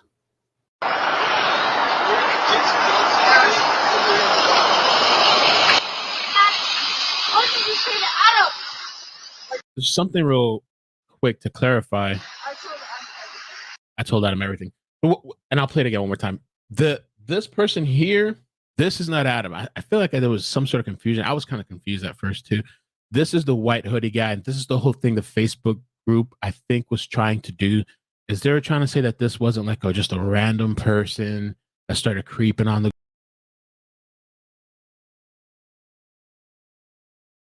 We'll go back here now. Okay, so that was the thing, is that was the clipping of where they said, like, what did you say to Adam? And they were talking about the bartender, like the dad just referred to, but they've had that clip for quite a while now. Well, however long it could be, since they were only murdered November 13th, but they had that clip, and that it wasn't the roommate or whatever. I don't know if it's still the roommate, but the bartender, Adam. And that's what that was. You saw that, right, Adam? Yes. Yeah, so that's the one I was referring to. And then the dad came out and said, no, we've had this clip for a while. That had nothing to do with whatever. But that's what I was talking about. And then you got I was asleep when I watched it, so I appreciate you playing it again. Yeah, it was just simply the fact of, that I seen all these little, thumbnails go up going, who's Adam? Who's Adam? And yet they had the information. And then it's just kind of like, to me, it was just riding off of it. And I'm like, come on, people, like, who the Adam is. They've already said this. The dad's already said this, but okay, let's just make a live and talk about, pretend like we don't know who Adam is. So I don't know. Yeah, either or. That's all I see. A lot of people just riding it for what it's worth right now. And whatever, I kind of still like watching that Jonathan Lee guy, that Jonathan Lee Investigates, regardless if you like the dude or not. He's literally in Moscow, even though he's doing a video every hour on the hour, pretty much. But he's literally doing something. He's literally in Moscow. Oh, hey, Chaotic Beauty. Happy holidays. But he's literally in Moscow. He's literally taking you around, and he's being proactive in literally doing something. And I find that I like that type of feeling, that somebody's like literally there going, here's the home, let me take you here. Let me take you over. There was this lady that had her snow stick out, and he did a live, and he's like that, showing this lady that is kind of at that little bit of a, what do you want to call it? A little bit of a, what do you call that? Like not a graveyard, but when they put a bunch of toys or stuffed animals there. Memorial. Thank you. I knew it started with M, like memorial. And she's literally sitting there, this lady. I don't know if she was a stranger or actually knew the girls, but she was literally taking her snow stick, and there was a little lamb there in the picture, and she was taking the snow stick and wiping off some of the snow around it. And he was kind of recording her as, she was making her respects, whoever she was or whatever. And so I personally like that live coverage from the actual area that he was taking you to, the, Alpha Phi or Pi or Chi or whatever it's called. And, just there, just taking you around. And then you got this kind of like the food truck, when he literally went up to the food truck guys and says like, hey, like they're saying that the, one of the food truck guys has something to do with it and blah, blah, blah. But they, of course, don't want to be bothered. They don't want to be talking about the case. So they're just like, hey, look, we're just a food truck, grub truck. And we don't really want to talk about the case. But it was just nice to see the grub truck like right there, instead of watching it from the Twitch video. Because honestly, can I say this? When it came to the grub truck, the way it looked to me when I originally, how you just kind of visualize something? Well, I always thought it looked like a little bit of a back alley thing. I thought it was like, oh, like they're kind of in this back alley where this grub truck thing is or whatever, when really it's just out on a regular street. Once I actually seen him with the video and going to where the grub truck was, and it's really just a grub truck in front of stores along a regular street.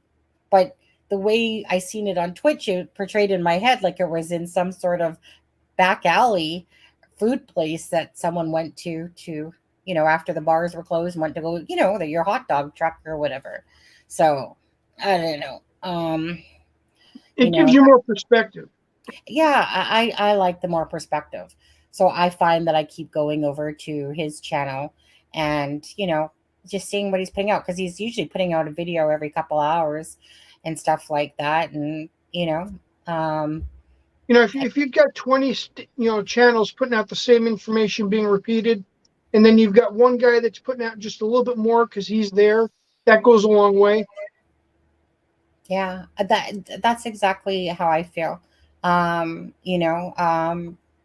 People call some people call him a grifter and stuff like that. He's literally right there in Moscow.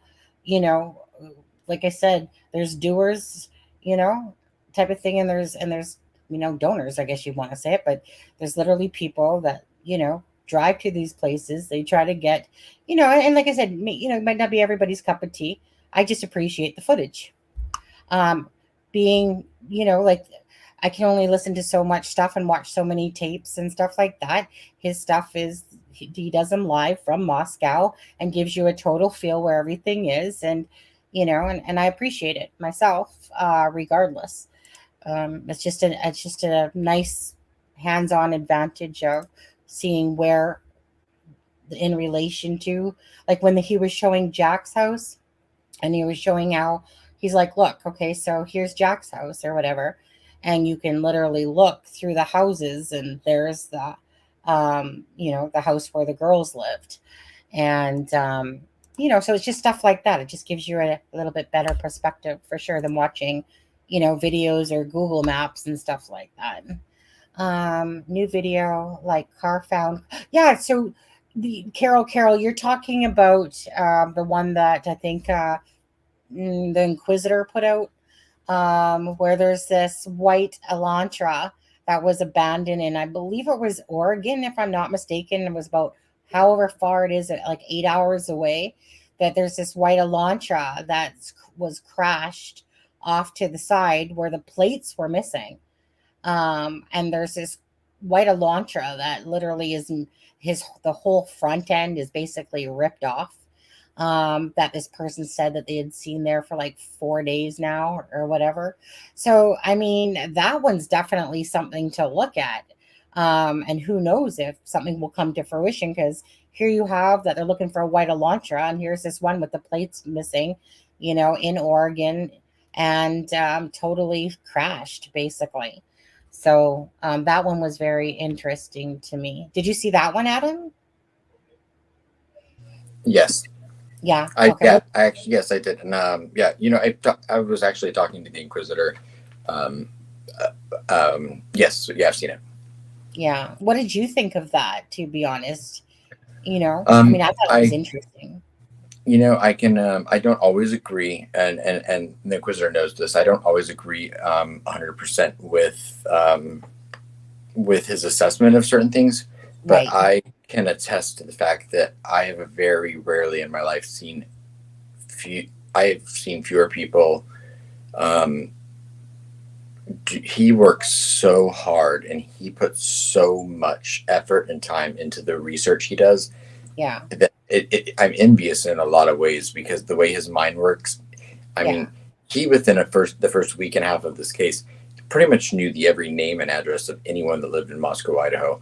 And I hope I'm not betraying his comments by saying that, but even though, like I said, I don't always agree with his assessment of things, the time and detail he puts into his research is excellent and should be respected. Oh, you know what? You can always tell. You can always tell when people, like, when a video is short, but yet it compacts a lot of information in it. And with Inquisitors, you can tell. Like, I mean, just because me making videos myself, they're very time consuming, and even the smallest videos can take you a lot of research, a lot of time. And a lot of people probably don't really appreciate the, like I said, it could be a 3-minute video, 5-minute video, and yet it compacts like 20 hours worth of work that you just found out, or 12 hours worth of work in it. And he's putting 60 to 70 hours into multiple things at all times, and does so much work and research. And I have to give someone kudos for also the fact that, he's not someone that is out there for attention or clout. He puts his videos out because it's the research he's done and the research he has put in.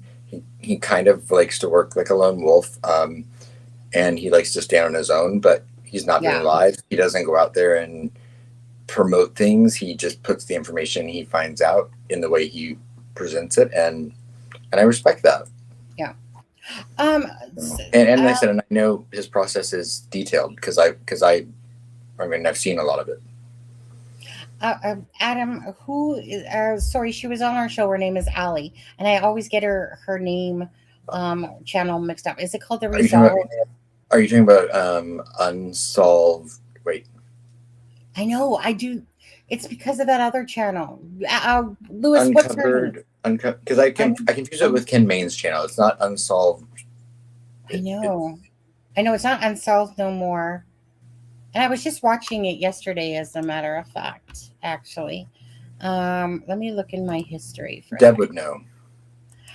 Well, let me go to my library. Let me see if I'm drawing a blank too. I know, because it's when these people use the name Unsolved, Unresolved, Resolved. And I'm so sorry, Allie, that I'm Unsolved No More. No, it's not Unsolved No, No More. that's Unsolved No More is Ken Main's. But I always confuse it with that, right? It's Allie. It's Kristen's friend, Allie, and I was just literally watching it yesterday, and I just wanted to give her a shout out there. It's like unsolved crimes uncovered, or unsolved crimes, and I also like watching this lady. It's called Profiling with Pat Brown. Well, yeah. You guys ever watch her No, Pat sometime? Brown. Yeah, the Inquisitor. Yeah. Oh, here she is. Unsolved Crimes Uncovered. Yes. Huh. I knew it was something unsolved, something uncovered. Yes, that's I was gonna say, I'll just quickly, just because the windows, this one right here. This is Allie's channel on the Unsolved Crimes Uncovered. And I have to be very careful on what I deliver upon because of preserving the integrity of this case. So basically in this video here, Allie is, sorry, I guess we're off this thing. In this video here, Allie is talking about the vehicles. Now, Allie's a numbers person and stuff like that. And she gathered all the, in Idaho or whatever, she gathered like all the different Elantras, the information for the Elantras. And then she broke it down to how many people had white Elantras. And then she broke it down to how many Elantras are registered in Moscow, which she says that, pardon? Not many. No, one. She said there's one in Moscow and it's registered to a female. But what she found very interesting about this vehicle, to the Elantra, the white Elantra, that, matches the 2011 to 2013 or whatever. What she said was, in the course of a month, that this particular vehicle put on 240 miles. It was a lot. No, 240. It was a lot. Shoot, I'm forgetting the number. It was there. Now it's gone. Anyways, I'm just going to post the link to it, and you guys can go watch it yourself. So again, so this is what basically she's talking about. Like, hey, there's 305 white Elantras that meet that criteria. And out of all those Elantras, there's one that's only registered in actual Moscow. That's a white Elantra that belongs to a female that's in her 30s or whatever. So anyways, again, she's just putting out that information. If you guys want to go check it out, I just dropped the link there as well. I actually watched it all. I have a hard time usually watching a full-length video, unless it's kind of that Jonathan Lee's lives and stuff. I find myself, I don't know, I just find myself sitting there, lying there. Next thing you know, it's like an hour's gone by, and I'm like, dude, I'm actually still watching you.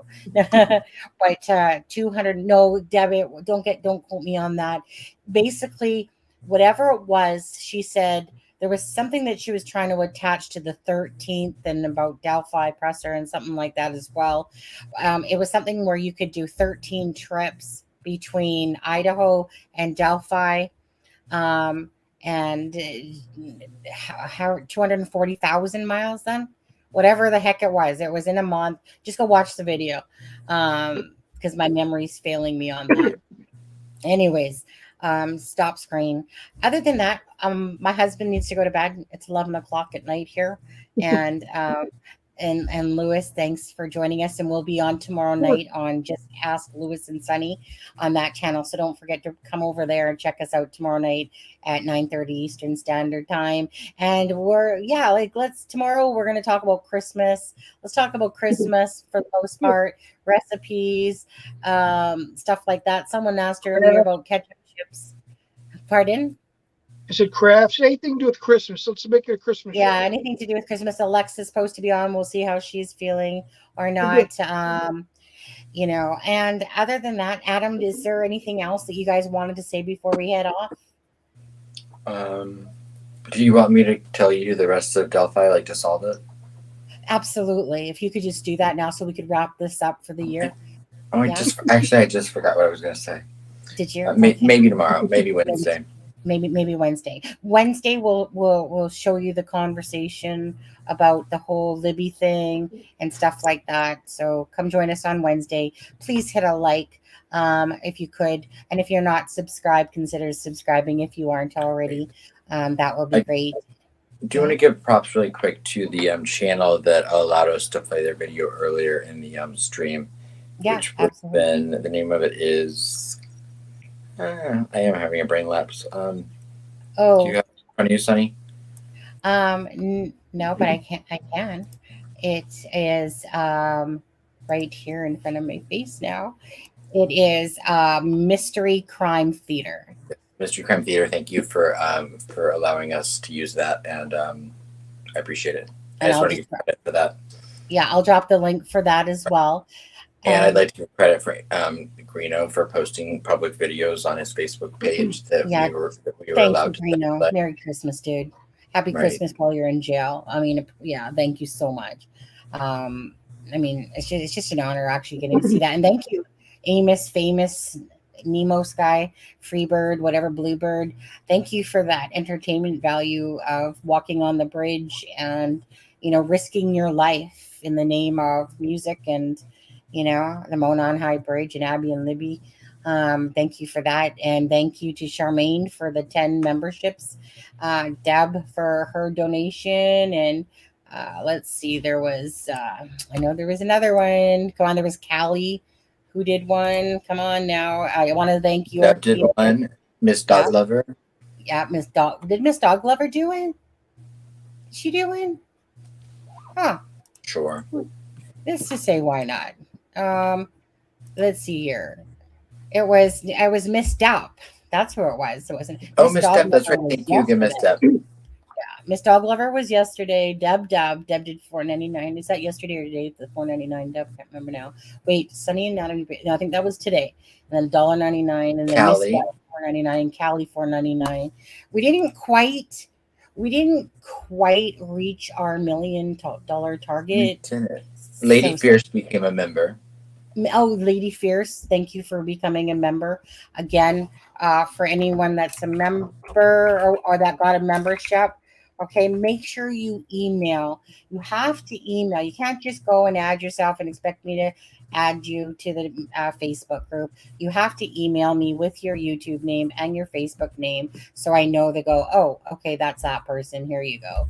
Okay, now I can do this. Because you know how many people try to bullshit you, acting like that they're fucking a Paw Patrol or something like that, and that they've answered all the questions. And I'm like, liar, liar, pants on fire. I mean, but they try. And so that's why I have to literally just simply match you up. Yes, not hot cocoa on there. So other than that, you guys, again, besides seeing you tomorrow night on Just Ask Lewis and Sunny channel, and if you're not a member, go over there and hit subscribe as well. Just Ask. I probably should just quickly post that one more time. And then you guys, we have the Facebook group, or sorry, not the Facebook group. We have the Facebook page for that as well.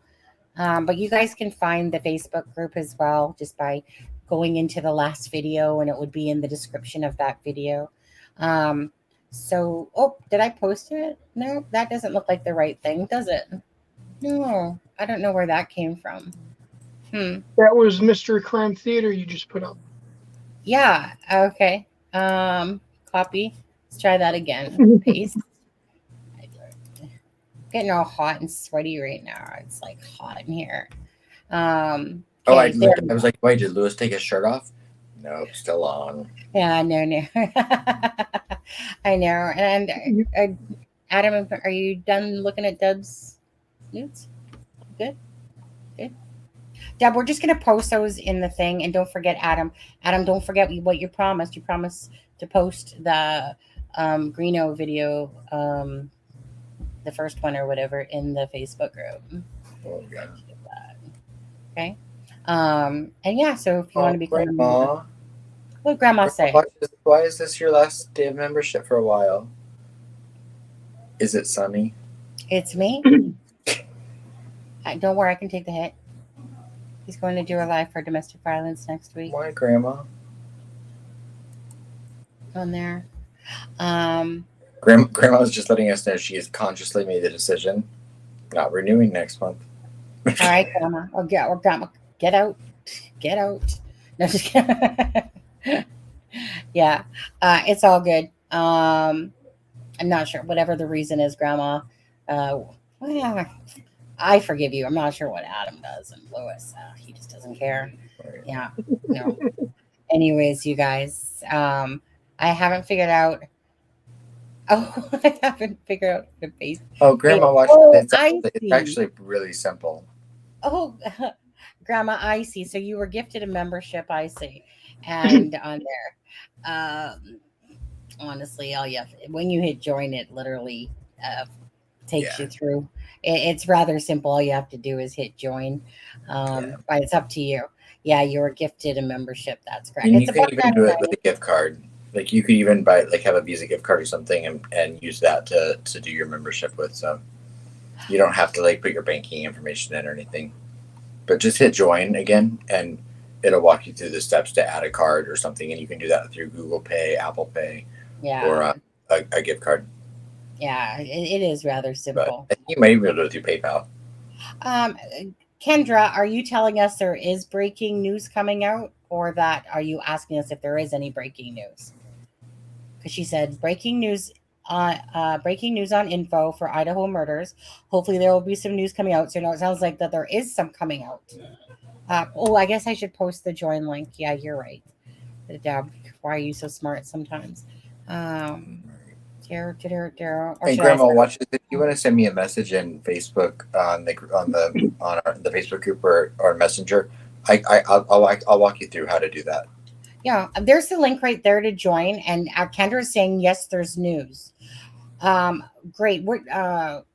So I guess that I'm not sure where you heard that from, Kendra. Actually, if you could just quickly say before we head off stream here tonight, did you see it on Fox News or where did you hear that from, Kendra? Oh, Elantra found in Eugene. Okay, why does that sound familiar? Eugene, Idaho. Why is that sounding familiar? Because that's a city in Idaho.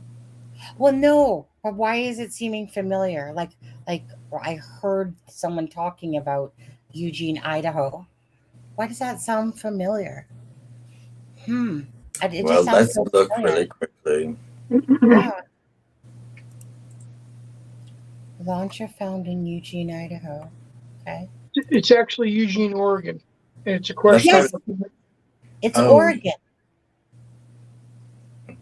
But it's right there across the border. Wait, is that the one that was all crashed up?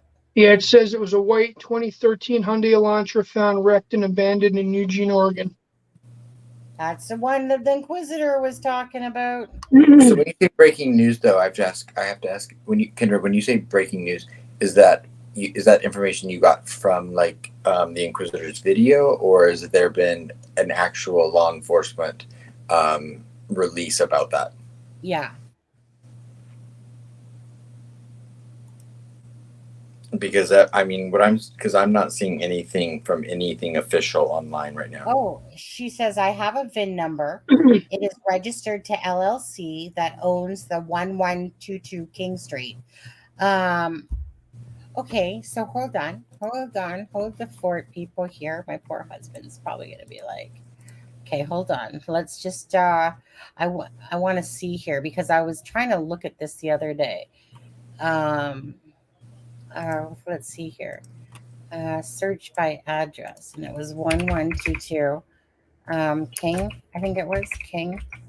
It's 1122 King Drive. Yeah, King. Shoot, why isn't it coming up on here as fast? Was sorry, King Road, isn't it? King Road. Yeah, there it is, Moscow. Okay, let me put that in for a sec. I'm putting that in. Open report. Okay, let's see here. I know that it came back as possible current records where was a Michael, a Peyton, a Kaylee, which is the Kaylee. Now I want to go to the owner. Let's see, 112 King owner is 118. So the current owner lives at 1118 King LLC. No, isn't that funny? Oh my god. So Sunny, where did you get that from? I'm getting that from Intellius. But where did you get the name to look up on Intellius? I didn't get the name. I just used the address and it pulls up that. There, I sent you two things at Messenger. I want to tell you something. I want to tell you something, and I'm just going to tell you this because it could be coincidence. But the actual date that it shows for that person is November 13th of 2018. Yep. 18, yeah. Yeah. That it was a cash purchase. That yes, the current owner, it says 118 King LLC. So it's not actually giving me a name. Property details. Okay. Property, come on. Okay. Isn't that crazy though that see, I was looking at this the other day actually because I was trying to go, does any of these guys own an Elantra? You know, as I was looking, I have an actual VIN for the vehicle. I sent it to you. Oh, did you? Okay. Yeah. Where's that? Okay.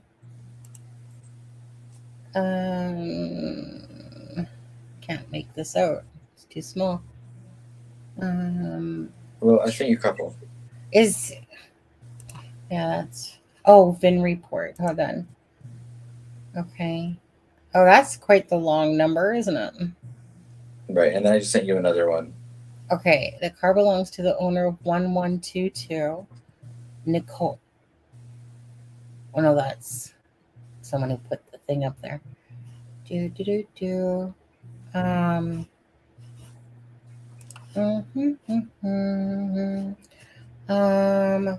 Louis. Yes. Adam, could you send it to Louis really quick? Or here, I'll do it. I just want to forward. Louis, do you have time to look this up? Sure. What do you want me to look up? I'm just gonna send you it now. Okay. Yeah, there is also a car going around with California plates that people are thinking that's false. So anyone that's seeing information about a white Elantra with California plates connected to the Ian, what's his name, or the neighbor, that is to me not real. Absolutely, Nicole. We can do a live on sleuthing. Each have our own perspective on what we each kind of do. Okay, so let me just take a boo here. My poor husband. There's all these names. So okay, wait, hold on a second. So if he lived at 1118, okay, so there's that person, and that. There's 1, 2, 3, 4, 5, 6. There's 6 names attached to the 1118. Because it sounds to me like the 1118. Did you send something? Somebody sent something? I sent a picture somebody put up saying that was the car and that they noticed a mask hanging from the rearview mirror. Is there a California license plate on the back of the car? They didn't put that up. They just put a shot of the front windshield with a medical mask hanging, saying that hopefully you can get some DNA off of that.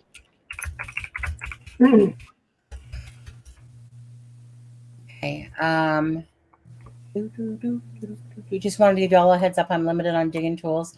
I only know first name of the dad and the son.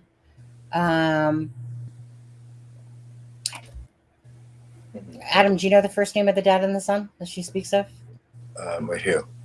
Kendra. She says, just want to give you a heads up. I'm limited to my digging tools. I only know first name of dad and son.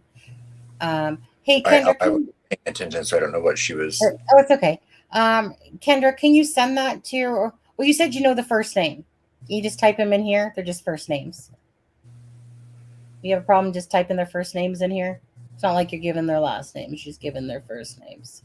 I just want to see if I see them right now on my program. Because I see 1118 King LC.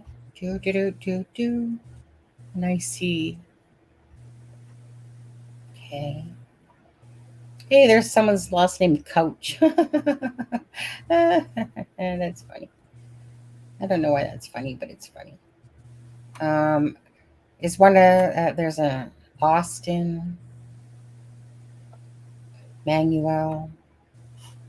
Okay, Dad, Dan, and son Brian. Dan is a realtor. Huh. I was just looking at somebody that was in Colorado. Why was I just looking at a realtor yesterday? I see way too much things. Okay, so obviously this is going to have to be something that my husband really needs to go to bed. Yeah, and the more I'm reading into this, the more I'm thinking this is not this has not been like validated, and I'm seeing more and more things that allude to it not being true. Yeah. But okay. We'll look into it, and if there's something in it, one of us will put out a video tonight, or we'll address it as soon as possible. But just don't run off and think that this car has been found, because it's maybe it has, but I'm seeing a lot of things that point me in the direction of thinking this is not real. Okay. So take it with a grain of salt, and thank you, Kendra, for bringing that up, though, and we'll look into it. Yeah, thank you so much. And we'll see. Yeah, I'll be on it probably for the next hour. Okay.